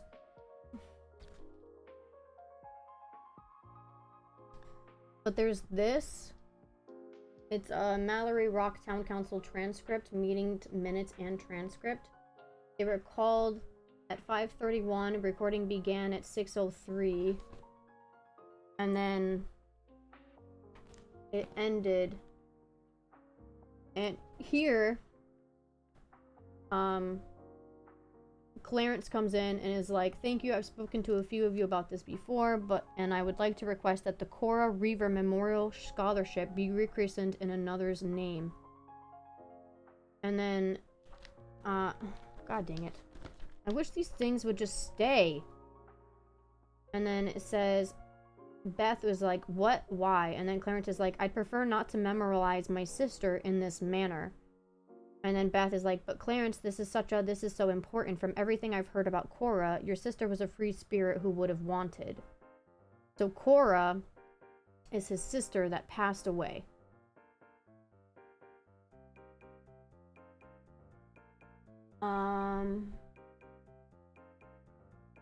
Hi Decarius.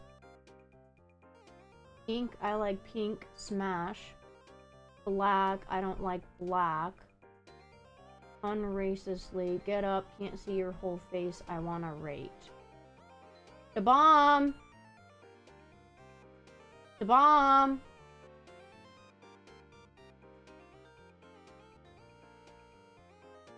Where's Bomb? Oh yeah, his phone died. That's right. Renegade! Renegade! Oh, you're sorry? You're sorry? You apologize? I'm sorry! I'm sorry! Please, dude. Come on. You come in and going, let me see your face, I want to rate you. The fuck? No, dude. No. Come on. Yeah, that was weird. Thank you, Brutus. This fucking wig. I don't think the Reverend is victim blaming. I think that he's blaming Beth for his sister's death. That's funny, that rhymed. Trying to figure it out. You literally just click on them and then just click ban. Oh yeah, you're not a mod. I made you a VIP. Sorry. I don't know. I thought you were a mod this entire time. But yeah, so I think what he's saying is that Beth killed his sister. So, and we also know, from this, I think it was 9. Good Fence is 9. Yeah. We know from this that the Reverend is talking to the Lady in Blue, and we know that Beth was the Lady in Blue, and they were fighting. Hi, Sleepingville! So they were fighting about something, and he thinks that it was a lover's quarrel or a breakup. But it's the Reverend talking to Beth, and they're having a fight.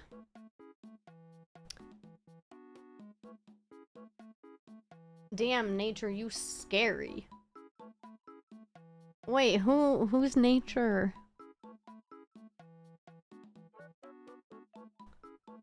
Man, my migraine.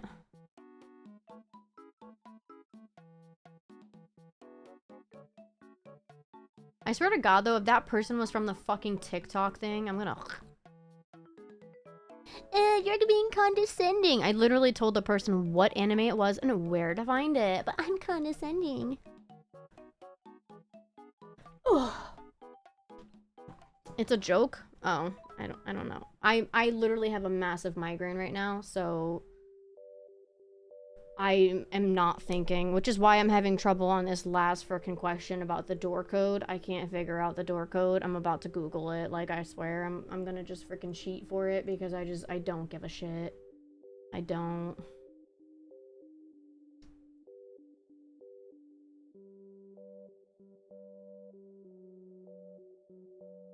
I really don't.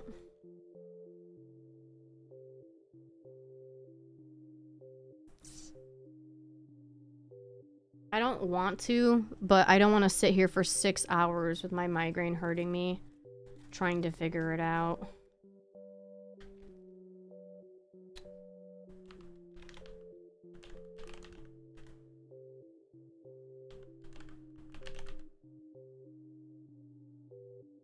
Oh my God.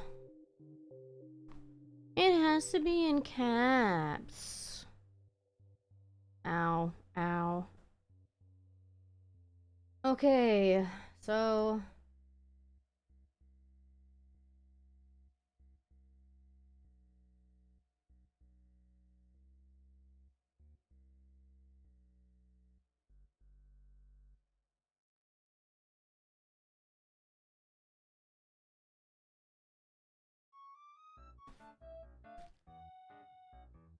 Thankfully it just gives hints, right? So it won't give us the exact answer unless we go to the last one.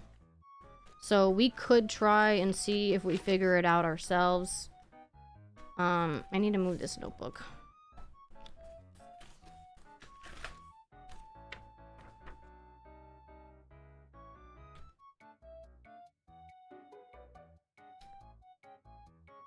By the way, Brutus. You want to know how this told us the answer for where the key was? Do you want to know?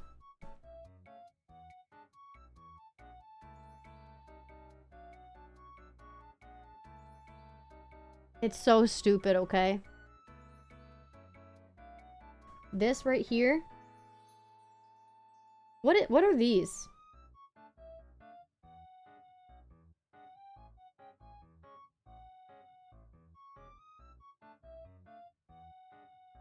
Okay? So we know the answer of where the key was a sundial. What do you think that is?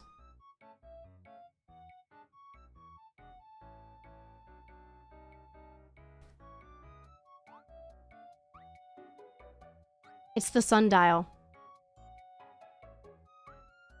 There was nothing to do with the numbers. It had everything to do with the flame being the sun and this being a dial.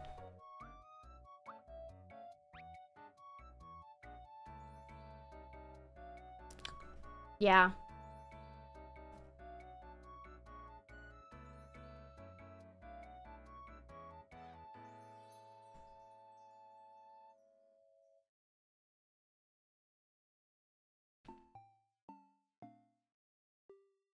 Are you kidding me?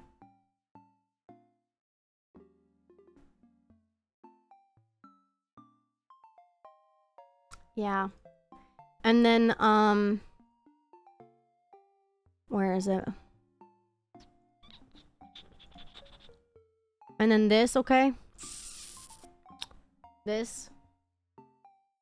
There's 13 horoscopes. Okay? To find out the thingamabobber. The way that we did it, I mean, we still found out the answer, right? We still found out the answer. But there was, I guess, an easier way of doing it. So, the first one is, what is that one? Taurus. Okay. Taurus is,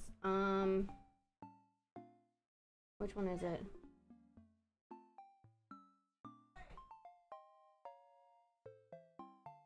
I'm getting confused now. Wait, no. I should do Cancer. Wait, should I do Cancer? What? What was it again? Oh my god, your mom is yelling again. Oh, stop.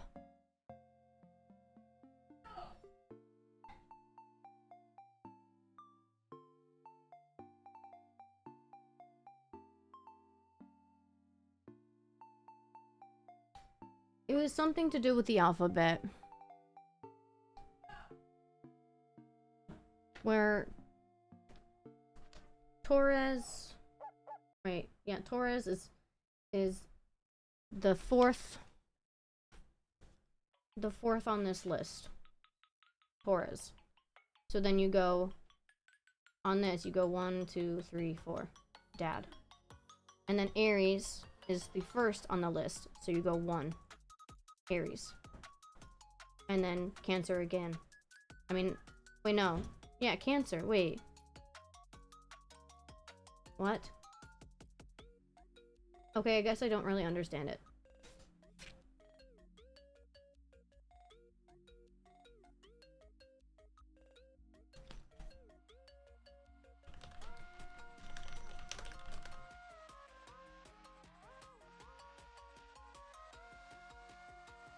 I don't know. Whatever. They were talking about something. They said They said, it looks like the symbols in the instructions are associated with letters. There are 13 symbols. How many letters are in the alphabet? And then...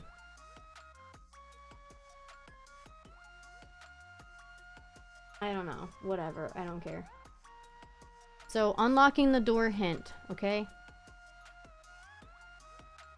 Sometimes companies and organizations will celebrate their founding with letterheads or office supplies. I swear to God, if it's that fucking pen.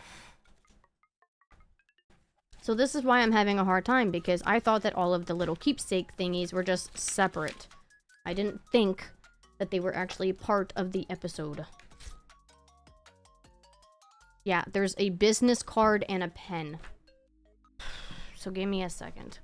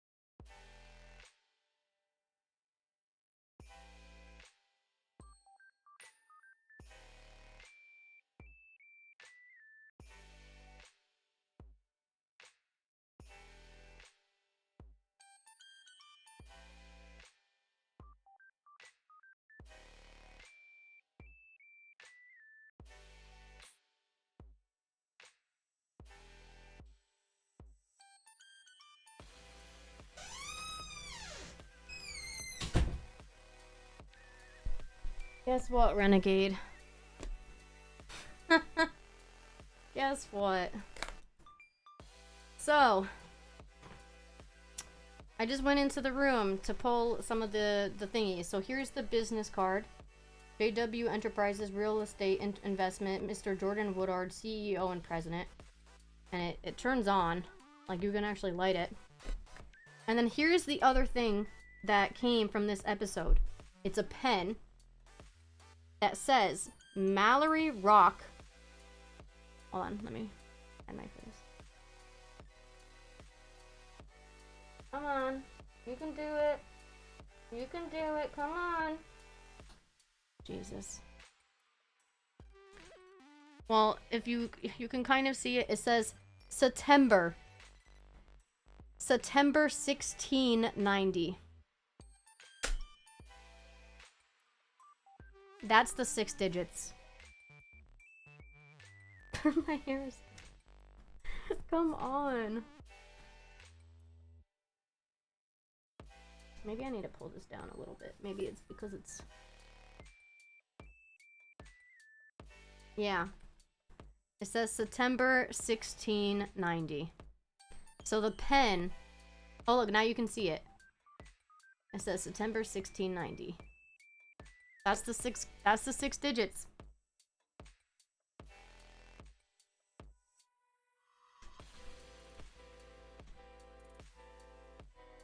Yep. Yep.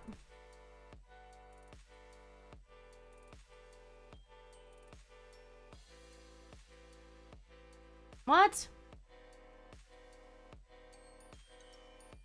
Is it September 09?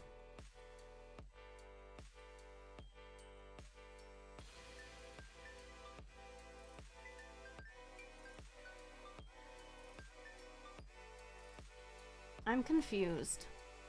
Oh, wait, you know what? Maybe... Okay, because I have to do it over again. Sorry.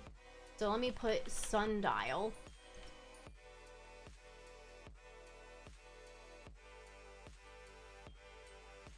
Yep. And then...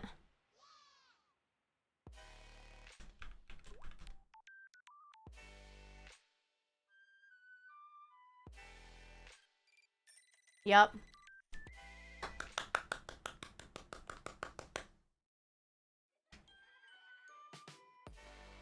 Oh my god, there's another thing. Ah. No. There's another thing. God damn it. You got it right, I'm in. Of course the code is the date of Mallory Rock's founding. The navigators are obsessed. Okay, last step. Stay with me. There's a security camera looking straight at me. It's the same kind we use at the hotel, so I know I can turn it off if I can access the security camera program. I'm looking at the program on their computer now, but I can't get into it unless I enter the right passphrase. Here's the passphrase prompt. In tempore tribulent, question mark. Any chance you can figure that out? If we don't turn it off, it won't be long till someone catches me in here. Send me a new message. Subject line camera access with the exact passphrase. Hurry. Tempore tribulent? What are they talking about? I haven't even read that anywhere. Well, so now that I know that these like little things, because like there's the lighthouse souvenir, now that I know that these matter, I'm gonna find all of them for the future episodes so that we don't have to deal with that bullshit again.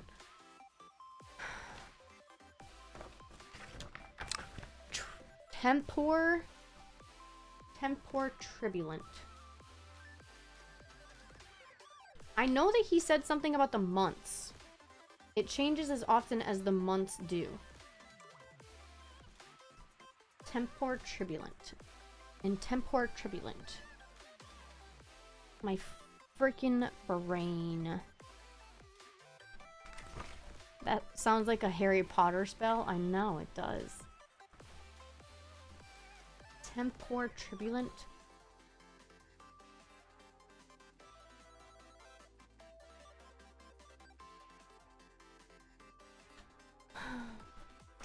I don't know.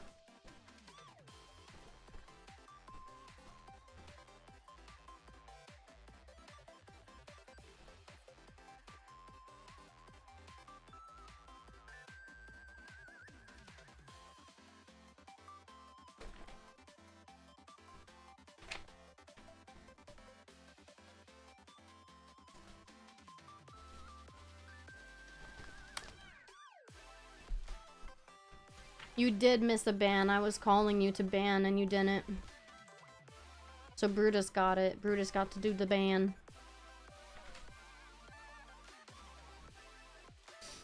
Yep, you missed it. You want to know what he was offended of doing?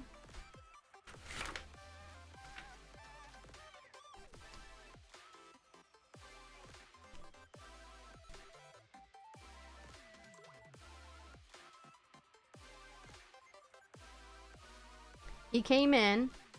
Well, I mean, I'm assuming it's a he. I don't know the actual gender. But they were telling me, because my head was down like this, they were telling me to lift my head up so that they can rate my face. Oh, and they also said they were going through colors or something, and they're like, pink. Yeah, I like pink, not black, unracelessly. Like, saying that they weren't being racist by saying they didn't like the color black. And it's like, you don't need to say that unless you're being racist. Like, if you're just saying, oh, I don't like the color black, you're talking about the color, not the people. So when you say, I'm not being racist, though, it's kind of insinuating that in your brain, you were being racist. And then after that, that's when he was like, pick your head up so I can rate you. And I was like, the fuck? So I picked my head up and I was like, Bomb, Bomb, Bomb, come here. And then he was like, no, I'm sorry, I apologize, don't ban me. Like, come on, man. You don't need to rate every woman's face. My existence is not solely dependent on if you find me attractive or not. It's not. I'm sorry. Do I go around judging every single man going, you need to be attractive for me? No. Because guess what? You're a human being. If one says I'm not, but they are that thing. Exactly. Like, it's literally them calling themselves out. But we found the 6-digit code. It was on the pen. This is one of the little things that they gave me as like a little present. And it says Mallory Rock, Maine, EST September 1690. So the passcode was 091690, as you can see on here and as what I screenshotted to you. Sky forces me to have an 8-pack. A 6-pack isn't enough. Are you kidding me? Are you kidding me? I literally tell you all the time that you could be fat and I would still find you attractive. Oh, rate? I thought you said rape. No, he was talking about rating my face. Saying like, oh, you're a 6. I think you're a 6. No, actually, you're a 4. I think you're a 4. I think you're really fucking ugly. And it's like, okay. It's like Sky isn't a Pokemon, but... I know, it's so stupid. And then I did cheats, okay? I did cheats. I got sick and tired of not being able to get into her keep save. So on the back of these, where are they? Where are they? I just had them. Where are they?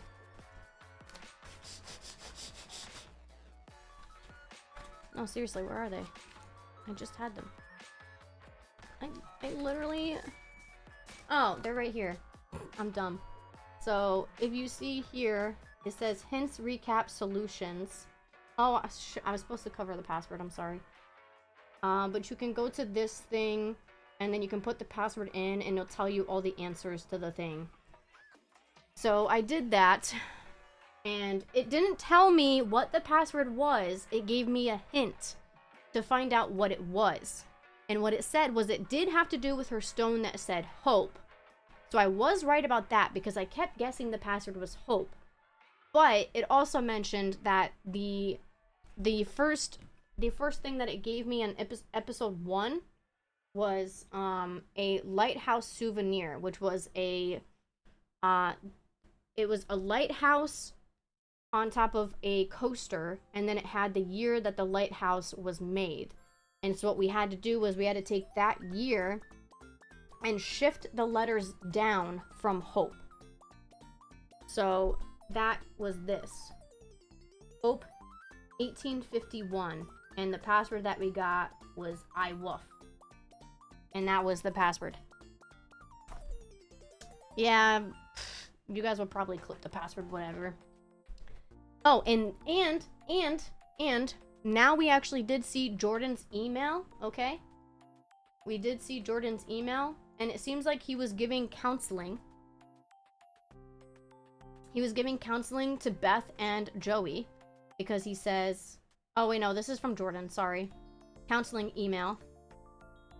But he was, she was like wondering because why he was very curt with her. And then as soon as Joey walked in, he was super happy. And then so he was like replying saying like, oh, you know, your husband just brought up good points and I have acted more than fairly towards you. If you have a problem with something, that's you, not me. But then in this NRSV, this is actually a decoding thing. 1, 2, 3. Where is it? If you go into here, it's called a book cipher. Where is it? Right here. A book cipher. So what it's saying is that if I wanted to call your attention to the word example in the following text, I could do it by providing you with the location of the word itself with this key 27.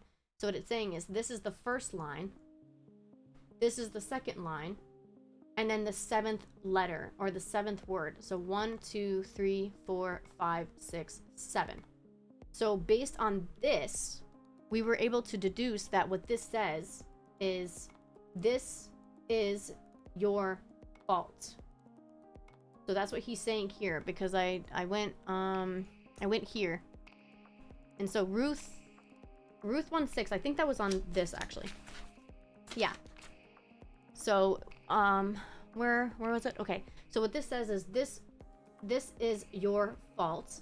And then this one down here, when he's like, if you're so offended by my humble opinion, feel free to find somebody else. This one says, leave me alone. And do you remember this? This is the same thing. This is the same thing. What they're saying is to go to this and look at the first word, go to this, look at the second word, go to this, look at the third word, and so on. And what it says is, I must try to forgive her. So that's what this message says. What this one was, because I just read them out loud and I was like, what the hell do they mean? Because I didn't really understand it. But then after I did the book cipher on the counseling email, I was like, wait a second, I remember this. I remember this because it said the NRSV. And so then I did it, and I must try to forgive her. So if you want to see on this one, it's Ruth 1:6, and it's the 7th letter. So 1, 2, 3, 4, 5, 6, 7. So that's where we got the her. So that means I must try to forgive her. And then on the email, this one says, this was your fault. So what I am thinking is that maybe Beth killed his sister. I don't understand how she killed his sister, but that's like the only thing that I can think of, because what else would be Beth's fault? I don't know. And I know in, where is it? Ow, my freaking migraine. And this, in the Mallory Rock Town Council, when Clarence came in, he was talking about the Cora Reaver Memorial. Hold on, let me take this down so there's more room. The Cora Reaver Memorial Scholarship. He wanted it to be rechristened in another's name. And then when Beth was like, but Clarence, this is so important. From everything I've heard about Cora, your sister was a free spirit who would have wanted. And he's like, this isn't relevant to that. And she's like, it is. I think she would have loved that her legacy is helping young people explore the world and learn before coming back home. And he's like, I don't need her name to be dragged into whatever idealistic version you have for this island. So that's kind of why it makes me think that Beth did something with Cora. Because what would be her fault, and what would he need to forgive her for, if not the death of his sister, which he's clearly not healing from. And then this is the Jordan email that Gwen was talking about, and it's saying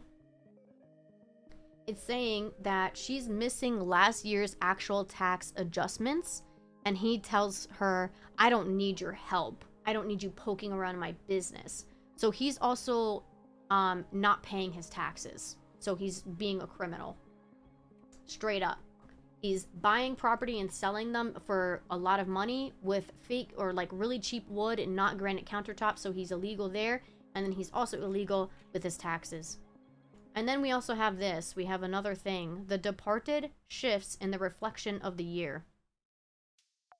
So this is another one that we have to figure out. And then we also have to figure out this, which we have to find out a passphrase prompt in tempore tribulant, and then question mark. And the only thing that her dad gave her a hint on with this letter is that he said, hold on, I have them paper clipped together. He said, once you're in, get on the computer and check the program Secure to delete footage of yourself so they can't pin you. It'll give you a prompt. Can't help you with this one. It changes as often as the months do. But I don't understand what months and tempor tribulent have together. Oh, and we also figured out that this gave no indication to how to decipher this letter. It had nothing to do with that. What this told us was that this was a sundial, because these flames around it is the sun, and then this is time, so it's a sundial. So that's what gave the answer to that. But we figured it out by just an educated guess. Funny enough.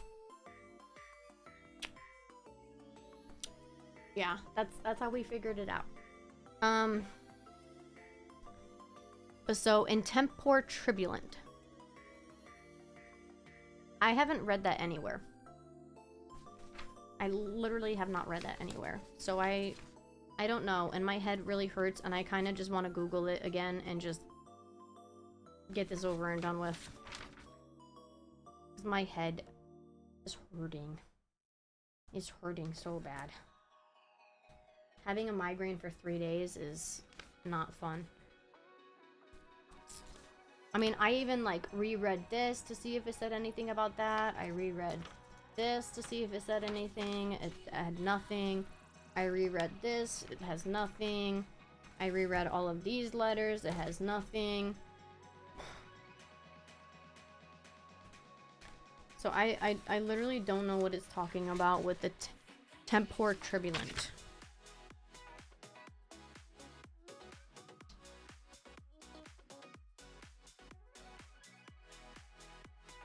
And tempor tribulent means at the right time. How would you figure that out without Googling it?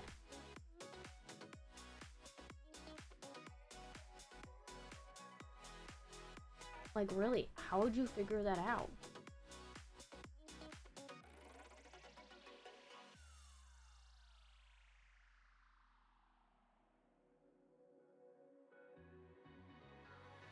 Wow, you know what they said on this hint thing? They said use Google. Yeah, they said use Google. It says, the navigators sure do like Latin. What's the translation of the password prompt Gwen gave you? If you're having trouble, be sure to translate the prompt exactly. Copy and paste works. Yeah. That's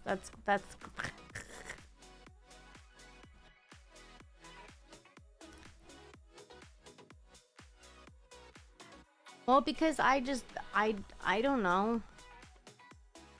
I just didn't think that we would be using Google. I thought that it would be something on like one of the other things. So that's why I wasn't using Google. So at the right time. At the right time.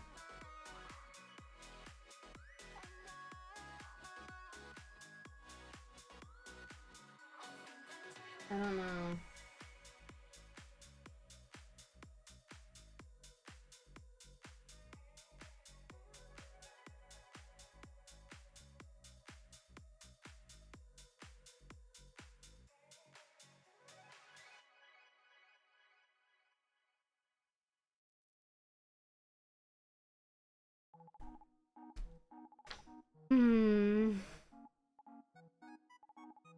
So we know that they really like Edgar Mallory because he was the founder.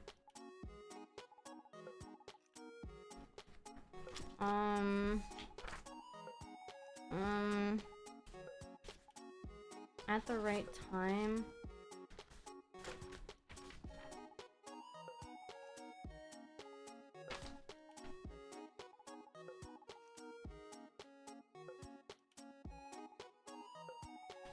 I don't know.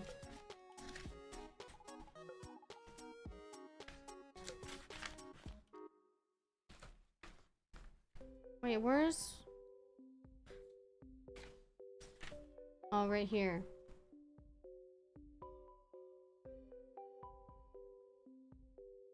Um...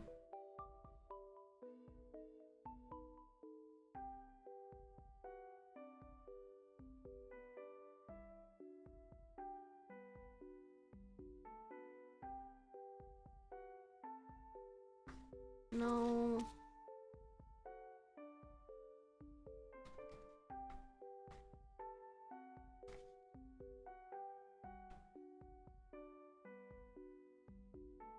Oh,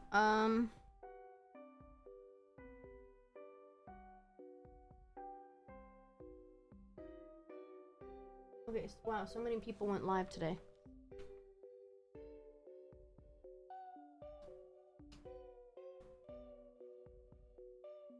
Oh! Okay, it's talking on this. No one has felt the tragedy of the collapse more than the Hendricks family. It hasn't been easy, no, and it won't be easy for a long time, said Jody Hendricks, Joey's mother. I try to focus on healing. This isn't well known. But Edgar Mallory's favorite sayings in times of trouble was through hardship to the stars. Does that mean that that's the phrase that she needs? Through hardship to the stars? Because it's mentioning time, through times of trouble, and you're saying at the right time. And the whole thing about them is that they're obsessed. Because this is the day that Edgar Mallory landed on the island, September 1690. Through hardship to the stars?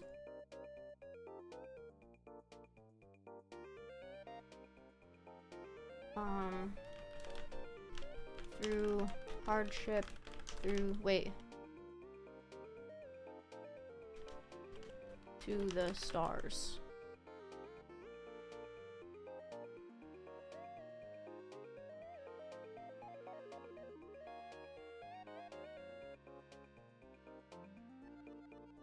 Wait, something in Latin? Just tried what you sent me, but I'm still locked out. I remember something, though. I've always tried to ignore any navigators related bull that was thrust in my face just because their whole thing is based off a drunk colonizer from 300 years ago. But Edgar Mallory recorded a bunch of stuff in Latin, which could be related to this prompt. Maybe we're looking for something in Latin. Email me when you figured it out. Do I Google translate this to Latin? In Latin?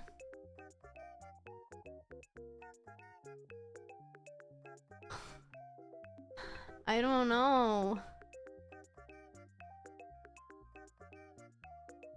I'm gonna try it. There any other Latin Bologna on the newspaper? Ah, that was it! That was it. I just had to translate it to Latin. Oh my god. Oh my god.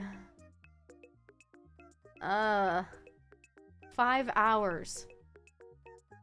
That was it. I got into the program and shut off the camera. Nice work. I skimmed through the footage archive. The camera seems to be motion activated. It caught me coming in, but I deleted the footage. Nothing else in the archive seems unusual, but there's a folder saved outside labeled SG. Wait to use. SG Sam Gundy. And it has just one video in it, which I'm attaching. You should watch it before doing anything else. It's from the night Beth died. That's Sam Gundy in the footage. So it was Sam that broke into the Navigators Club, not Beth. Damn, I really thought I was onto something. If Sam was in their club room from 9 to 10 that day, she's definitely not Beth's murderer. This wasn't a lost cause, though. I found something with Beth's name on it in the first drawer I opened, attaching a photo of that, too. It looks like a proposal she was putting together, but why is it here?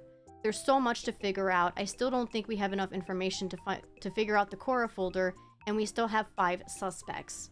I'm gonna look around for more, then I've got to get out of here. I'll send you what I find, Gwen. Okay, so Sam is not our suspect anymore. Sucks. Really sucks.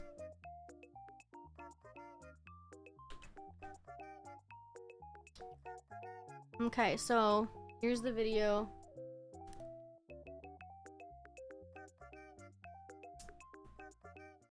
Okay. Okay, so I'm going to, wow, it's a really small video.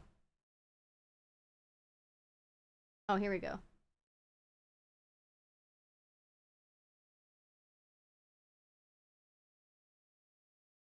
Wait, but it also said she deleted the video.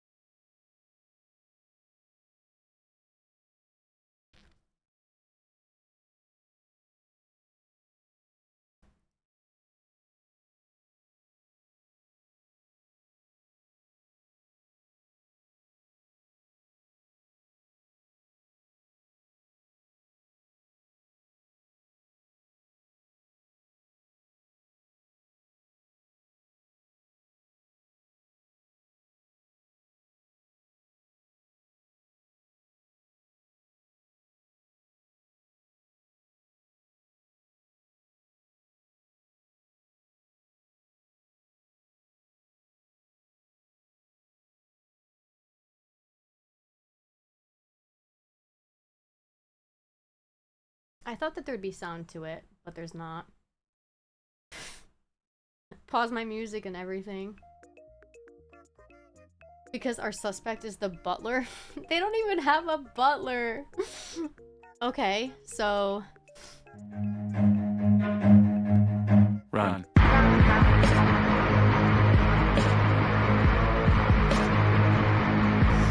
Okay, so here's the bridge proposal review. Proposal for a new committee. The Bridge Revitalization Special Committee put forth by Beth Ferris Hendricks. Mission statement. Wait, proposal for a new committee. So does that mean that she was trying to knock people off? Hi, Renegade. She was trying... Yeah, she was trying to knock everybody off the committee. So, who's on the committee that is part of our suspect list that would be very upset at being kicked off? Joey is not part of the committee. Sam is not part of the committee.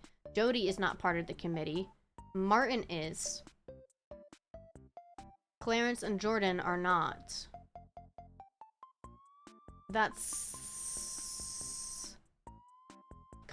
That's kind of suspicious, not gonna lie. I didn't want to think that it was him, but he's the only one that's on the committee.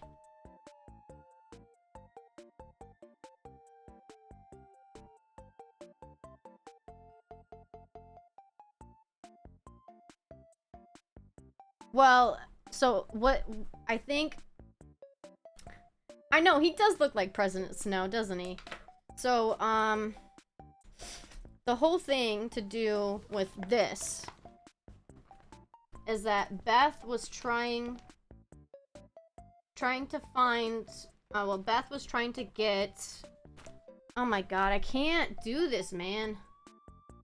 My head... So Beth was trying to get the wastewater filtration fixed. Hi, Dusk of Neela, thank you so much for the follow.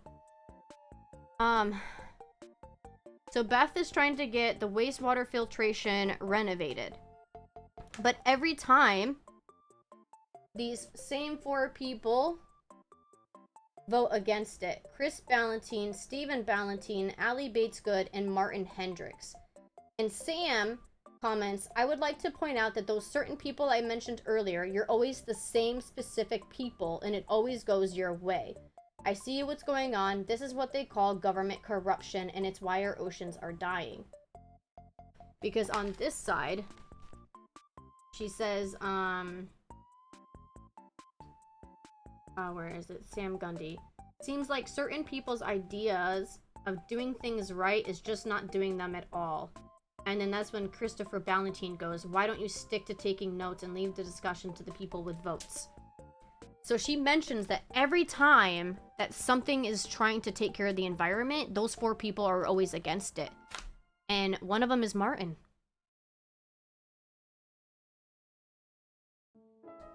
Killer is Martin. Lock him up, throw away the key. Well, we don't know for sure that it's him, but so far it kind of puts him on suspect number 1. Originally, I had Joey and Sam because it's the most logical, you know? And then after that, it was Jordan, because Jordan, he's already committing crimes. But now, because of the whole thing where... And, oh, the other thing, too, is that Martin mentions... So, Amandine goes, "We are. Anything else to cover that we've missed?" And Martin goes, "Beth, I know you've been working hard on that proposal." So he knows about the proposal. And now all of a sudden, it's in the navigation or navigators club, and only men are allowed here, no women. So that takes out Jody, that takes out Sam, and all that's left is the men. But he's the only one that knew about this. And proposal for a new committee? You know, if he knew about it, then he would be able to do something about it. And the other thing that's very suspicious is that, oh, you know what? I'm gonna read it. For their reports, right? For their reports of investigative activity, Martin says, that he received an urgent phone call from Gwen Ferris, who asked him to check on the pool's pump room, and then he was so soaked from trying to fix a valve that he called Joey to cancel their plans and headed home to dry off and get some sleep, he guesses, around 11 p.m. And the thing about it is, we know, so it's also saying, hold on. He mentioned that he had been helping her with a proposal. Mr. Hendricks reported that he felt she had some frustrations with how slowly things were progressing, saying, "I tried to assure her that we were doing all we could, but you know Bethy, very headstrong, that one." And then, for Jody, she said that he left to go meet up with Joey around 9:30, and he came back around 11 soaked. Now, the thing about it is that he says that he received an urgent phone call from Gwen. I think that he got an urgent call from Beth. And that he went to go, I guess maybe they might have fought or something. And then they went to the Vanishing Beach. And the thing that it mentions about the Vanishing Beach, hold on, let me pull that out. Where does it mention it? No, it's in the little one. I need more table space. My desk is a mess and it's messing me up. So, okay. In this, it says, explore the Vanishing Beach. True to its name, the Vanishing Beach disappears when the tide comes in. Tucked in between Stony Point and the ruins of founder Edgar Mallory's cottage, this remote spot is popular with locals for proposals, special events, or simply quiet contemplation. So what I'm thinking is that they went to the Vanishing Beach, and the reason why he got soaked was because the tide came in while he was drowning Beth. Now, this is just speculation from so far of, like, things that I've been piecing together right now, but so far, Martin is now my number 1. Originally, I wasn't thinking it was him because he seemed very close with Beth, but I mean, he has been like a huge founder of this city. So if he was getting, I mean, I don't think that she would remove him from the committee though, so I don't know. Wait, I thought she got pushed off a cliff, not drowned. The letter that we got says that she wasn't at the bluff, Hold on, let me put this up. She wasn't at the bluff. She was at the Vanishing Beach. This is where she died. The actual, like, I put Stony Point, but she died at the Vanishing Beach. And this mentions that the Vanishing Beach disappears when a tide comes in, and he comes home soaked around 11 o'clock. And then if Beth was on that beach when she died, then she didn't get those injuries from a fall. And, okay, and the other thing, oh, hold on, I didn't mean to take that off. Oh my god, I'm trying to, where is it? Okay, I need to duplicate. Wait, why do I have 2 of those open? I don't need 2 of those open. So on the good fences, I think it's number, no, not this one. Monthly Digest 4 and Monthly Digest 5. Or no, 3. On here, okay. Those same people who wrecked the railing must have done the sign at Vanishing Beach. It's been gone since a week or so before the Lighthouse Festival. And then on this one, not the whole thing, just the bottom part that used to say no swimming. It was a loose 2x4. And from her body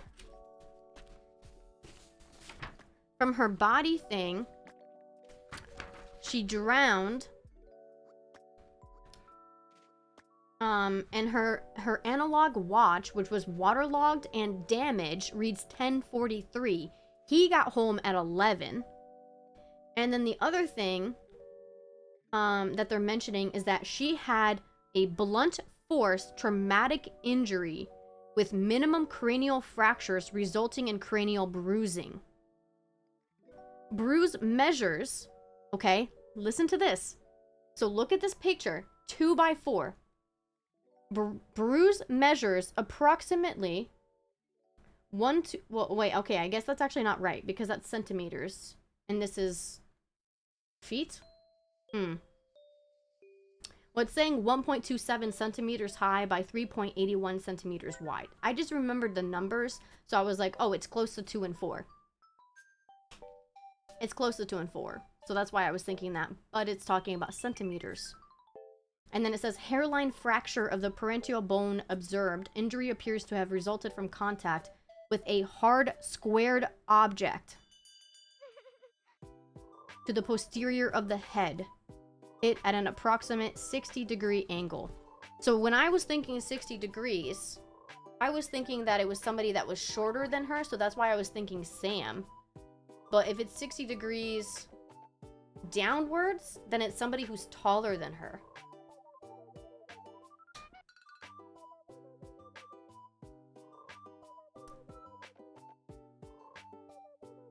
So, yeah, Martin, you're seeming a little suspicious now. You're seeming a little suspicious. Let me read the letter from the first episode, where Gwen gives me information.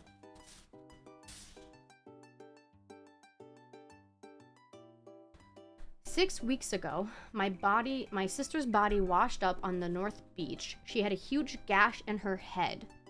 So the cops think she fell from a nearby bluff and floated in on the tide. They ruled her death an accident."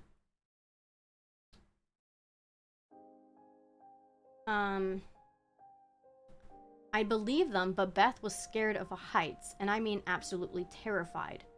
My gut tells me there's no way she fell from anything taller than a step stool. Now, the thing about it is that she would feel safe around Martin, too. She would feel safe. She wasn't perfect, but I thought everyone loved Beth. I guess it's possible her work could have something to do with it. So her proposal. Let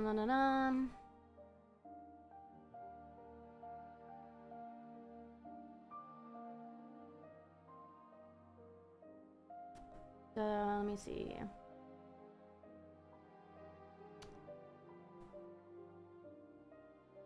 Okay, so it doesn't mention anything about Martin.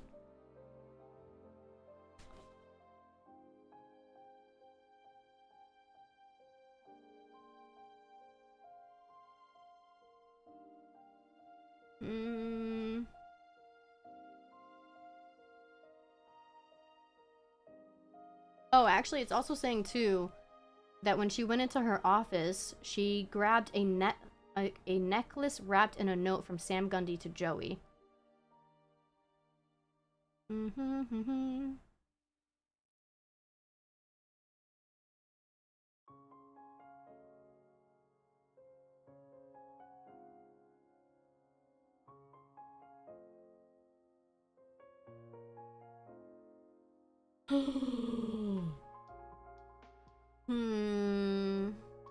Okay, yeah. That's pretty much it. I was trying to see if Gwen mentioned anything about, the pool. Let me see if it says anything here. So, need a favor. This is from Gwen to Jody and then to Martin.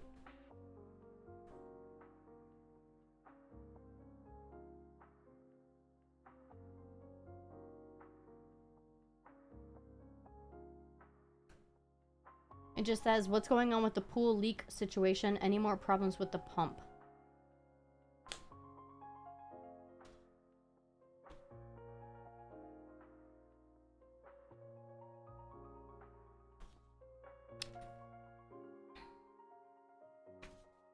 So yeah, I honestly, I believe that it's Martin now.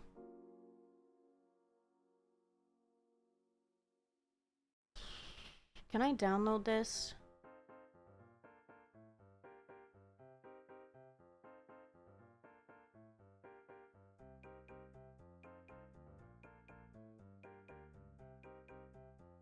Okay, well, so it starts at 21:02:34.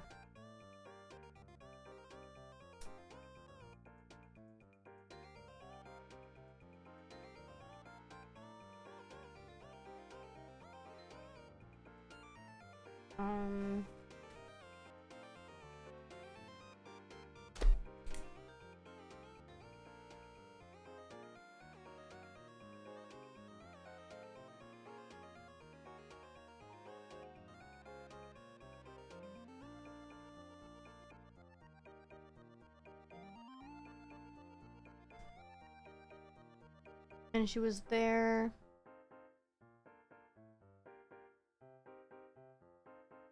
until 21:47.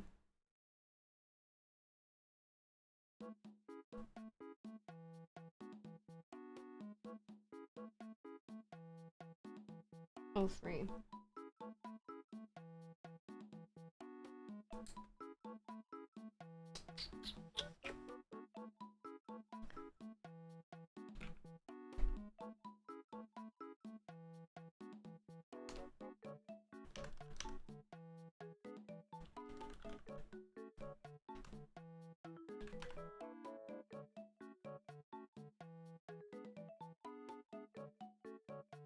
So that is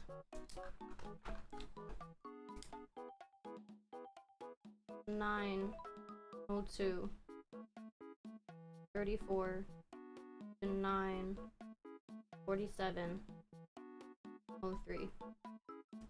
And Beth had to have died from 9:10 to 10:13.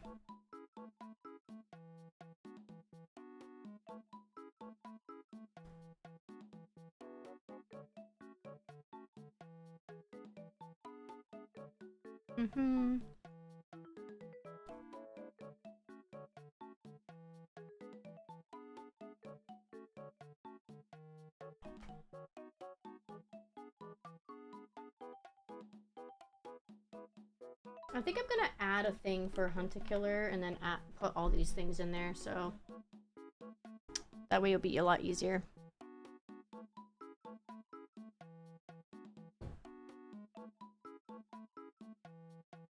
Okay. So we figured out the answer. We got the key to the Navigators Club. We found out that Sam is not one of the murderers. And And now, honestly, Martin is #1 suspect. It might change next episode, it might not. It might be more, you know, solidified. But yeah, so I think that's gonna be it for today. I've been live for 5.5 hours. My migraine is really killing me. Yeah. No end? I have to end, Bomb. I can't do another episode. Unless you really want to do another episode. That's the only way I would stay live, is if you guys want to jump into the next one. Because I actually think that I need to do...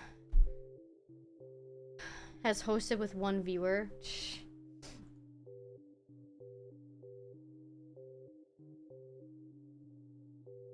But I mean, I can do... I can do another episode, I don't know. I don't know, man. Because my thing, okay, is that I want to get all of this done before, I wouldn't be going to sleep right now. Honestly, I wouldn't be going to sleep. I would be studying, which is probably also not really good for my migraine. I kind of want to do another episode. Because the thing about it, right, is I want it to get done with this campaign of Hunt a Killer before the middle of November. Before the middle of November, and we're already towards the middle of November. So that means that actually what I was planning on is that I was going to do 2 episodes today and 2 episodes next time to finish it up. Why? What's happening in the middle of November? I just wanted to get it done before the middle of November. That was just my goal that I set up.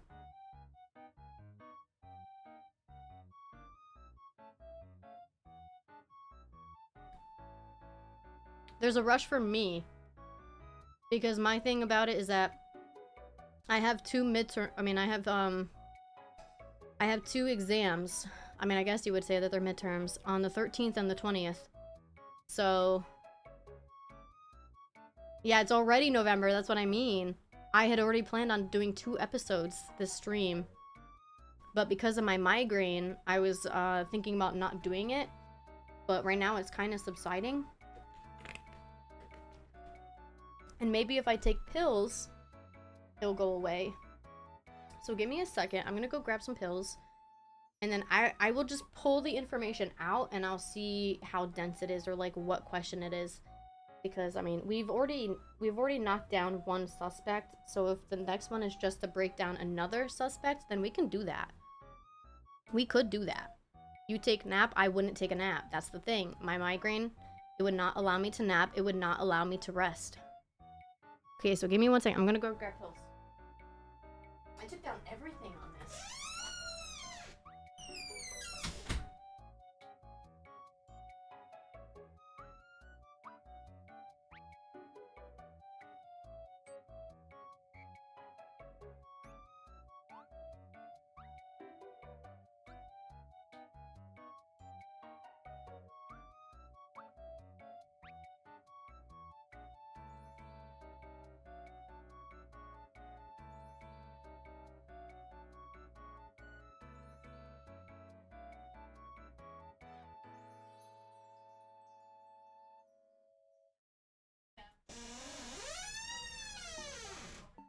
Yeah. I'll change the category to I'm just sleeping, but I wouldn't be sleeping! Okay, I'm taking the pills.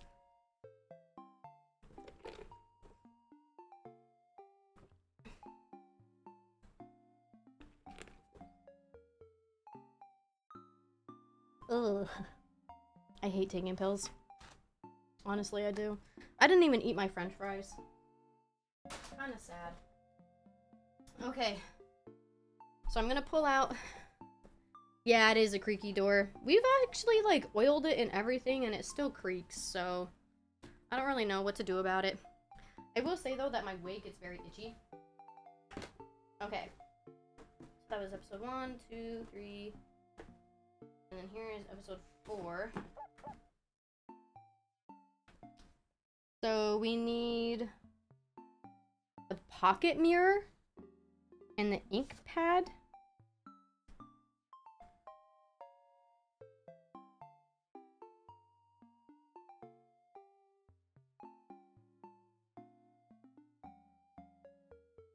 Okay, yeah, so this one, we're going to make somebody innocent. Detective, if we ever meet face to face, I owe you a drink. Not a single person has said anything about our little B&E stunt, not the navigators and not the police, which means no one reported it. Trust me, Sully would be all over me if they had. I finished looking through the stuff I took from the navigators club room. They can see you. Well, I don't know why we need the ink pad, but... So this is the ink pad. It's Orion's belt or something. Right? Is that right? I don't know. And then there's this mirror. Remember 1979. And it's a mirror. Who in the heck was that? That was Brutus the Pug. I think 1979 is Cora. I think that's gonna be Cora. Yeah, it was Brutus. Oh, I'm showing off my bra. I'm actually getting hot.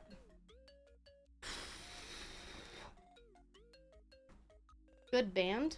Wait, what's good band? 1979? Why does it also look like my wig is like tilted?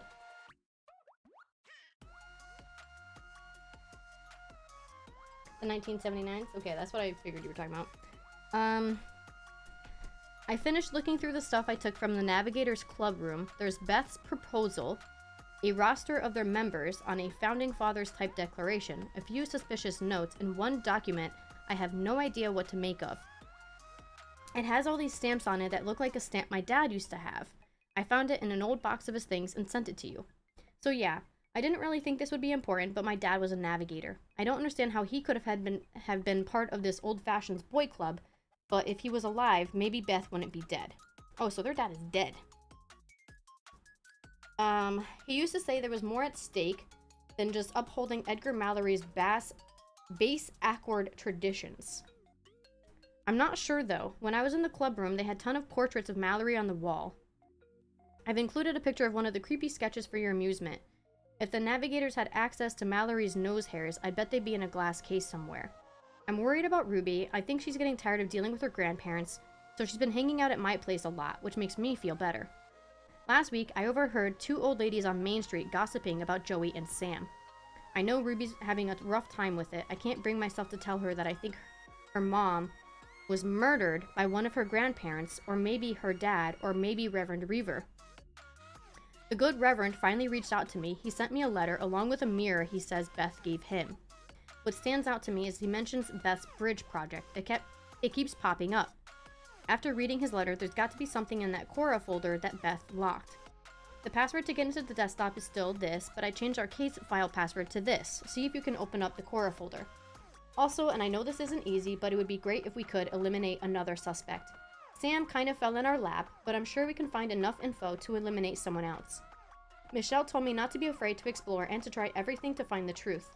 When you find another suspect who can be proven innocent, message me through the contact button on the desktop with the subject line second suspect and put the person's full name in the body of the message. We need to keep going.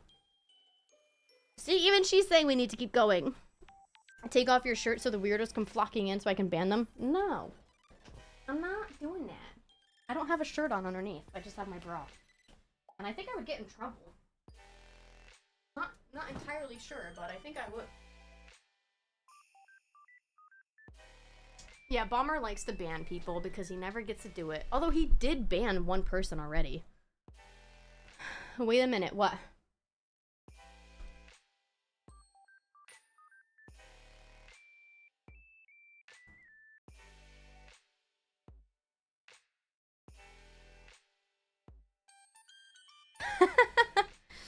I guess Mookie took a shit in our front yard and she's like, I don't have a bag for him.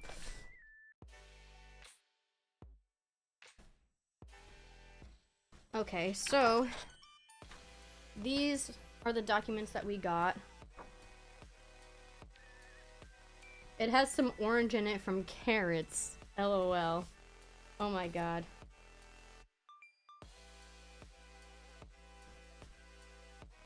What if Beth was having an affair with the Reverend? That's what I was thinking at first when he was like being very snippy with her, but honestly, from this and him saying this is your fault, I think that he thinks that she killed his sister. Especially because on her thing, on her where is it? On this, the secret message that he wrote wasn't anything about like being in love with her. It's I must try to forgive her. So I don't know. But this is a picture of Mallory. And it says, the stars remember illuminates our secrets. Or the stars number, sorry.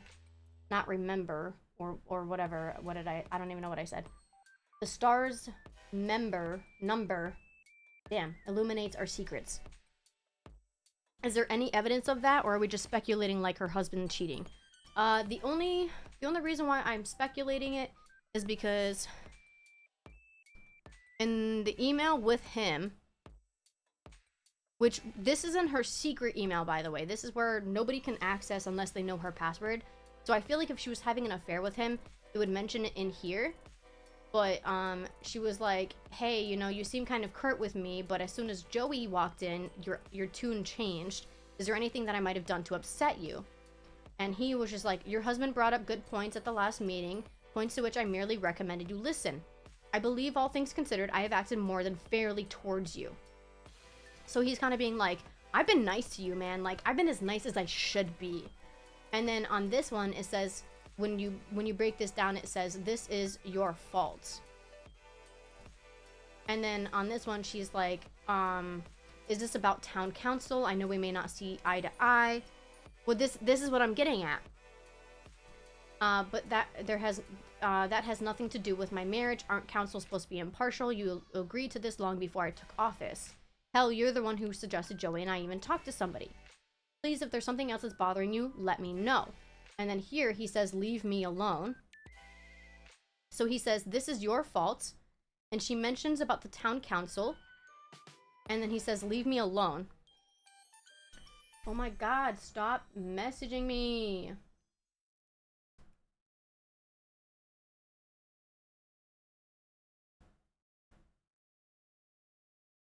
Okay, he needs to grow the fuck up.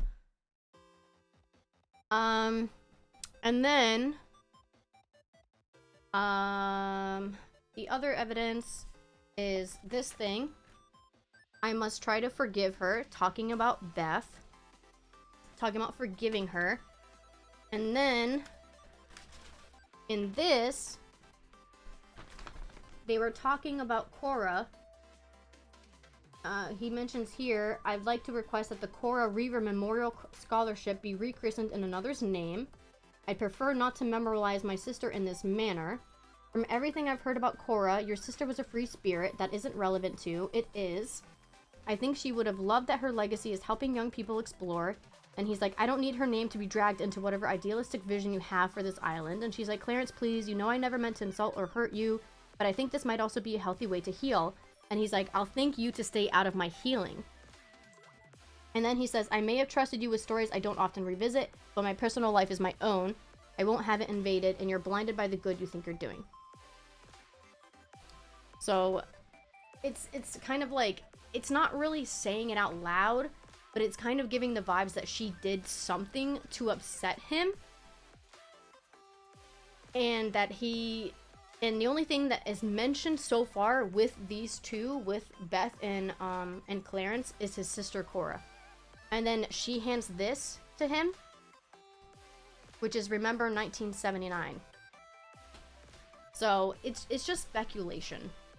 It is just speculation, but so far everything that's kind of mentioned about it is, it's always been about his sister.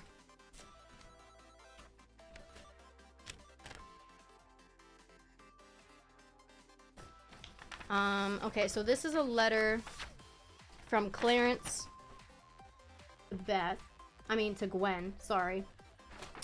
Gwen, you'll forgive me for being inaccessible recently. My work has been keeping me very occupied, and I will not be any more available in the coming weeks. I hope this correspondence will satisfy so that you no longer need to waste time sitting on my doorstep. I assume you mean to ask me about your sister and why we didn't always see eye to eye. The most I can say for Beth, though we were once good friends, is that she meant well. I'm sure you heard her desire to renew construction of that tragic bridge. She was stubbornly set on rechristening it after my late twin sister Cora, the Cora River Memorial Bridge. Beth's attempts to honor Cora were misplaced and unwelcome. My sister has been dead for over 40 years. I implored Beth to let the matter be on several occasions, which I regret I may have been unduly heated. Okay, so if she's been dead for over 40 years, then yeah, I don't know. I now ask the same of you. Let me keep my family and past private, rather than a trumpeted headline for all of Mallory Rock and the mainland to pity. With that, I am returning the enclosed, which was a gift from Beth. I do not know what she hoped to achieve, but the constant reminder of Cora within my own reflection did not endear me to her cause.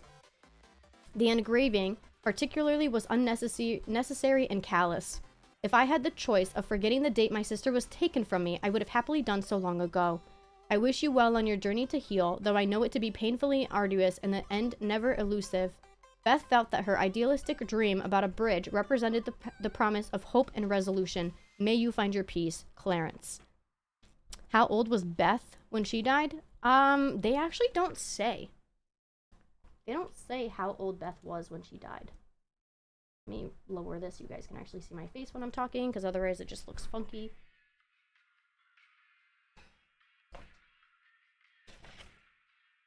So it's like they were once close friends, and he told her about Cora, and so she's trying to be sweet to him and, you know, make it where his sister is remembered, and he's getting upset about it.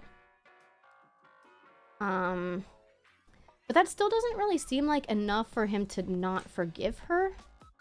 So I don't know.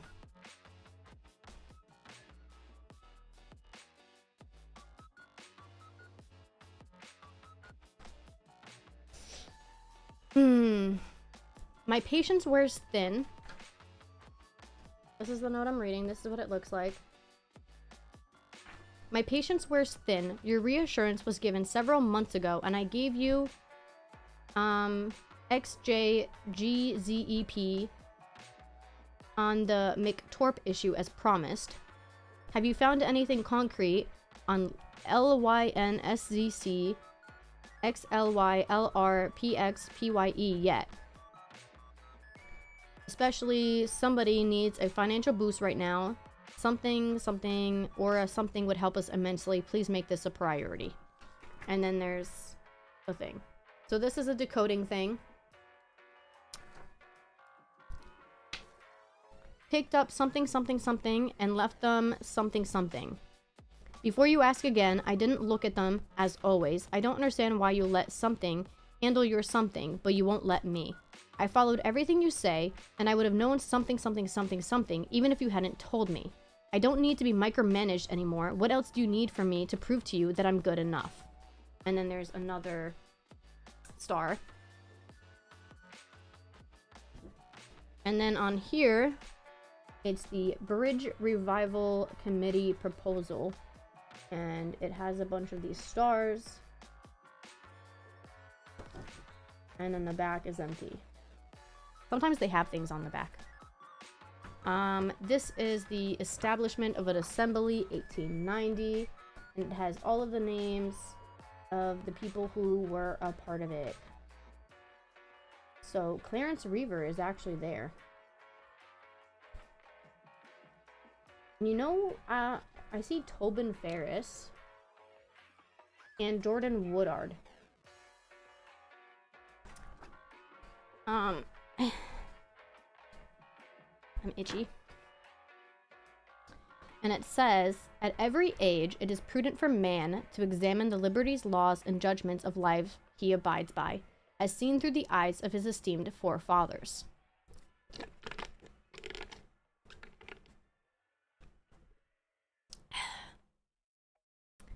When he discovers that his fellows have strayed from the good intention of those who laid foundation and therefore have overlooked the blessing of the Creator, it becomes necessary to correct course. This we view as our God-given right and responsibility, we the sons of Edgar Mallory's brotherhood of 7 navigators. Those good men named George Ballantyne, Alicia Ferris, which is Beth's dad, I believe, but he's dead now. Robert Good, Samuel Gundy, Josiah Hendricks. Wait, Joey? Joey's part of it? Thomas Reaver and Silas Woodard. In 1690, our forefathers, Edgar Mallory, did pledge to live by the following principles. I am not led, I lead. Fortune favors the bold. Deeds, not words. I shall find a way or make one, through hardship to the stars.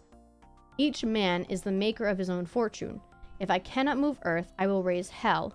Caesar's end is another's beginning. A wolf does not fear a barking dog. Nothing comes from nothing. The eagle does not catch flies from possibility to actuality. From this pledge in 1690, we have witnessed a deviation of the most grievous nature on our beloved Mallory Rock. We have diverged from the righteous and the just. We have followed an incorrect heading for the stars. When the stars are bold and full, there is a way forth, but should they be hollow and unfulfilled, there is a knot ahead, a sign from our Lord to cease. We have, as a people, drifted off course, led by the soft-hearted and indisposed. The navigator's oath. To continue along this path would be ruinous. Thus, we hereby vow to preserve the work of our esteemed forefathers, to uphold their values, strength, and tradition for the good of the land, through fame and misfortune, by way of secrecy when requisite, for as long as we live to see our sons take up the helm of leadership. As the North Star guided Mallory, so shall we, the navigators, be guided by his 12 principles. This we swear on the sanctity of our blood, and vow to sign again upon every new age. Stephen Ballantyne II, Christopher Ballantyne VII, Tobin Ferris IV, Nathaniel Good III, Kevin Good, Eric Good, Edward Gundy, which his name is crossed off, Jacob Gundy, Martin Hendricks, Josiah Hendricks, Clarence Reaver, Ryan Reaver, and Jordan Woodard.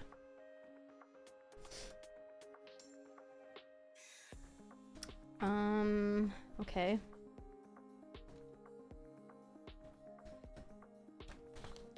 And then we got the bridge proposal thingy. And it's 2 pages. Proposal for a new committee. The Bridge Revitalization Special Committee, put forth by Beth Ferris Hendricks. Okay, so she's not trying to knock people off the committee. This is just her trying to get the bridge to be repaired or finished. Mission statement. The purpose of the Bridge Revitalization Special Committee, BRSC, will be to produce a formal proposal to start a new construction of a drivable bridge from Mallory Rock to the mainland. Over 1 year ago, Mallory Rock was struck by its greatest tragedy in recent memory, the collapse of the Mallory Rock Bridge anchorage during early stages of construction. Our community lost many loved ones that day, and we continue to grieve and heal. However, I have found information that the fault of the collapse has been misattributed. And while the implementation of the bridge construction caused us many pain, the concept behind it and its potential are sound. Connecting to the mainland would greatly solidify our future sustainability, and at this point may be necessary for Mallory Rock's long-term economic and quality of life. Committee goals. The Bridge Revitalization Special Committee would be the first step to achieve these goals. BRSC will gather and organize the preliminary research for a new bridge construction project, determine where it would be feasible, and gauge public opinion. I understand that proposing the construction of a new bridge is an uphill climb. The aim of the BRSC will be to build an accurate case for the feasibility of a new project. This will involve, but is not limited to, research on the geological structures of our island, history of tourism, and current statistics and financial studies. If determined to be feasible, the BRSC will then do the research and outreach necessary for an official proposal to the state of Maine, reducing work for the town council. The BRSC will also prioritize local support outreach so that the Mallory Rock community can see the true benefits of this project. Proposed personnel. Committee chair, treasurer, secretary, external town council liaison, social media manager, financial research coordinator, geological research coordinator. The pillar team will not ask for dedicated action or commitment from members. This team is for volunteers who are interested in helping with the bridge effort, but do not have the time or resources to contribute regularly. This group will serve on an as-needed basis and will help to bring more vocal support to the committee cause. My hope is that this team will be composed of Mallory Rock community members of all ages and backgrounds to allow outreach and support to spread. Proposed personnel, team coordination, and volunteer members. Leadership. I propose that the committee elect a committee chair from its membership. The chair will serve for the entirety of the committee's active duration. Voting will be anonymous, and results will be in accordance with the majority. If elected members are determined to be incapable of fulfilling chair duties at any time, members can call for re-election. Timeline. As this is a special committee, there will be no regular term. I propose the following schedule for the Bridge Revitalization Special Committee. Committee becomes active 1 month after council approval, 3 months to collect geological and financial research, 6 months to gain public approval. A. This overlaps with the 3 months spent for research. 1 to 5 months to re-establish communication with state government. A. The schedule for this will depend on status of public approval and is to be determined when more information is available. In total, this is expected to take 8 to 12 months with Wait, what does D mean? TBD? Time taken into account. To be determined. Sorry. The committee will disband after the proposal is approved by the state. If the proposal is denied, the committee will revisit timeline expectations as needed. Oh wait, there's also a second page. Because this says page 1. This says page 2. I mean page 3. But I don't have a page 2.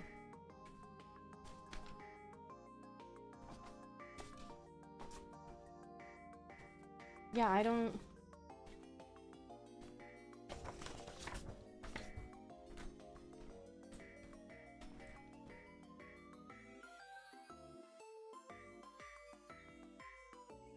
Did I mess something up?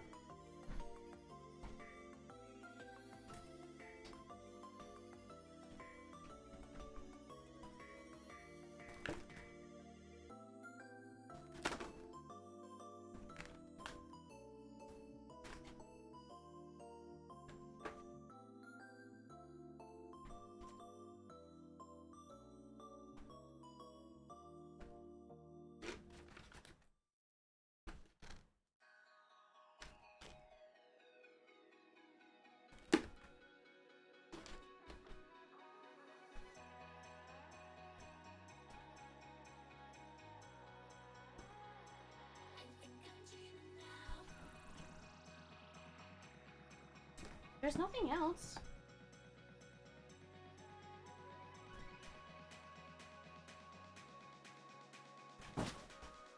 So I guess it's... I don't know.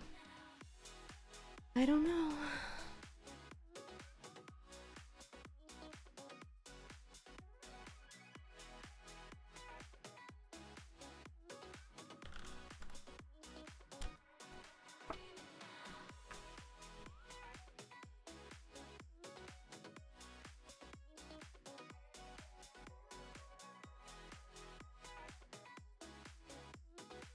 Wait, vote record? This is the members list.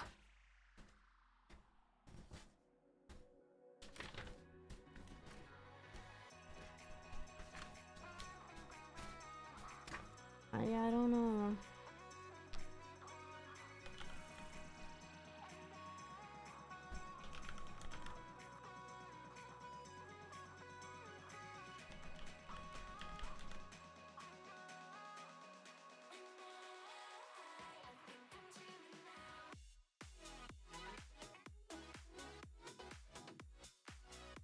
Um...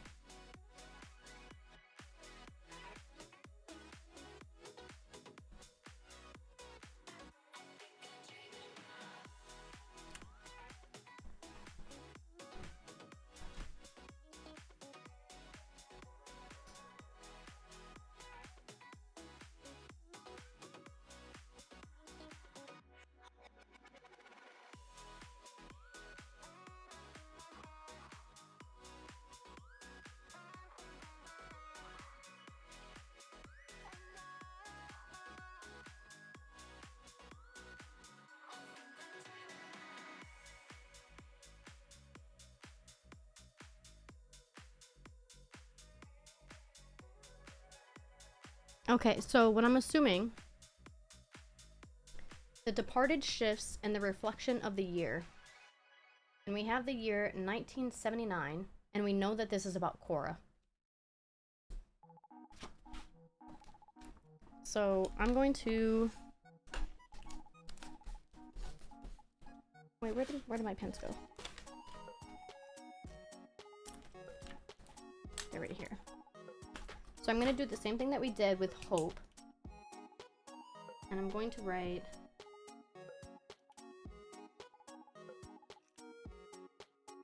Korra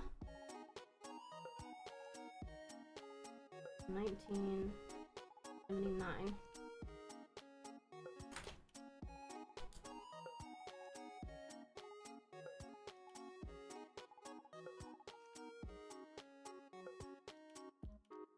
Okay, so C gets moved down once.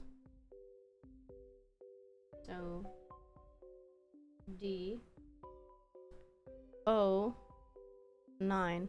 1, 2, 3, 4, 5, 6, 7, 8, 9. R is 7. 1, 2, 3, 4, 5, 6, 7. A is 9. 1, 2, 3, 4, 5, 6, 7, 8, 9.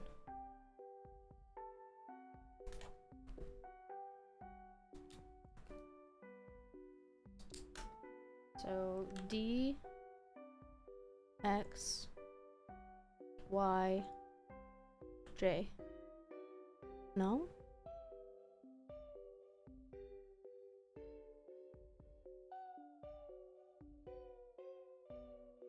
What?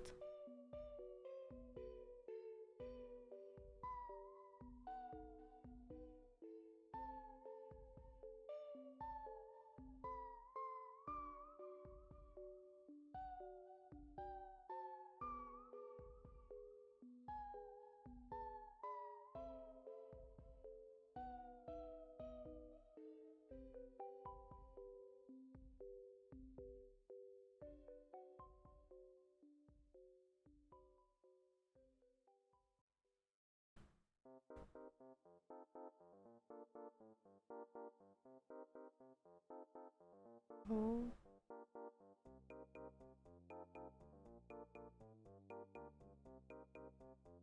Oh, wait.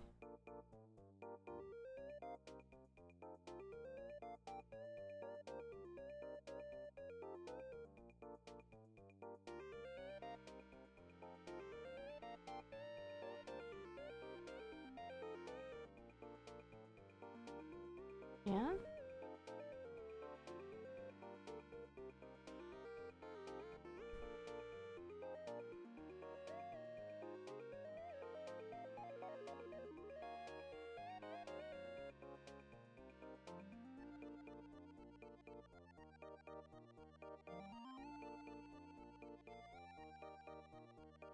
It doesn't make sense. That should be right.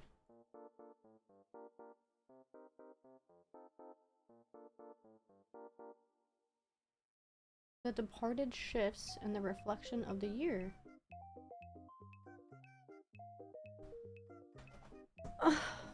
Gosh, that's such... That should literally be it. What does it mean? I'm so confused.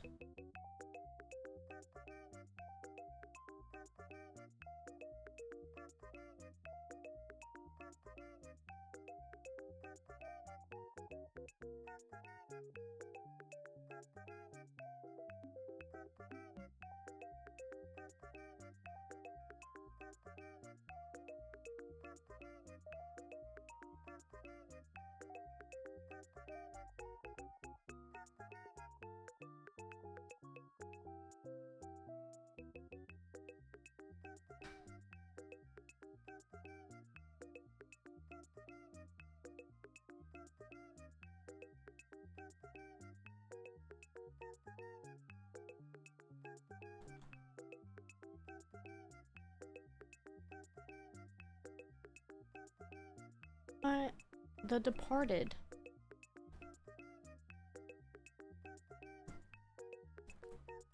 And literally... on his letter, he says, gift from Beth. I do not know what she hoped to achieve, but the constant reminder of Cora within my own reflection did not endear me to her cause. The engraving particularly was unnecessary and callous. If I had the choice of forgetting the date my sister was taken from me, I would have happily done so long ago.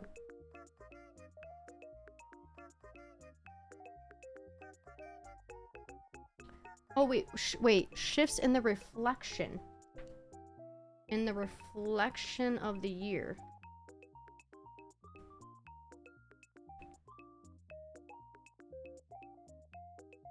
So... Okay, so hold on. So reflection. So if we're talking about 1979 being reflected... I don't really have another mirror. Or, I mean, I have a mirror on my door.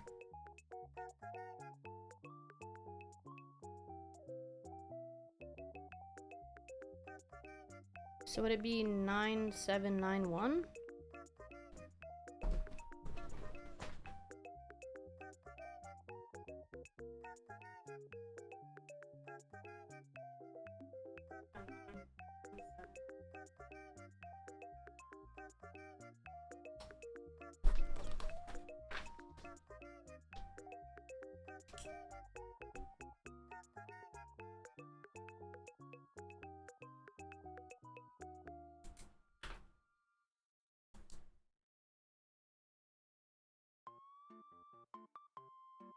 One, two, three, four, 5, 6, 7, 8, 9.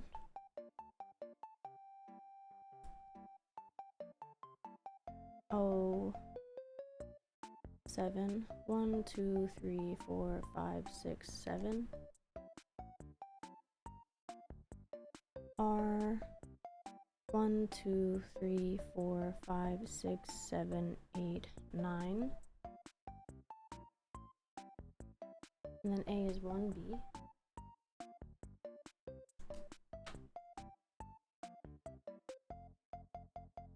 L. L. B. A. B. Oh, it was. Okay. Oh, no, he was just saying if I had the choice of forgetting the date my sister was taken from me, I would have happily done so long ago. So he's essentially saying if I could get rid of this pain, I would.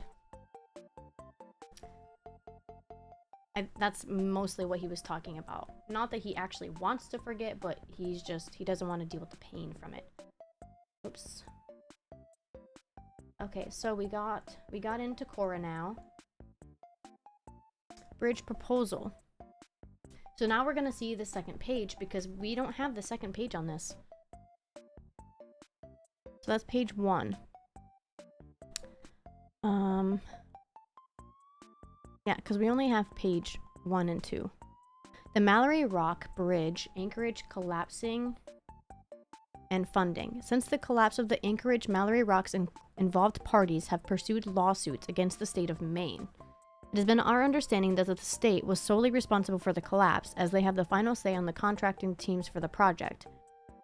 However, in reviewing the Hendricks Group project files, I found that the responsibility for the collapse may fall more accurately on a contracted company, Anchor Management Land Surveyors, AMSL, or AMLS.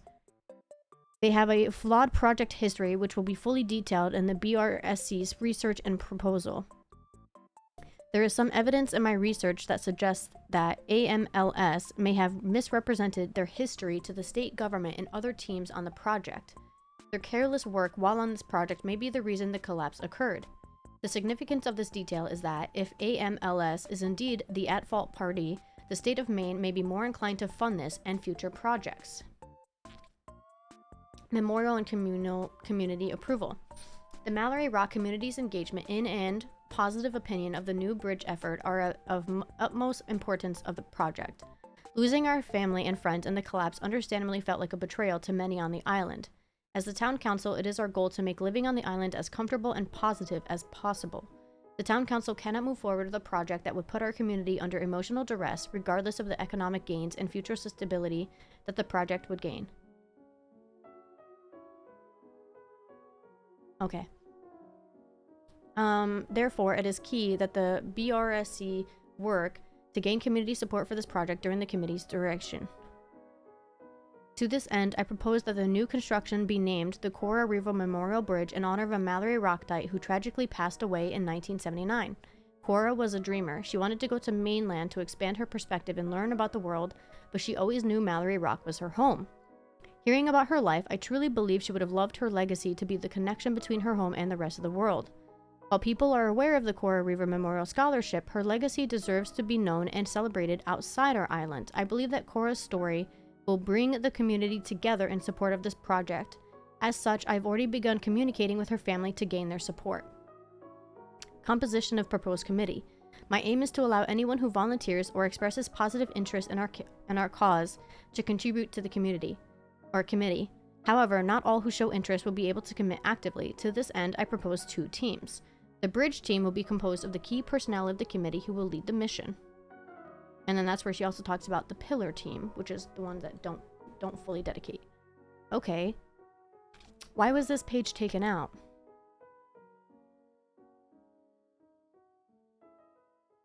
Is it because it's saying in reviewing the Hendrix Group project files, I found that the responsibility for the collapse may fall more accurately on a contracted company, Anchor Management Land Surveyors?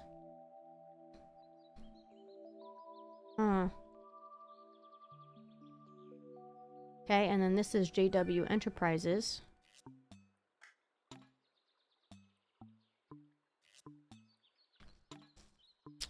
So, deposit Ryan Drusen 600, zipper demolition 2200. Critical detox! Thank you so much for the follow. We're doing Hunt a Killer right now. So that's Queen Anne. Then there's Whitecap, Utilities, Queen Anne, Michelson Marble and Granite. Wait, Hendrix Group? Summer? 1500?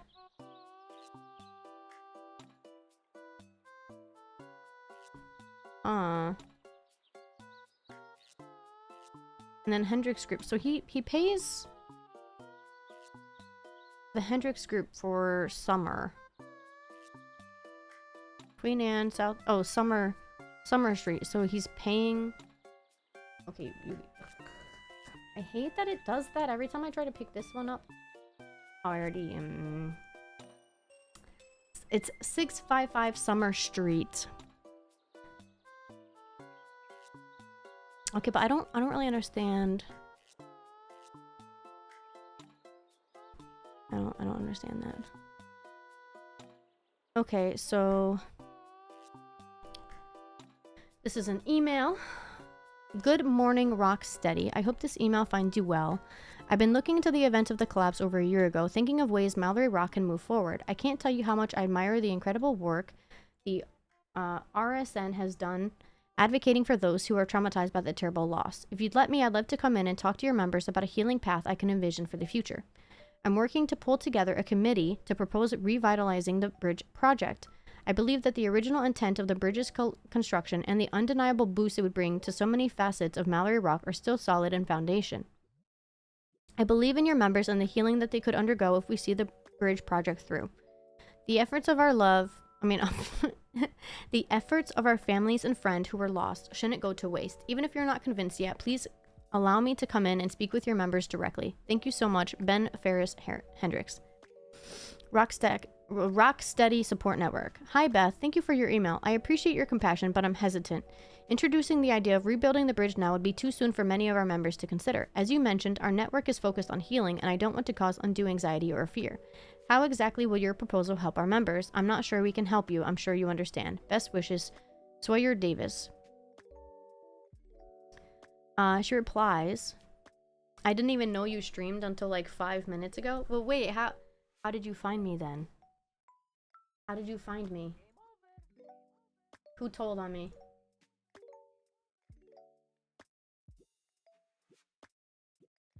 Discord? Oh, well, because it says on mine. Does it say on mine?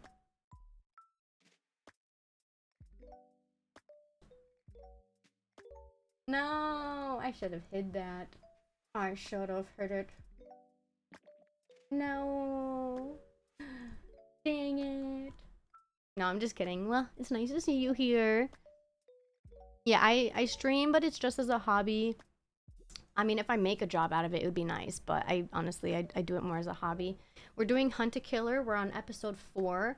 I've been live for 6 hours because we did episode 3 already. And basically what we're doing is we're looking at evidence and we're figuring out a question. And the question for this episode is we have to find a suspect that is innocent.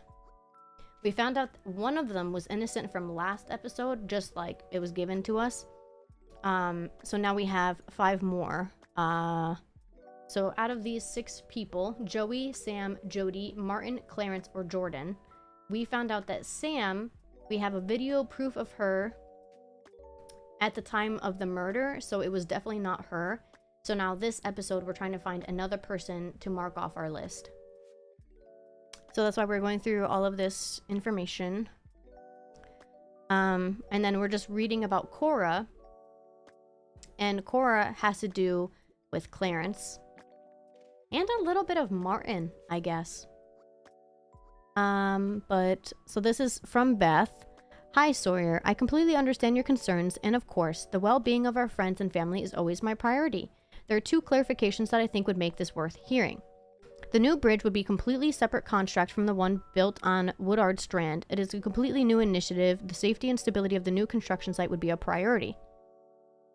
There's something, there's something I've come across in my preliminary research that might be particularly important to RSN with potential for litigation. A contracting company named Anchor Management Land Surveyors somehow avoided scrutiny after the collapse, at least I haven't heard of it. Looking at the paperwork, I believe that RSN could take legal action against Anchor Management and have a very strong case. Going after Anchor Management instead of the state, like the council currently is, also means that the state might be more willing to partially fund the new bridge. Please let me know what you think, and if there's time we can work out for me to come in. I wouldn't be so adamant about this if I didn't think it was worth it. Best, Beth. Beth, those points are impactful. Thanks for clarifying. I know we all want what's best, and I trust your good heart and your thoroughness. Can you come in before our weekly meeting next Friday? I want a chance to talk to you before you potentially speak with everyone, just to make sure we're on the same page. Our meeting is at 9 p.m., so why don't you meet me at 8? Best wishes, Sawyer Davis, the Rocksteady Support Network. Okay, wait. Friday? And their meeting is at 9, so she met them at 8. Absolutely, I'll see you at 8 p.m. next Friday. Thanks again, Beth. And then she replies, at 10:37? Thanks again for speaking with me tonight, Sawyer. I really enjoyed working with you. I know Clarence wasn't very open to the idea of a new bridge, but I'll try and talk to him one-on-one in the next couple of weeks to see if he'll come around. We both want the best for Mallory Rock. Until then, I agree that it's best to keep all of this under wraps. Look forward to talking to you in the RSN again. Beth.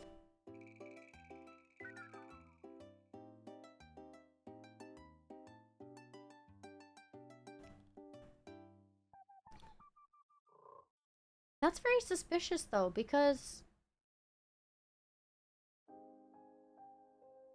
she died from 9:10 to 10:13, didn't she? This is sort of like a game, yes. So what Hunt a Killer is you buy these, like, okay, well, not these. But you buy these, like, boxes, okay? And in each box has, like, these, like, different case thingies. And then in them, there's a bunch of pictures. Or not just pictures, but, like, letters and stuff. And then you place them all together and you go through all of the evidence to find out certain questions. So you can actually go on huntakiller.com and you subscribe, you watch your doorstep, you review the evidence, and then you solve the case. So there's 6 boxes for each chapter. And this is what we did. We did 12 months. So if you it's a little pricey. It's a little pricey, but I loved it. So, but there's We don't recommend playing in a group larger than 6. But since 2017, we've been creating immersive murder mystery games allowing you to become the detective in the story and help solve the murder. Each box has realistic evidence, documents, and clues that put you at the center of a thrilling mystery. So what we did was for one of my birthdays, I just got the 12 months. So I have 2 campaigns. Yeah. So this is the internet clues. This has all of the internet clues, which has like this kind of stuff. So this is one of our suspects. His name is Jordan. And he is mentioned here. And then this is Cora. So the lady that died is her. Beth Ferris Hendricks. She was murdered. And the first chapter, we had to find out where she was murdered. So you can see a map behind me. And that's the town that she lived in. And through evidence, we were able to find out that she was dropped off, over here. She was dropped off here, and then her body went around the map, and they found her, she was dropped off here. So this is where she was murdered, at the Vanishing Beach, and then the current in the water took her body up and brought her here. This is where her body was found. So the first episode was asking, they said, she was not killed here, she was killed somewhere else. Can you figure out where? And through evidence of a middle school experiment with bottles, they found out that this location, and this location, the bottles all went here. But we knew that she didn't die at Valentine's Bluff, so the only 2 locations left was this place and this place. But she was scared of heights. I guess that was the clue that you used to find out where she was actually dropped off at. But she was scared of heights. And this is the Vanishing Beach. So it's an actual beach. So this is where she was dropped off. And then the second question for the second episode was, what time roughly was she murdered? Oh, God, these freaking hairs. I probably won't be able to do the whole episode 4 today, but I'll at least get it started. And then I'll just re-go through everything. But they gave us... Okay, you can't really see it. But up there they gave us police reports. And from that, they told us when's the latest time that she was murdered. So they said that she couldn't have been killed any later than 10:13.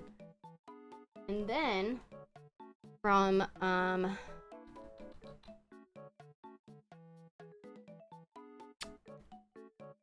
Good Fence, I think it was post... No, not 9. I think it was 11? Yeah. From this post, this is her daughter, Ruby Hendricks, and she posted at 9:10 p.m. Hey there, sweet girl, you didn't need them anyways. So, we were able to find out that from 9:10 to 10:13 is when she was murdered. So, in a time span of an hour. And, oh my god, come on. These freaking bangs, man.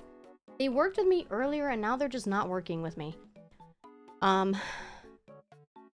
And then from a video that we got, Sam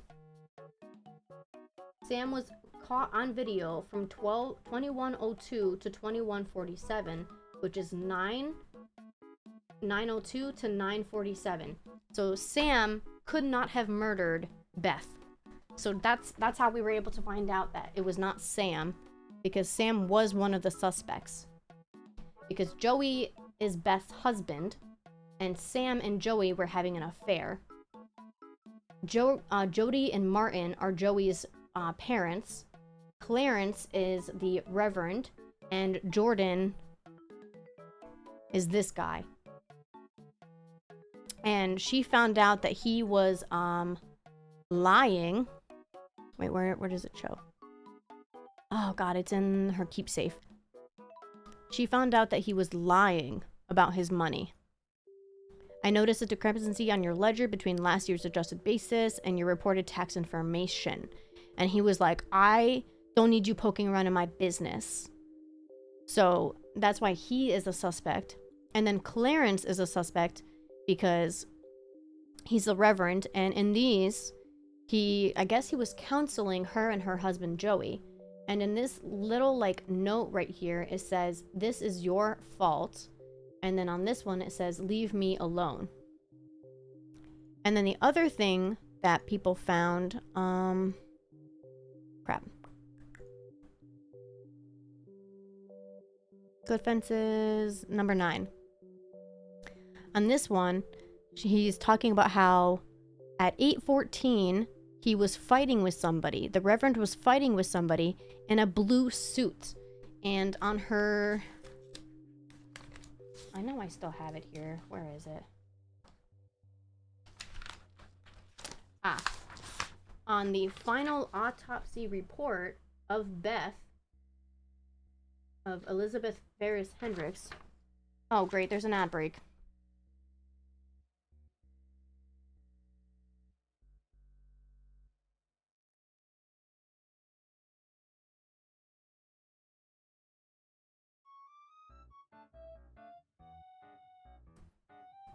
Can't see anymore.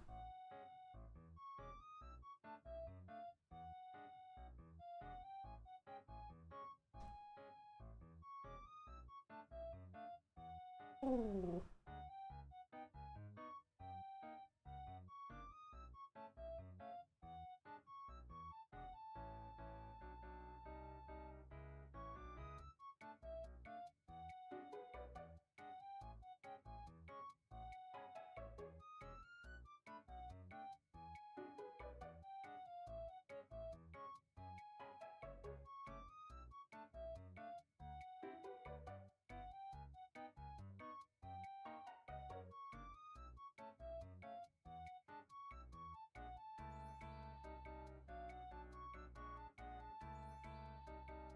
Okay, yeah, you're back. Okay.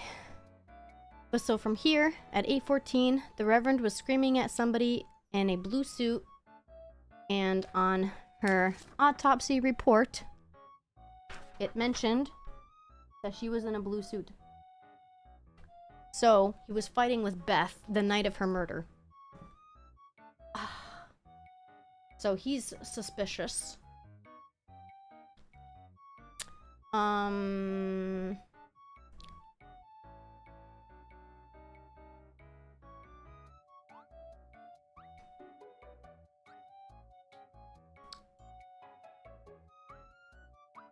I feel like a lot of this evidence stuff is about Clarence.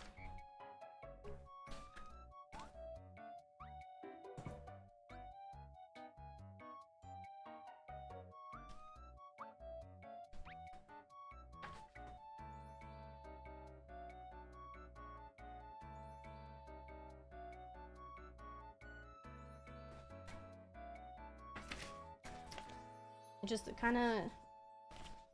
just kind of feels like it's about Clarence, but I don't know.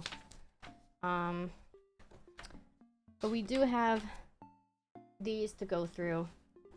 So I already went through everything on the Cora thing. That didn't really give us any information except that she was trying to get the bridge done. But we have this thing.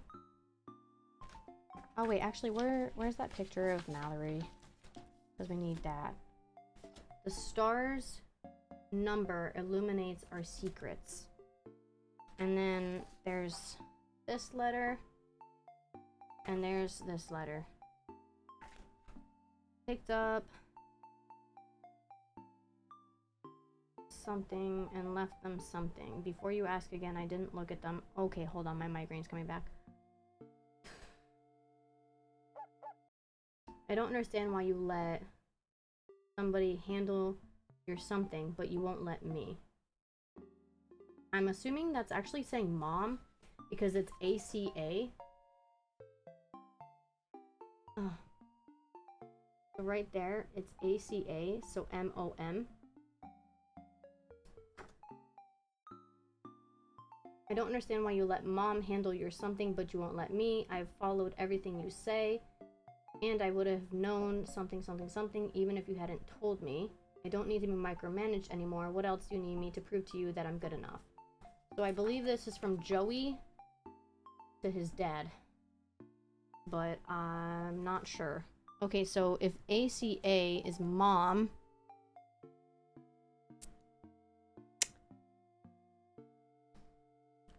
so it's a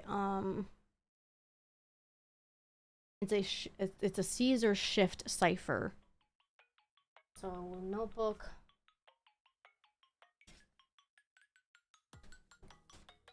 My brain really hurts. The amount of planning to make this and put together has got to be wild. Several minds at least. Yeah, that's why I love it too, because it is like a lot. Like they have to think of so much. They have to think about who did it and how they can figure out like how to make it seem like it was that person, but also make it seem like it's a bunch of other people so that it's not super easy. And then they also have to make every single evidence. And it's like they go detailed. I mean, that's a freaking map of a make-believe place. It's a map. And they have to think about making everything seem legit. So it's oh, I love it so much. But that's why, even though it was kind of pricey, I feel like it's worth it. Because it's woof. I thought it was a map for a game you've played at first. No, yeah, this is the map for this. They gave it to me episode 1. Okay, wait, so I'm decoding this letter. And I believe ACA right here is mom. So once I figure out, so A to M. So M 1, 2, oh wait, you can't see, hold on. Okay, wait, let me. Okay, this one goes backwards. Okay. So, A. So 1, 2, 3, 4, 5, 6, 7, 8, 9, 10, 11, 12. So 12 backwards. O goes to C. 1, 2, 3, 4, 5, 6, 7, 8, 9, 10, 11, 12. So that does work. So 12 backwards is the code. So what we do, okay, is you write the alphabet as if it was 12 backwards. So A, I did not find murder yet. We're trying to get rid of one more suspect. And I believe it's going to be Joey. Now that I'm reading this letter and I figured out that I think, at first I thought it was going to be about Clarence because a lot of the evidence was talking about Clarence. But this letter, I believe it's from Joey to his dad. So I think that the suspect that we're going to clear this time is Joey, meaning that Sam and Joey are going to be just cheaters and that's it. They didn't murder her, but they weren't being, like, nice to her, you know? I know, fucking Joey. Okay, so T 12 back. 1, 2, 3, 4, 5, 6, 7, 8, 9, 10, 11, 12. H.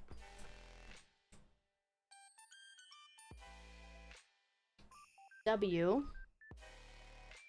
1, 2, 3, 4, 5, 6, 7, 8, 9, 10, 11, 12. K. Wait. That doesn't make sense. HK?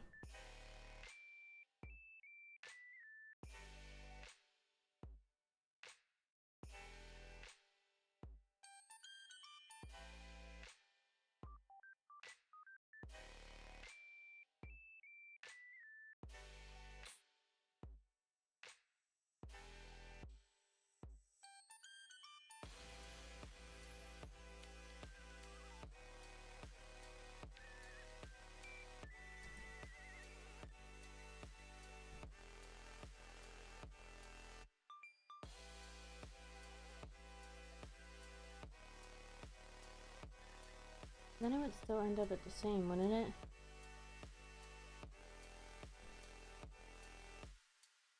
7, 8, 9, 10, 11, 12, 13, 14. 1, 2, 3, 4, 5, 6, 7, 8, 9, 10, 11, 12, 13, 14. Yeah, it would still end up the same. I don't understand. 1, 2, 3, 4, 5, 6, 7, 8, 9, 10, 11, 12. What? See, the mom thing made sense.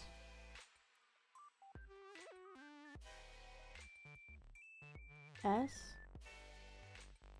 1, 2, 3, 4, 5, 6, 7, 8, 9, 10, 11, 12. G?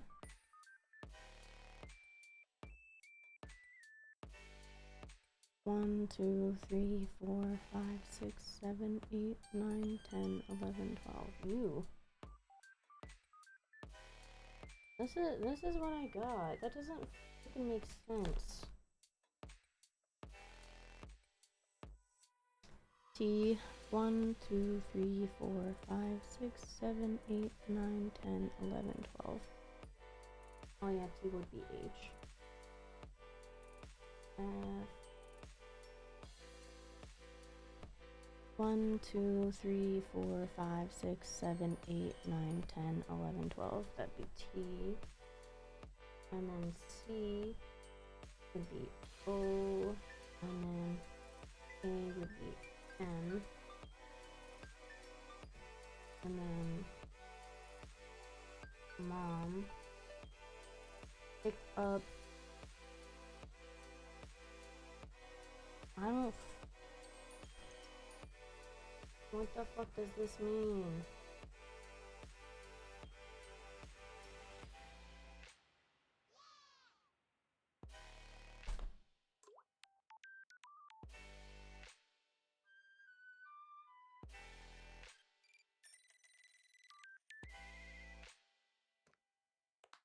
I don't understand. And my migraine is coming back.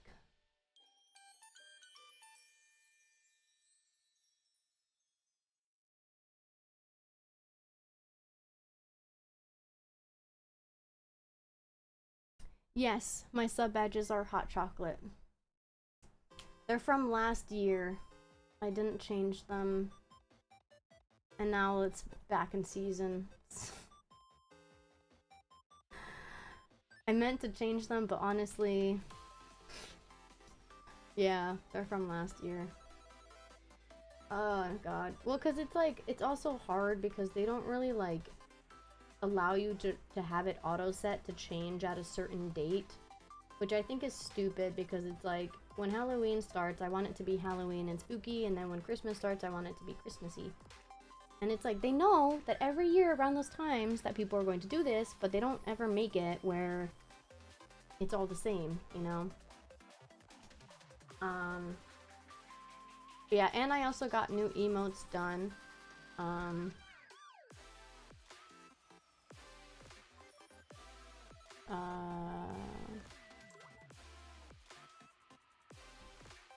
These are all my new emotes.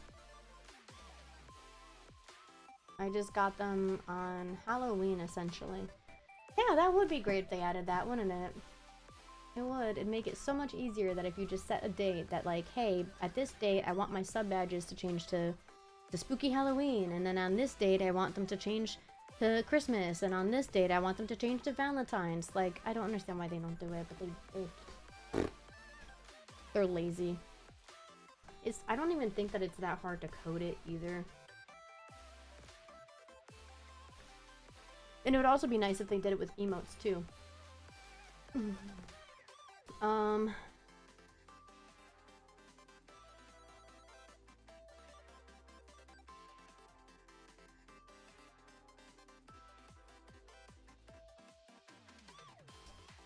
I'm so confused. My brain hurts.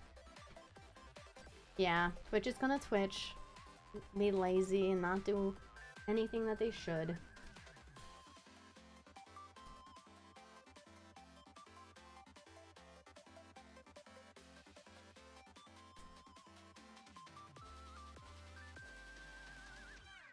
Unless if it's frickin' dad again. Let me see if it's dad.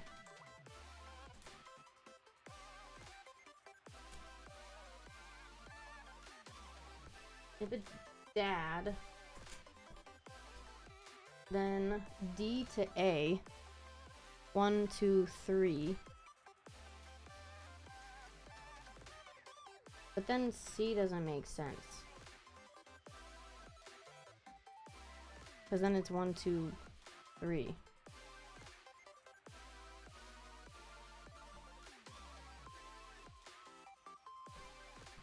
One, two, three. 1, 2, 3. 1, 2, 3. 1, 2. Yeah, it can't be dad. It doesn't match up. Mom is the only one that matches up.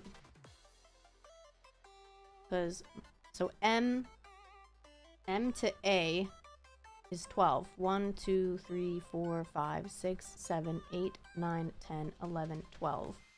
And then O to C, because it's ACA, is 12. 1, 2, 3, 4, 5, 6, 7, 8, 9, 10, 11, 12. So it has to be mom. ACA is talking about mom. I don't understand why you let mom handle your something, but you won't let me. But then, when I do it using mom, this is what I get decoded, and it doesn't make sense. It doesn't make sense.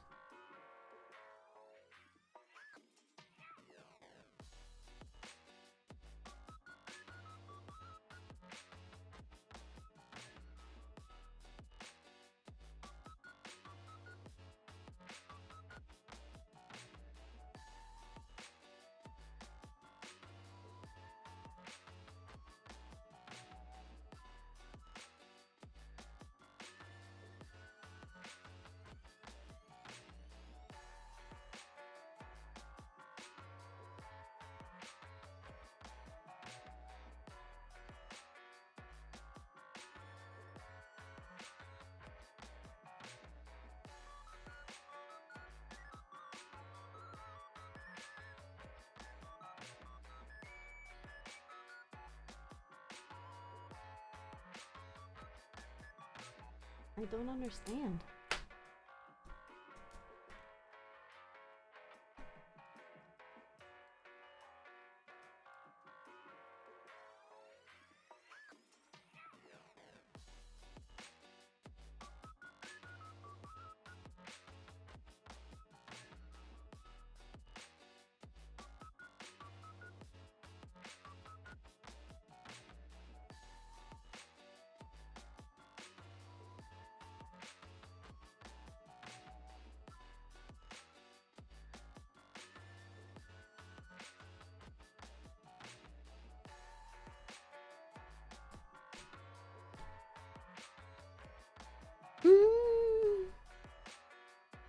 I'm gonna just move my camera over a little bit again.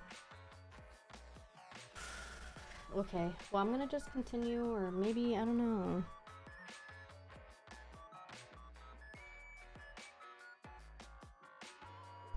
I don't really understand what else ACA could be. Not Joey, not Sam. It's a 3-letter word. ACA. The only one I can really think of is mom.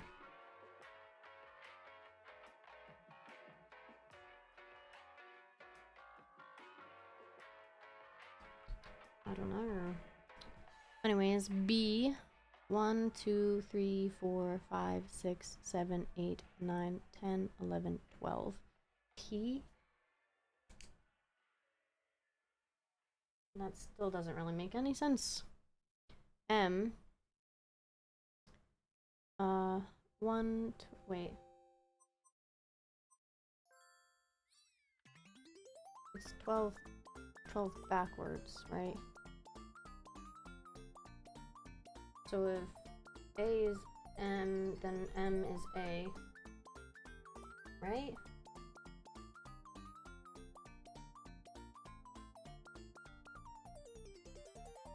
Wait, is that why? Is it because I'm doing it wrong? I need to be going forward. I think I need to be going forward. I think that's what I'm goofing up on. So T is 12 forward. 1, 2, 3, 4, 5, 6, 7, 8, 9, 10, 11, 12. No, wait. 1, 2, 3, 4, 5, 6, 7, 8, 9, 10, 11, 12.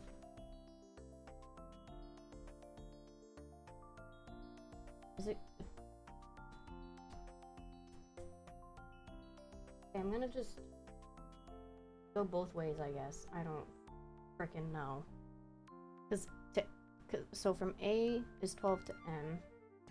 C is 12 to O. So when I'm going this, I need to go this way. So T this way. W.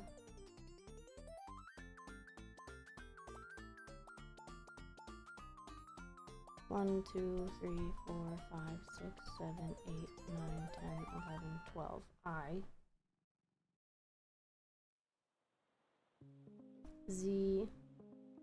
1, 2, 3, 4, 5, 6, 7, 8, 9, 10, 11, 12. L. S. 1, 2, 3, 4, 5, 6, 7, 8, 9, 10, 11, 12. G. 1, 2, 3, 4, 5, 6, 7, 8, 9, 10, 11, 12. S. Okay, it's definitely... That is actually figuring it out. So I was going the wrong way. That's what I was doing. It is 12. It is 12 forward. So this means files. Picked up files and something mom. Picked up files from mom, I'm going to assume, because of the OM is correct. So this is going to be F, this is going to be R. So from mom.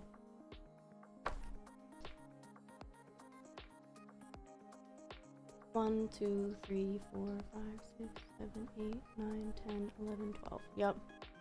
And then F.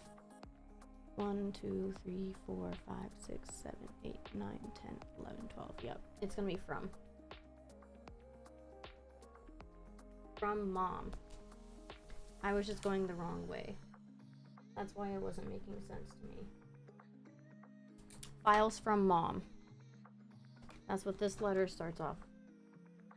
Picked up files from mom and left them something something. Before you ask again, I didn't look at them as always. I don't understand why you let mom handle your something, but you won't let me. Okay, so we're decoding it. I believe that this is from Joey. Okay, so now if we're going to correct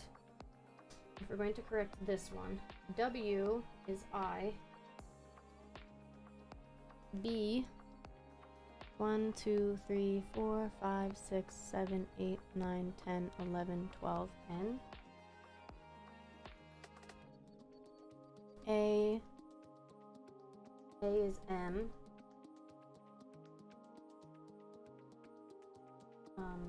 M. 1, 2, 3, 4, 5, 6, 7, 8, 9, 10, 11, 12. Y. In my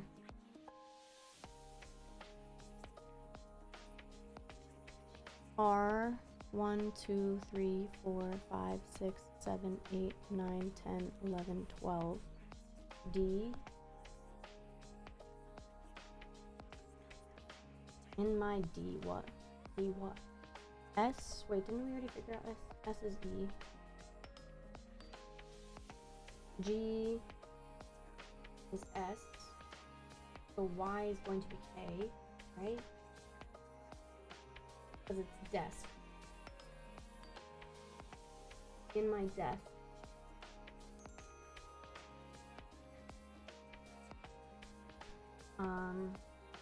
R is D. F is R.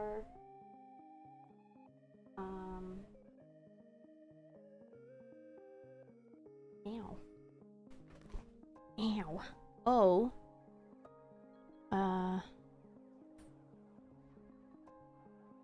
One, two, wait. W is I. Yeah, so we go this way. Okay, so O. 1, 2, 3, 4, 5, 6, 7, 8, 9, 10, 11, 12. A. K.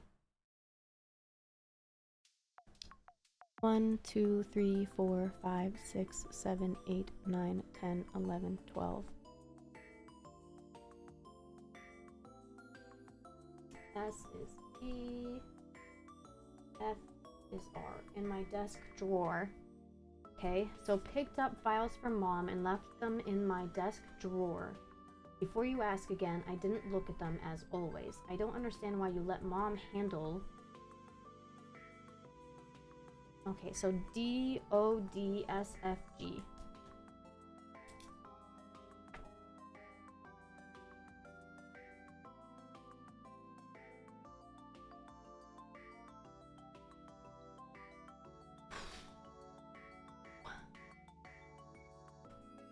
Okay, so D, O, D, S, F, G. And I'm pretty sure we already know most of those letters from the other ones. So we don't know D. O is A. And there's D again. S is E. F is R. G is S. So what is D? 1, 2, 3, 4, 5, 6, 7, 8, 9, 10, 11, 12. P? Papers. Papers. I don't understand why you let mom handle your papers, but you won't let me. I followed everything you say, and I would have known something, even if you haven't told me. I don't want to be micromanaged anymore. What else do you need me for to prove to you that I'm good enough? Okay, so now we just have to do the last one, and then we have completely figured out this letter. The things are doing it again. They keep, like, sticking together, and it's really annoying. The hair is supposed to be, Sherlock Holmes, by the way. Okay.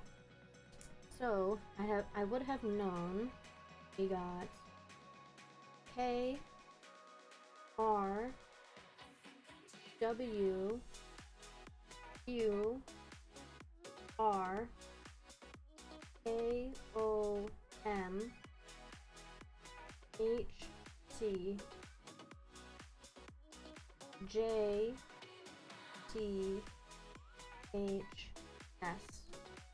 I would have known something even if you hadn't told me.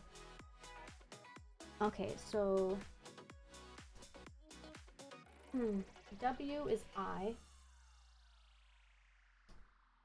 We don't have Q.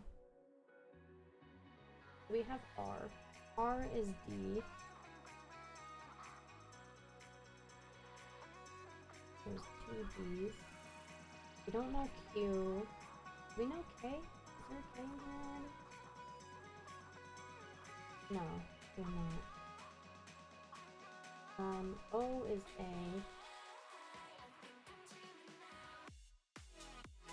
M is Y. H. C is O. J we don't have. B is O. H we don't have. S is E. Okay. So K. 1, 2, 3, 4, 5, 6, 7, 8, 9, 10, 11, 12. W. Wait, K? Am I looking this up again? A R WQR KOM HC JCHS. Okay, yeah, so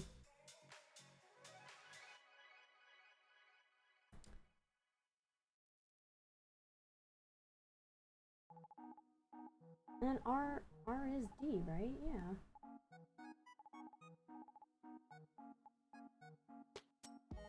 That doesn't really make sense though. Q 1, 2, 3, 4, 5, 6, 7, 8, 9, 10, 11, 12. C?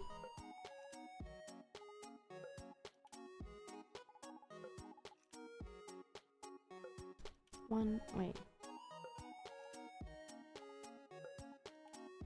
2, 3, 4, 5, 7, 8, 9, 10, 11, 12.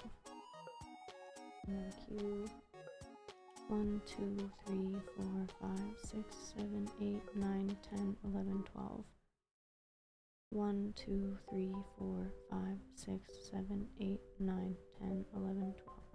That doesn't make sense. It's back to not making sense.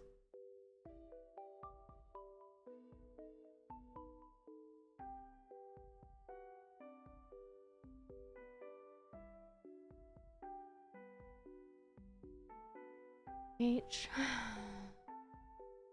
1, 2, 3, 4, 5, 6, 7, 8, 9, 10, 11, 12. T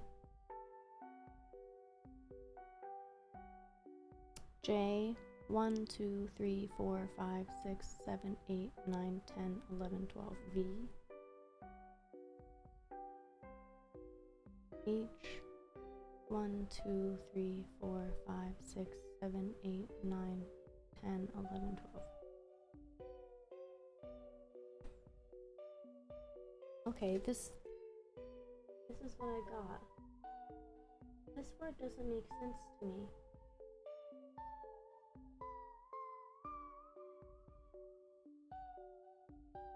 Unless if R is wrong. Well, R can't be wrong. I would have known which way to vote, even if you hadn't told me. But how is R H? Unless it's not R.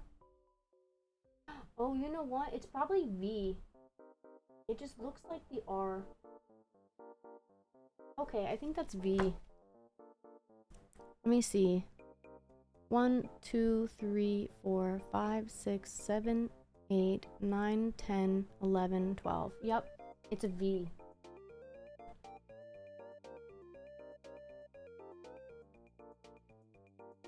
Which? That's what they're saying. Which way to vote? So that is not an R.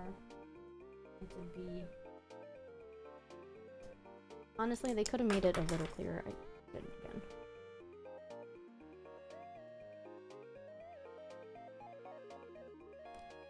Oh no, my blonde is coming out. Do you see that?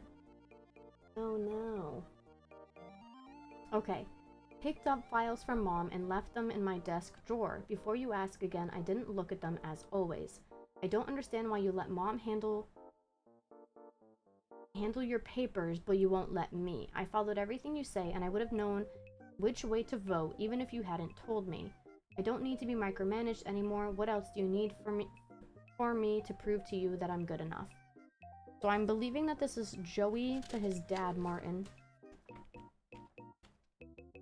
Okay, and then we have this one. My patience wears thin. Your reassurance was given several months ago, and I gave you something, something, something issue as promised. Have you found anything concrete on something, something yet? Something, something needs a financial boost right now. Something, something, something, or something, something would help us immensely. I'm gonna see if it's the same. If it's the same, if it's 12. XJ. 1, 2, 3, 4, 5, 6, 7, 8, 9, 10, 11, 12. J. Yeah, something, something. Well, because they don't really give any information. They just, like, basically tell you to figure it out. So it's a bunch of coded words. As you can see here, they don't mean anything, so that's when I say something. Something, something.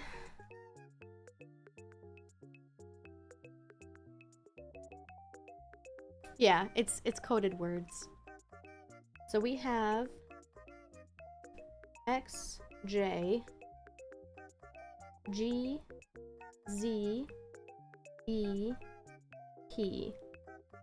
On the M, C, T, O, R, P issue as promised. Have you found anything concrete on L, Y, N, S, Z, C, X, L, Y, L, R, P. Wow, this is a long letter. X, P, Y, E yet. Especially C, Z, N, V, D, E, P, L, O, J needs a financial boost right now. God. And then we have H, T, Y, Y, T, Y, R. I believe that's an I. W, L, H, D, F, T, E. Oh god, or there's another one. Or D, P, E, E, W, P, X,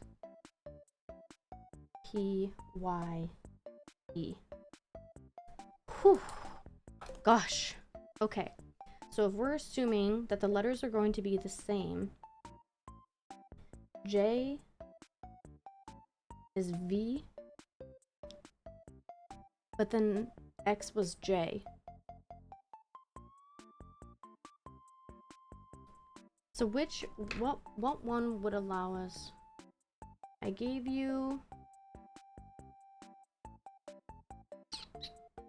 McTorp issue.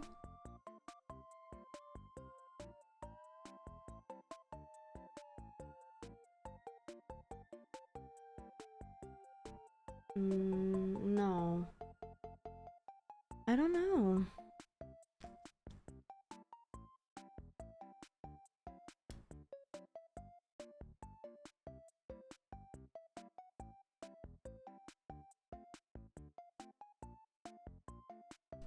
So this one they're talking about missing vowels, but we have vowels in this. They have E, Y, O, I. The only one they don't have is U. So it can't be that. It's not the book cipher.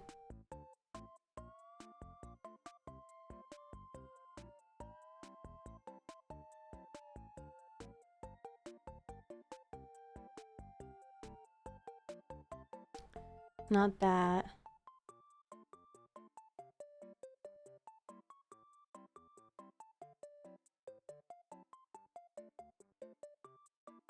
It's not that. Okay, so it definitely has to still be the shifting. It has to be the shifting.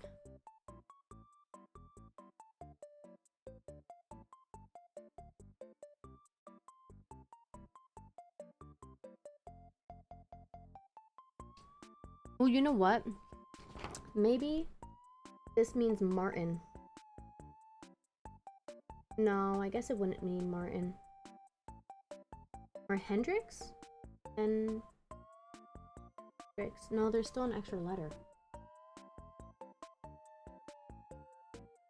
Huh.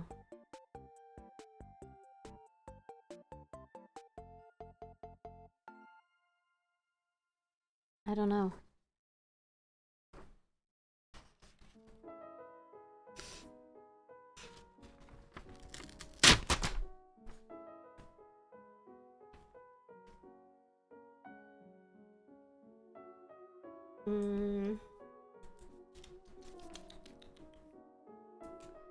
Is it maybe it? So X. Okay, wait, where's X? I want the top one because it actually has it all there. Okay, so X. If that's saying it, maybe? 1, 2, 3, 4, 5, 6, 7, 8, 9, 10, 11. So we'll just see if this means 11, and then it would be I, and then J. 1, 2, 3, 4, 5, 6, 7, 8, 9, 10. No. That's not it. 'Cause it's like, I gave you it.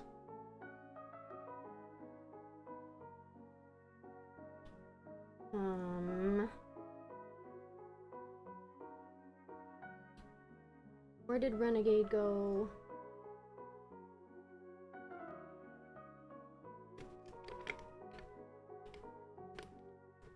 Where's Brutus? Brutus, help me out.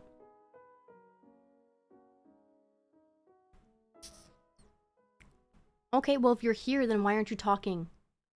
Hello? Am I here all alone now?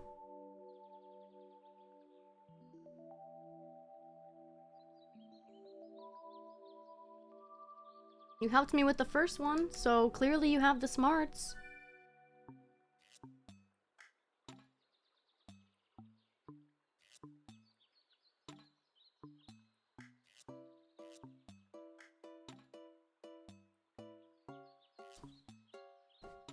So what are you doing? Hmm? Are you falling asleep? Is that what you're doing?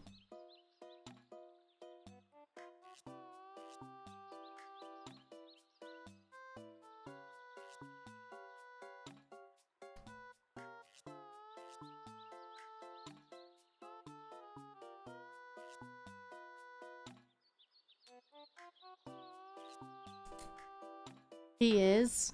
I'm making noms. Well, but why is he falling asleep? I wouldn't be able to help here since I have like 5% to go on. Essentially all we're doing is we're taking this and we're using this cipher to figure out what it means. So pretty much all we're doing is we're trying to figure out what the first letter or the first word means, the XJ. Because since it's 2 letters, I feel like that's the easiest. And so what I thought it meant it. So I was trying to go back from X, which 1, 2, 3, 4, 5, 6, 7, 8, 9, 10, 11 to I for it. But then when I go to J to T, 1, 2, 3, 4, 5, 6, 7, 8, 9, 10, 11 to U. And IU would not make sense. Unless if it's this way. 1, 2, 3, 4, 5, 6, 7, 8, 9, 10, 11, 12, 13, 14, 15. And then J. 1, 2, 3, 4, 5, 6, 7, 8, 9, 10, 11, 12, 13, 14, 15. Or wait, what was the number? Hold on. 1, 2, 3, 4, 5, 6, 7, 8, 9, 10, 11, 12, 13, 14, 15. And then J. 1, 2, 3, 4, 5, 6, 7, 8, 9, 10, 11, 12, 13, 14, 15. Yeah, it's always 1 off. So does it not mean it? I gave you at? Is it maybe at? My nose. I wish I can just like stamp this to my head so that you guys can see. Is it at? 1, 2, 3. 1, 2, 3. No.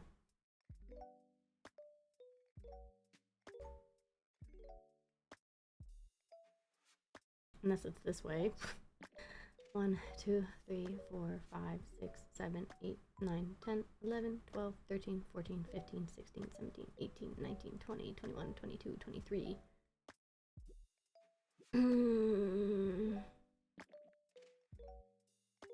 1, 2, 3, 4, 5, 6, 7, 8, 9, 10, 11, 12, 13, 14, 15, 16, 17, 18, 19, 20, 21, 22, 23.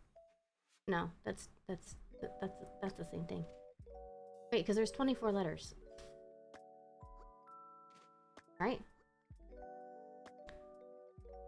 Huh.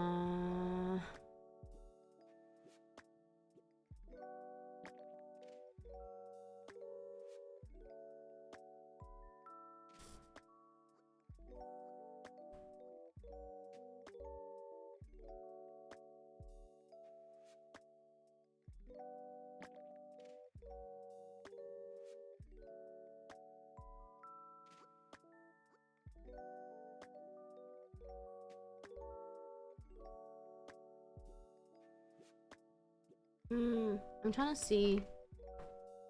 So this looks like a name. And I was trying to see if it was Josiah, if it was Martin. It wouldn't be Elizabeth or Beth. It wouldn't be Sam or Samantha. It wouldn't be Jody. It wouldn't be Ruby. It wouldn't be Clarence. Jordan? Jordan. Jordan does fit. What's his last name? Woodward?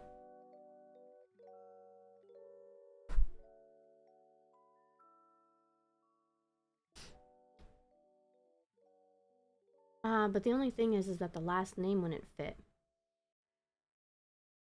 Because if it was about him, then there would be the same letter twice.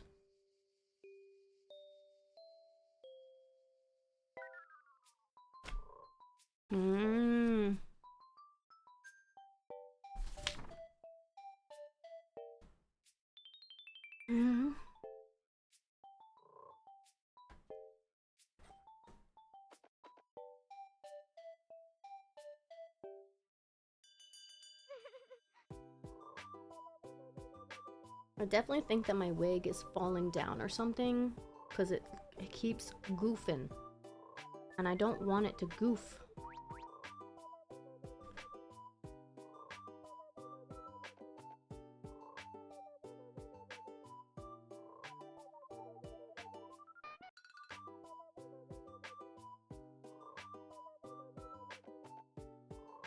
Okay, there we go. I think I might have fixed it.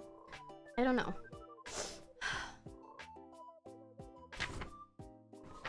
But this is what we're trying to decipher.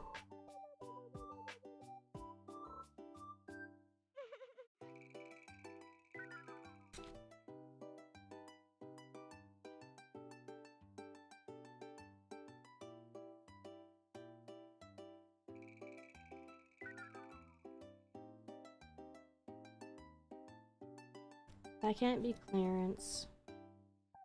I assumed you dyed your hair black, but didn't want to ask either. No, it's a wig. It is kind of funny how people think that I dyed my hair black, though. Ugh. Gosh, it's already been 7 hours. I wanted to get 2 episodes done today, so that's the reason why I'm still going.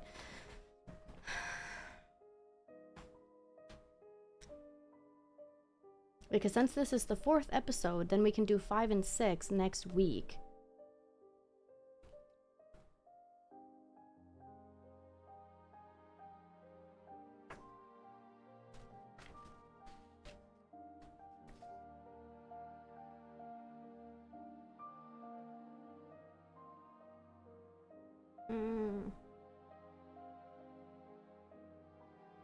Yeah, my nose keeps itching.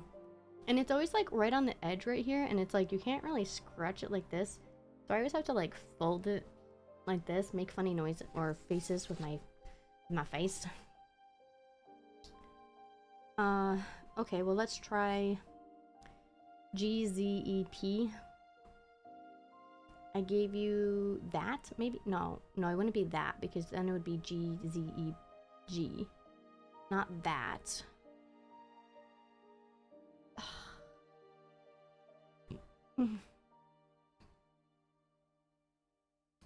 I think McTorp is one, but I don't know what McTorp would be talking about.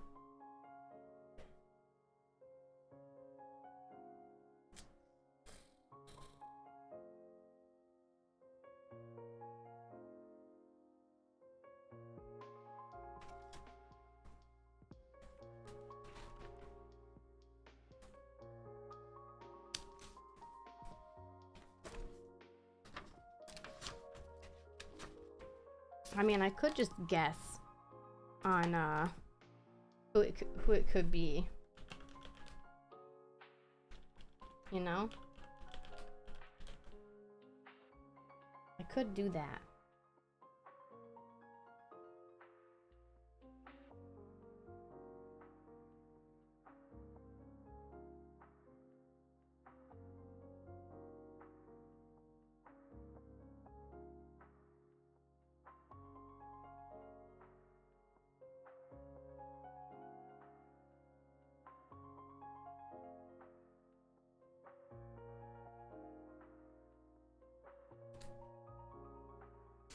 What's the worst that can happen? With what?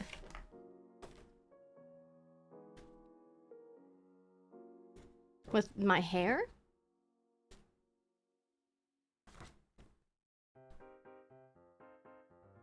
One, two, three, 4, 5, 6, 7, 8, 9, 10, 11, 12. Wait.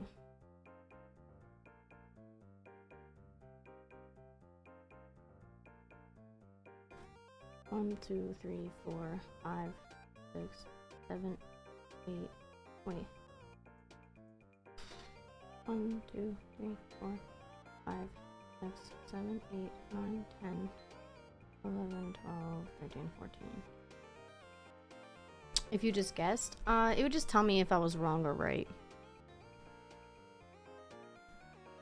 I mean, we could try. You want to try? Josiah Joey Hendricks. Because I feel like that's what it's going to say, is that he's the second suspect.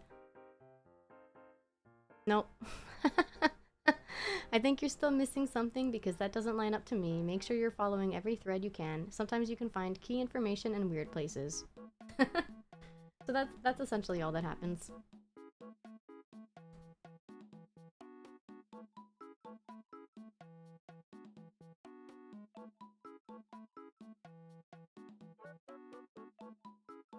Yeah, it knows.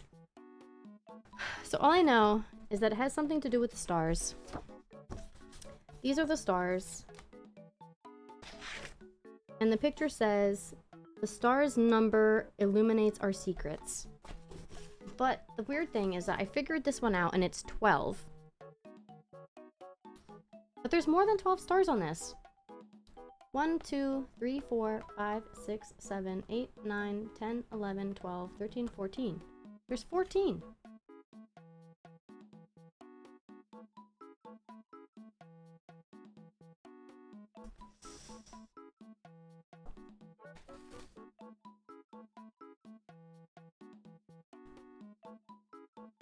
Oh, unless we don't count the two major stars.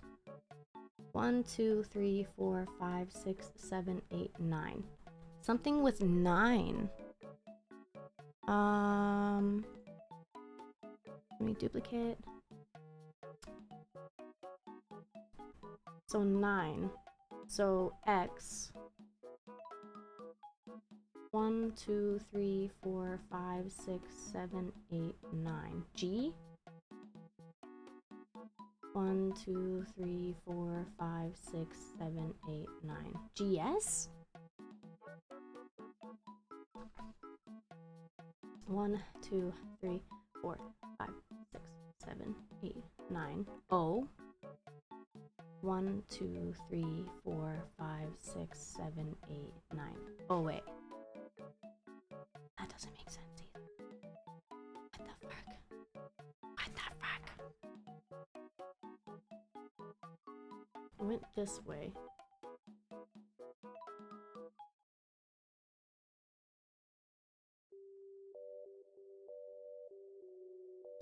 One, two, three, 4, 5, 6, 7, 8, 9.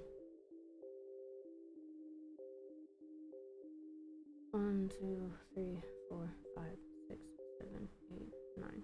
GS. I gave you GS. That doesn't make any sense. I suppose you keep guessing, but that would take away the fun and satisfaction of getting it correct the right way. Yeah. And then it would also help with like future episodes of how we figure out the other problems. 1, 2, 3, 4, 5, 6, 7, 8, 9, 10, 11, 12. Okay, yeah, so this, if you count these stars minus these big stars, you get 12. And that's what the coding was on this. So on this one, 1, 2, 3, 4, 5, 6, 7, 8, 9. So it's 9. But either way I go, it doesn't make sense. XJ.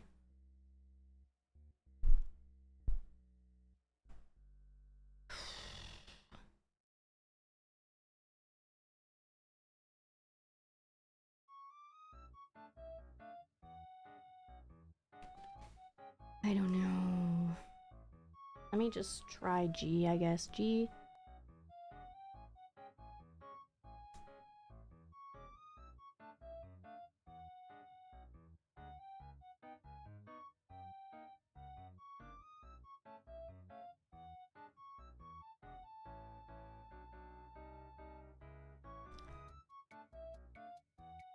One, 2, 3, 4, 5, 6, 7, 8, 9.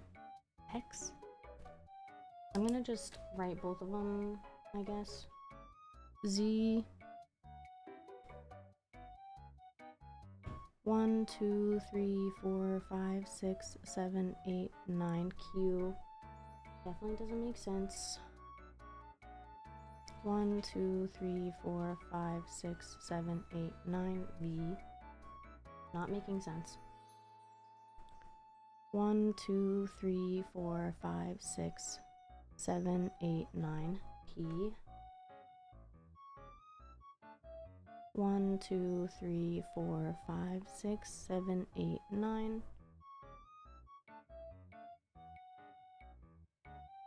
1, 2, 3, 4, 5, 6, 7, 8, 9. Okay, that one's actually making sense. P.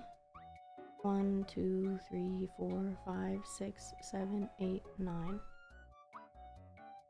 Okay, not really anymore. 1, 2, 3, 4, 5, 6, 7, 8, 9. King. Oh, wait. G to P is forward. Z to I is forward. E to N is forward. E 1, 2, 3, 4, 5, 6, 7, 8, 9. G. Okay, let's see if we're... Like, neither of these make sense. Neither of them. Neither of them make sense.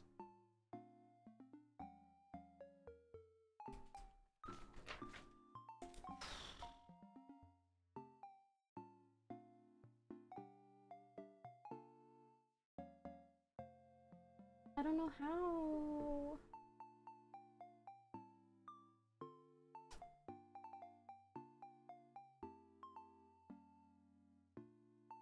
What did I do wrong?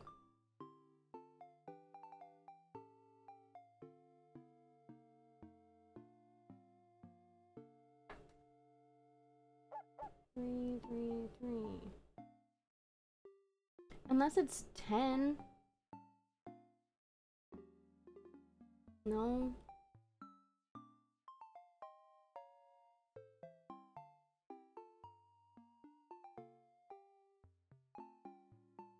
Because then it would have to be 4, 8, 11. 4, 5, 6, 7, 8, 9, 10, 11.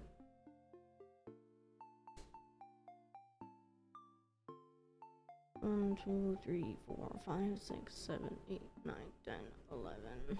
Yeah, that doesn't make sense in ether. I don't understand. I don't. It says a star's number illuminates our secrets, and this one was 12, and there's 12 stars minus the 2 big ones. This one is 9 minus the big one, or big ones.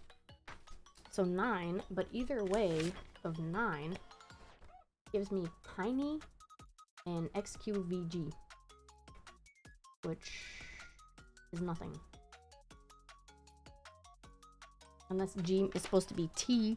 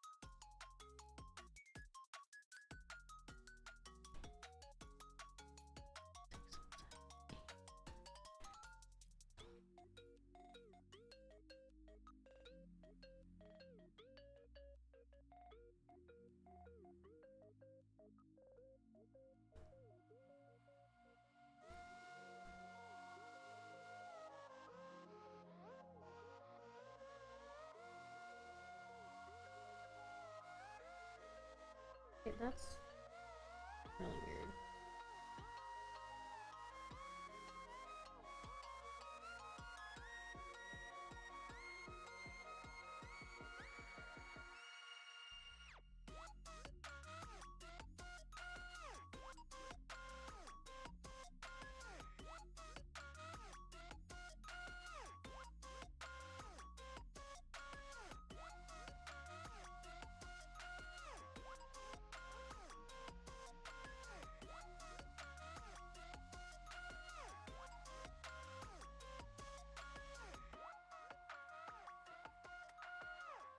Okay, I guess I was doing it wrong. Somehow I coded the top one right. But,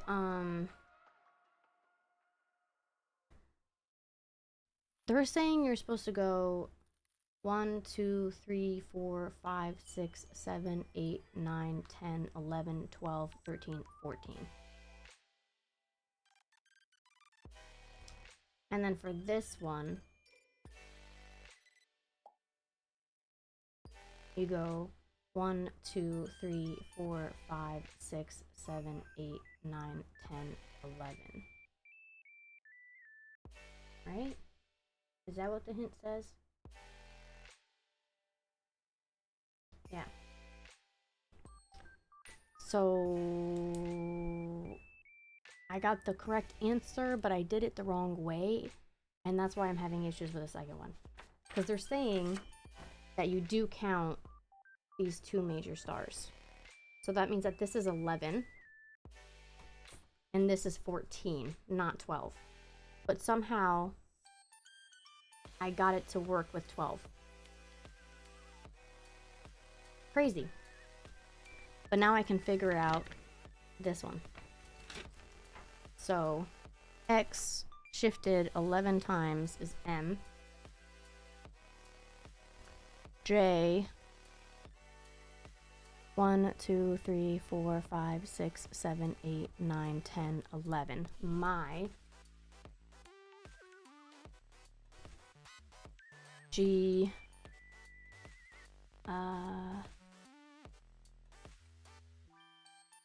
1, 2, 3, 4, 5, 6, 7, 8, 9, 10, 11. V.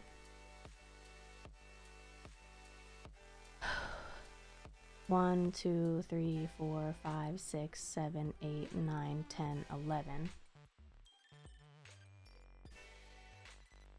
1, 2, 3, 4, 5, 6, 7, 8, 9, 10, 11. T.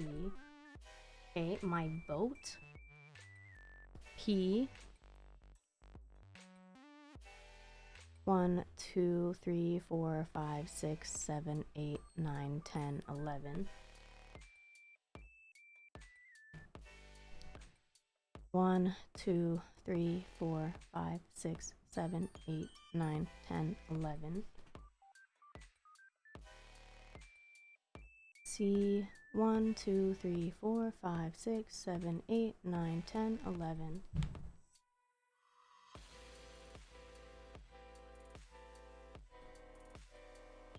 1, 2, 3, 4, 5, 6, 7, 8, 9, 10, 11. 1, 2, 3, 4, 5, 6, 7, 8, 9, 10, 11. 1, 2, 3, 4, 5, 6, 7, 8, 9, 10, 11. Okay, bridge. P. That's gonna be E. So far it says, my patience wears thin. Your reassurance was given several months ago, and I gave you my vote on the bridge issue as promised. Have you found anything concrete on L? 1, 2, 3, 4, 5, 6, 7, 8, 9, 10, 11. A. 1, 2, 3, 4, 5, 6, 7, 8, 9, 10, 11. N. Wait, AN? Anchor Management Land Surveyors? That's what I thought, but I thought it was going to be the abbreviation. Anchor? We'll keep going. N. 1, 2, 3, 4, 5, 6, 7, 8, 9, 10, 11. Yep, anchor. So S is going to be H, right? There's 5, 5, 11. Z. 5, 5, 11. C. 5, 5, 11. R. X. 2, 4, 5, 2, 4, 5, 11. A. Wait. Oh no, wait, I goofed up on that one. It's supposed to be M. M. L. 3, 5. A. Y. 3, 5, 3, 5. N. Manage. L is A.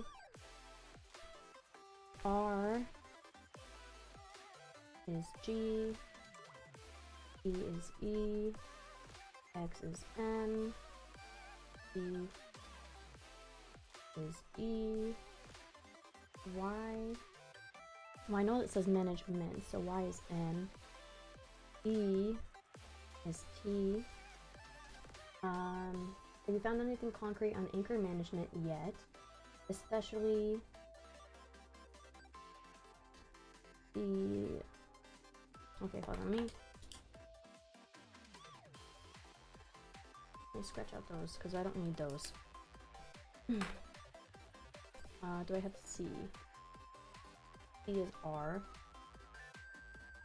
Z is O. N is C. V. Okay, I don't have a V. D. Do I have a D? I don't have a D. E is T. E is B. L is A. O is D. J is Y. Rock.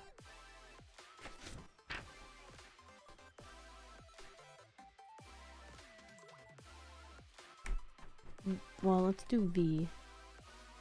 V. 3, 2, 3, 2. Oh, wait, no, sorry. V. 3, 2, 3, 2. 11, yep, rock. Okay, what's D? 3. Oh, wait. Yeah. 3, 2, 3, 2, 11, S. So rock steady. H. I do not have an H. T. T is I. Y is N.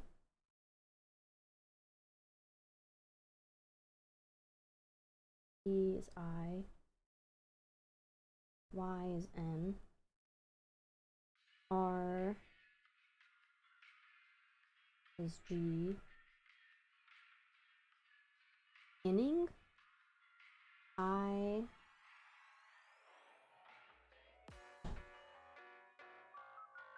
I don't have an I. W. I don't have a W. L is A. H. Am I writing H somewhere? No, I guess not. D is S. F. I don't have an F. E is I. E is T. Okay, what's H? H. 3, 2, 3, 2, W. Winning. What's I? 3, 2, 3, 2. Wait. Did I write it wrong?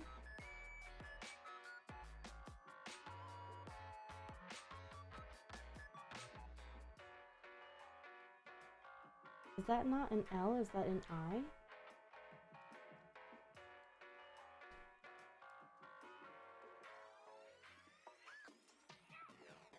No, it has to be an I. I mean an L. It's anchor management. Winning.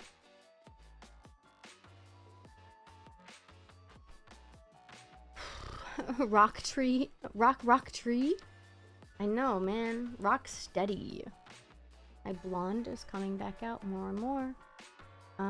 Okay, let's just jump to the next one. D. So there's 3, 2, 3, 2, S. P is E.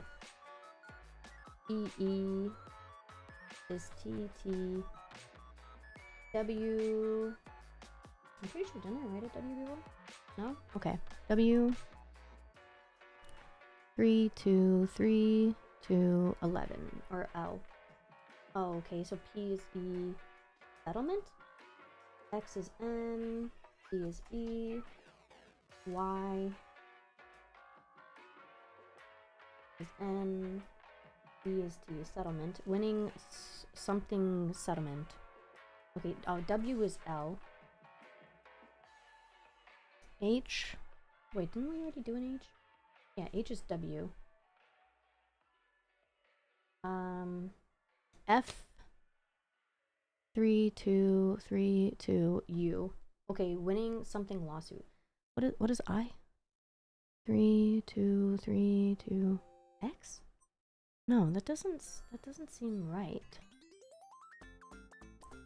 3, 2, 3, 2, A? Well, that doesn't even look like an L. Winning a lawsuit. Okay, so the notes. My patience wears thin.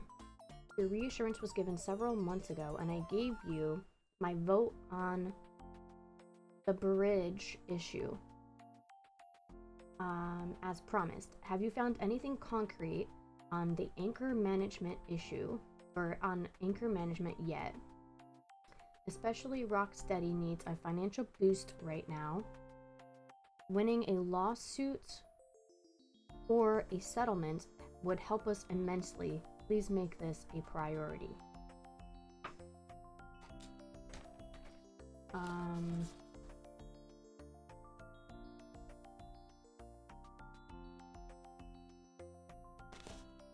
Okay. Oh wait, who voted? Who voted on the bridge issue?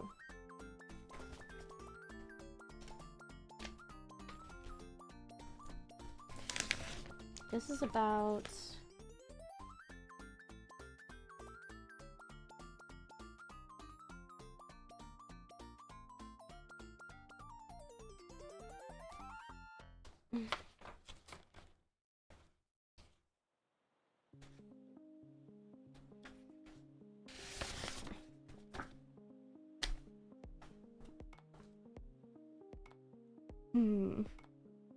My banks are doing it again.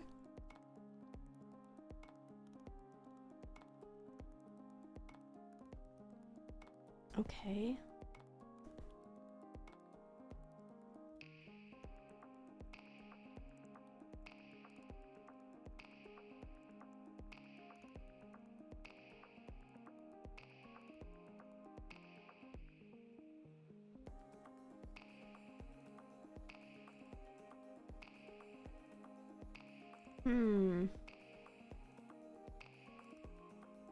Is it...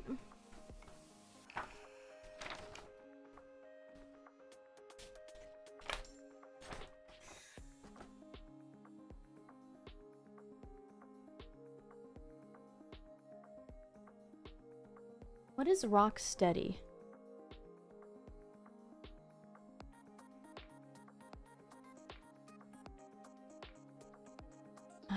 I don't know.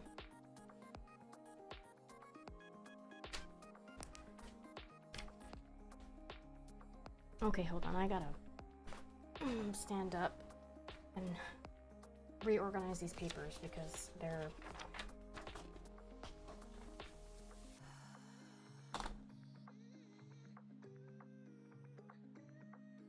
So the only people on this list that have a star thing that's on our suspect list is Josiah Hendricks and Martin Hendricks and Clarence Reaver. Oh, and also Jordan Woodard. But it doesn't say who has what star. This one does mention mom. So I want to believe that this one is about Joey.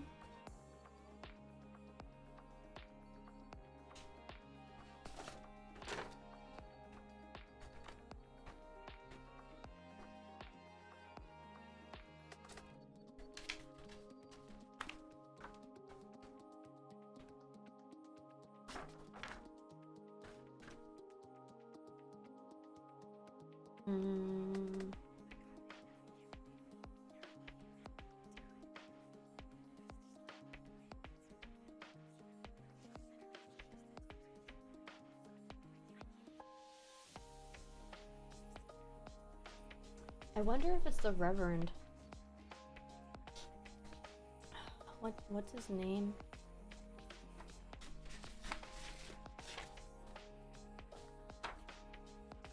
Or did I maybe goof this up?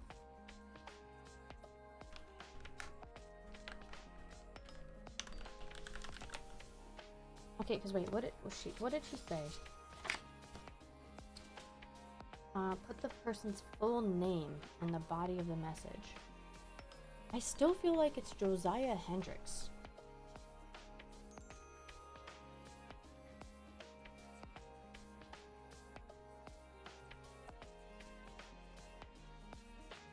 It's the only other person that it could be. I don't know, man.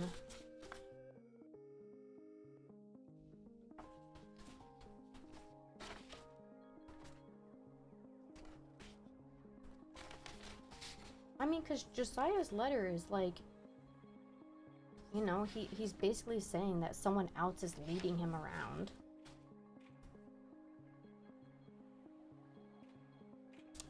What is rock steady though? I don't remember what rock steady is.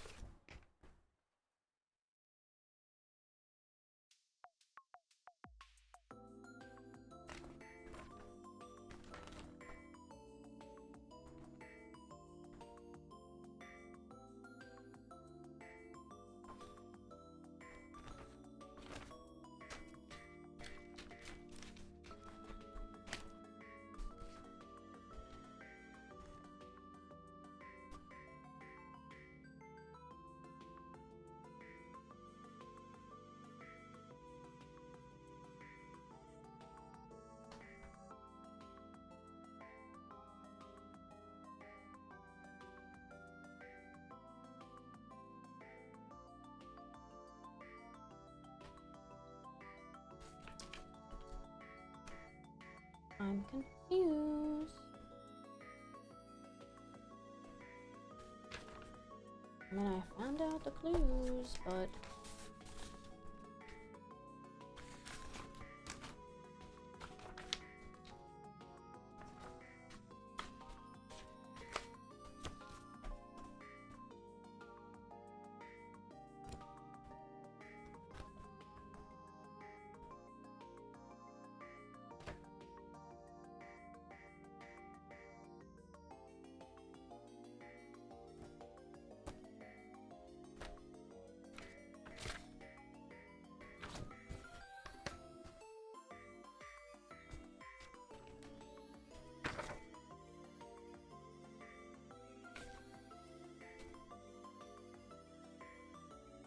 Wait, what? Wasn't there something about Rocksteady in one of Beth's emails or something?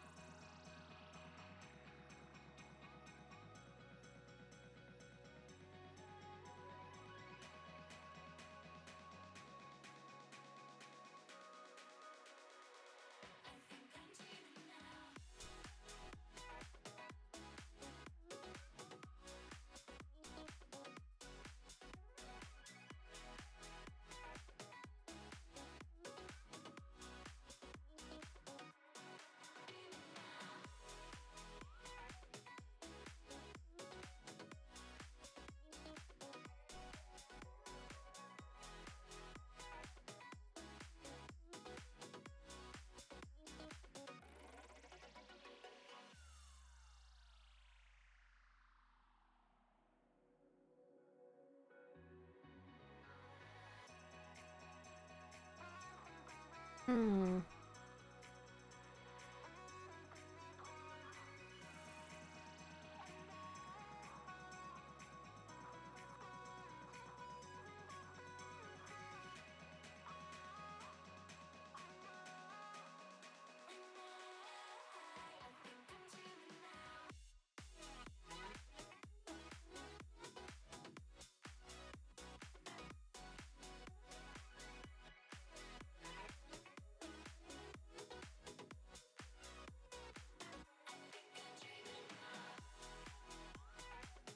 Hmm.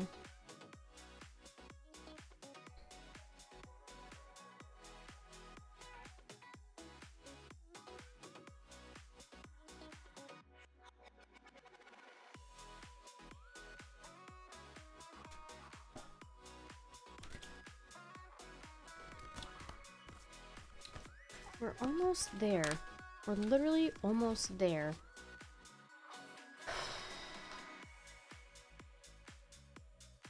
We're almost there.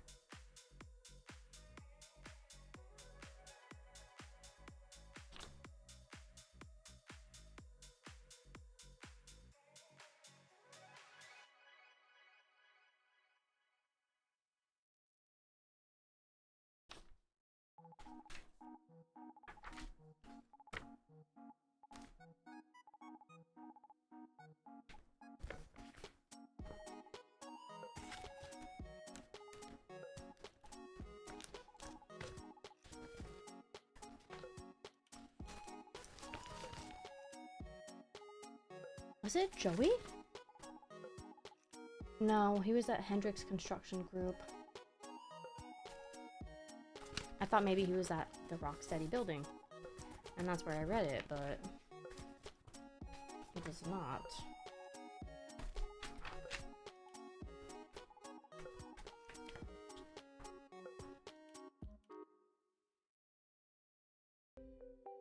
I mean, the Rock Lounge.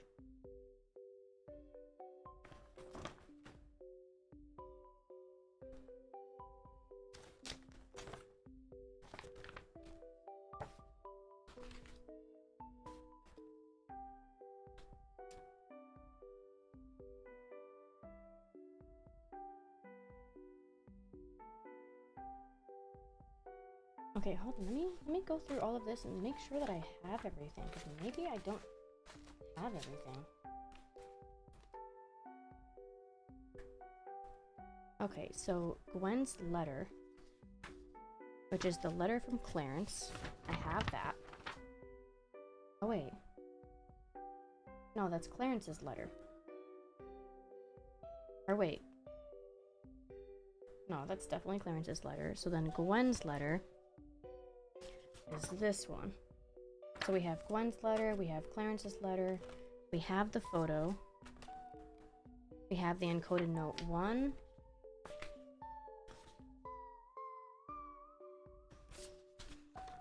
we have the encoded note 2, we have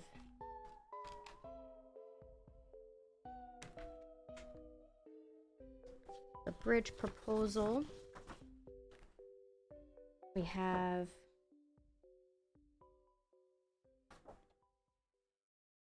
oh, I'm guessing this is the vote record. I'm guessing this is the vote record because this is the member list. So this is the vote record and we're able to figure out who voted on it. So from the decoded things, we're able to figure out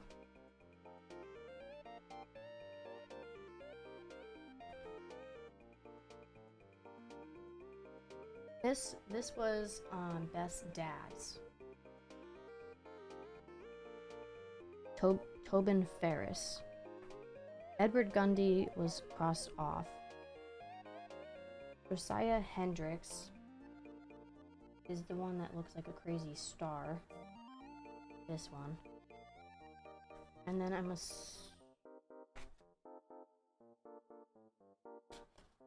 I followed everything you say and I would have known which way to vote, even if you hadn't told me. I don't need to be micromanaged anymore. What else do you need from me to prove to you that I'm no good enough? So I'm pretty sure that's from Joey to his dad.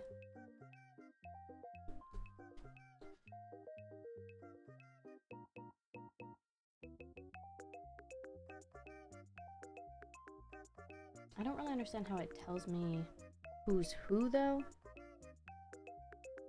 Because this doesn't tell me, like, whose star is what.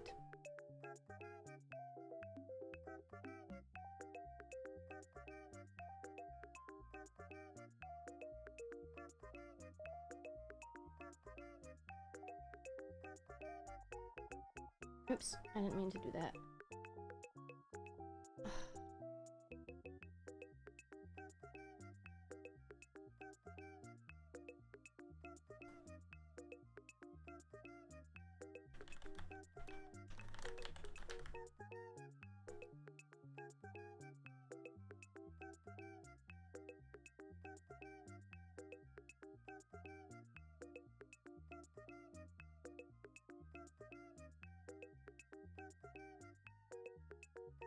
Oh wait, oh, Rocksteady? Rocksteady is these emails. They're these emails. Good morning, Rocksteady. Okay, so what does that note say again? Where did it go? My patience wears thin. Your reassurance was given several months ago, and I gave you my vote on the bridge issue as promised. Have you found anything concrete on anchor management yet? Especially Rocksteady needs a financial boost right now. Winning a lawsuit or a settlement would help us immensely. Please make this a priority. And then here,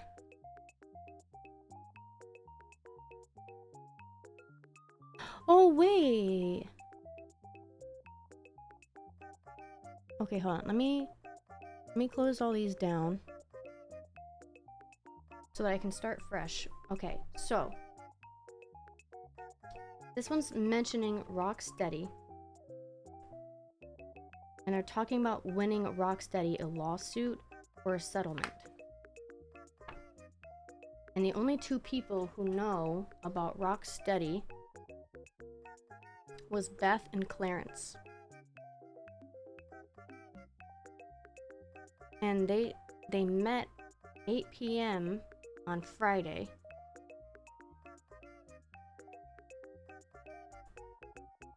And then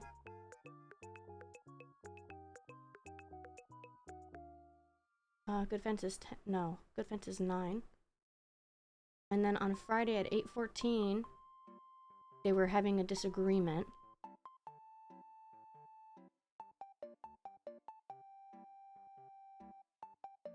I know Clarence wasn't very open to the idea of a new bridge, but I'll try and talk to him one-on-one in the next couple of weeks to see if he'll come around. We both want the best for Mallory Rock. So she's talking about Clarence as if he was there.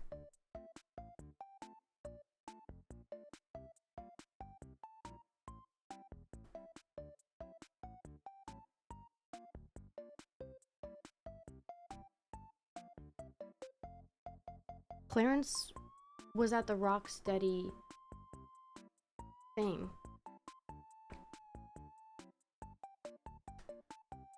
Is he... Okay, I'm going back to my previous thing, right? Maybe it's Clarence that's cleared. Should I try Clarence?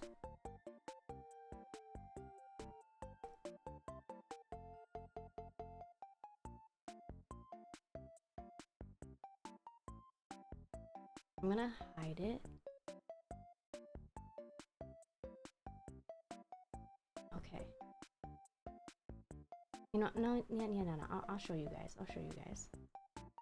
So I was thinking that it was Josiah based on the other note, but now I'm thinking that this one might be Clarence's because it's mentioning Rocksteady and he was at the Rocksteady thing. Clarence Reaver. Clarence Reaver. Did I spell Clarence right? Yeah, I did.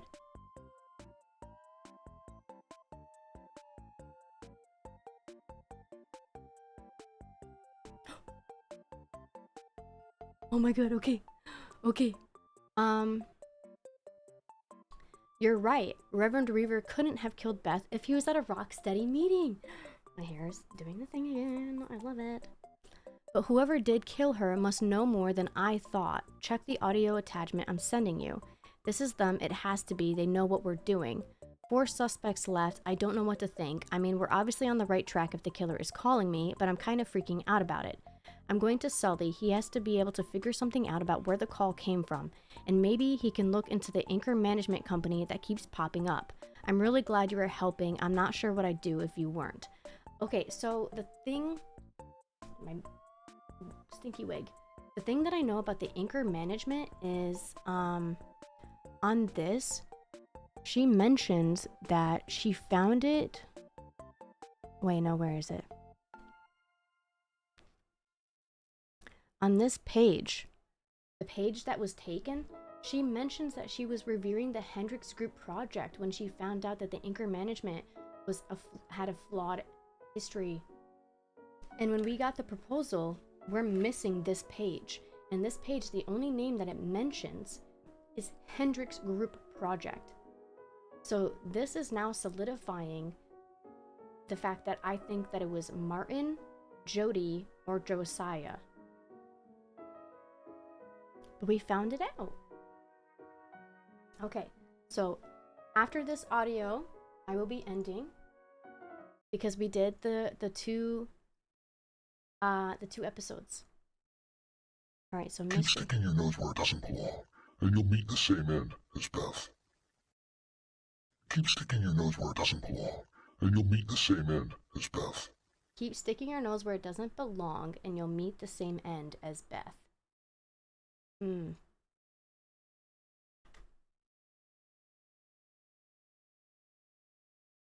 Oof. Okay, so it couldn't have been Clarence. I think so far I think that it was Martin, because he knew about her proposal. And she kind of threw his company under the bus by mentioning that she found out about Anchor Management through him.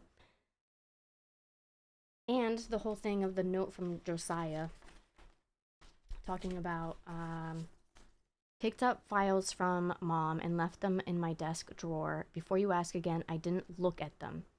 Now, the thing about it is, why would Martin be worried about his son looking at these letters or these papers if it wasn't for anything suspicious?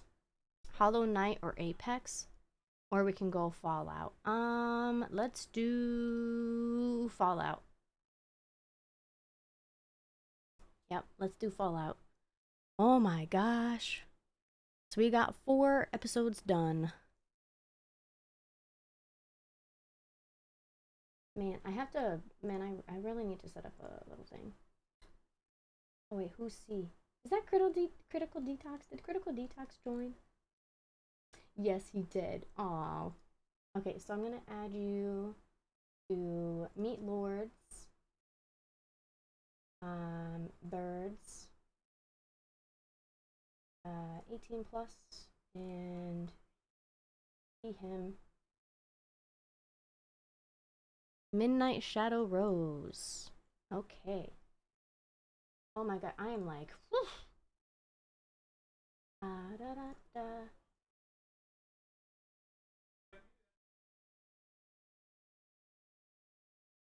Midnight Shadow Rose.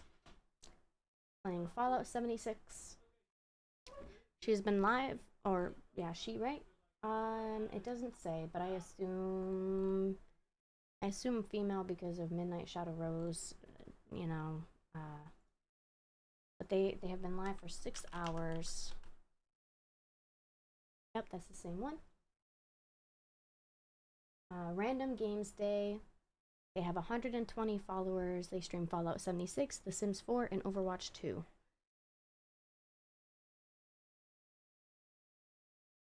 But yeah, so we're gonna raid them. Thank you everybody for popping in and for watching. If you're not a sub and you want to join in on the raid message, there's that one. And if you are a sub and you want to join in, there's that message. We're gonna be just raiding her, and then I'm not gonna chat for long because I am exhausted. But I'm really glad that we got through 2 episodes. We got 2 suspects down. So honestly, all that's left is just Jordan and then the Hendricks family. That's it. But I will see you guys another day that I stream. I don't know exactly when, because it really depends on how exhausted I am. I will definitely be doing the last 2 episodes of Hunt a Killer next week. I will be doing them on the same day, so it'll be a long stream again, 8 hours. Well, hopefully by then my migraine will be gone, so I'm not going to be dead tired. But thank you guys so much for coming in and for supporting me. Thank you, Dusk of Neela, for following. Thank you, Critical Detox, for following. Thank you, Minori, for rating me. Thank you, Brutus and Chris, for subscribing to me. And thank you, everybody, for just being here and for supporting me on these crazy, crazy streams. Yeah, and Sleepingville. And then I'm really glad that we got some progress done. All right, I'll see you guys later. Bye.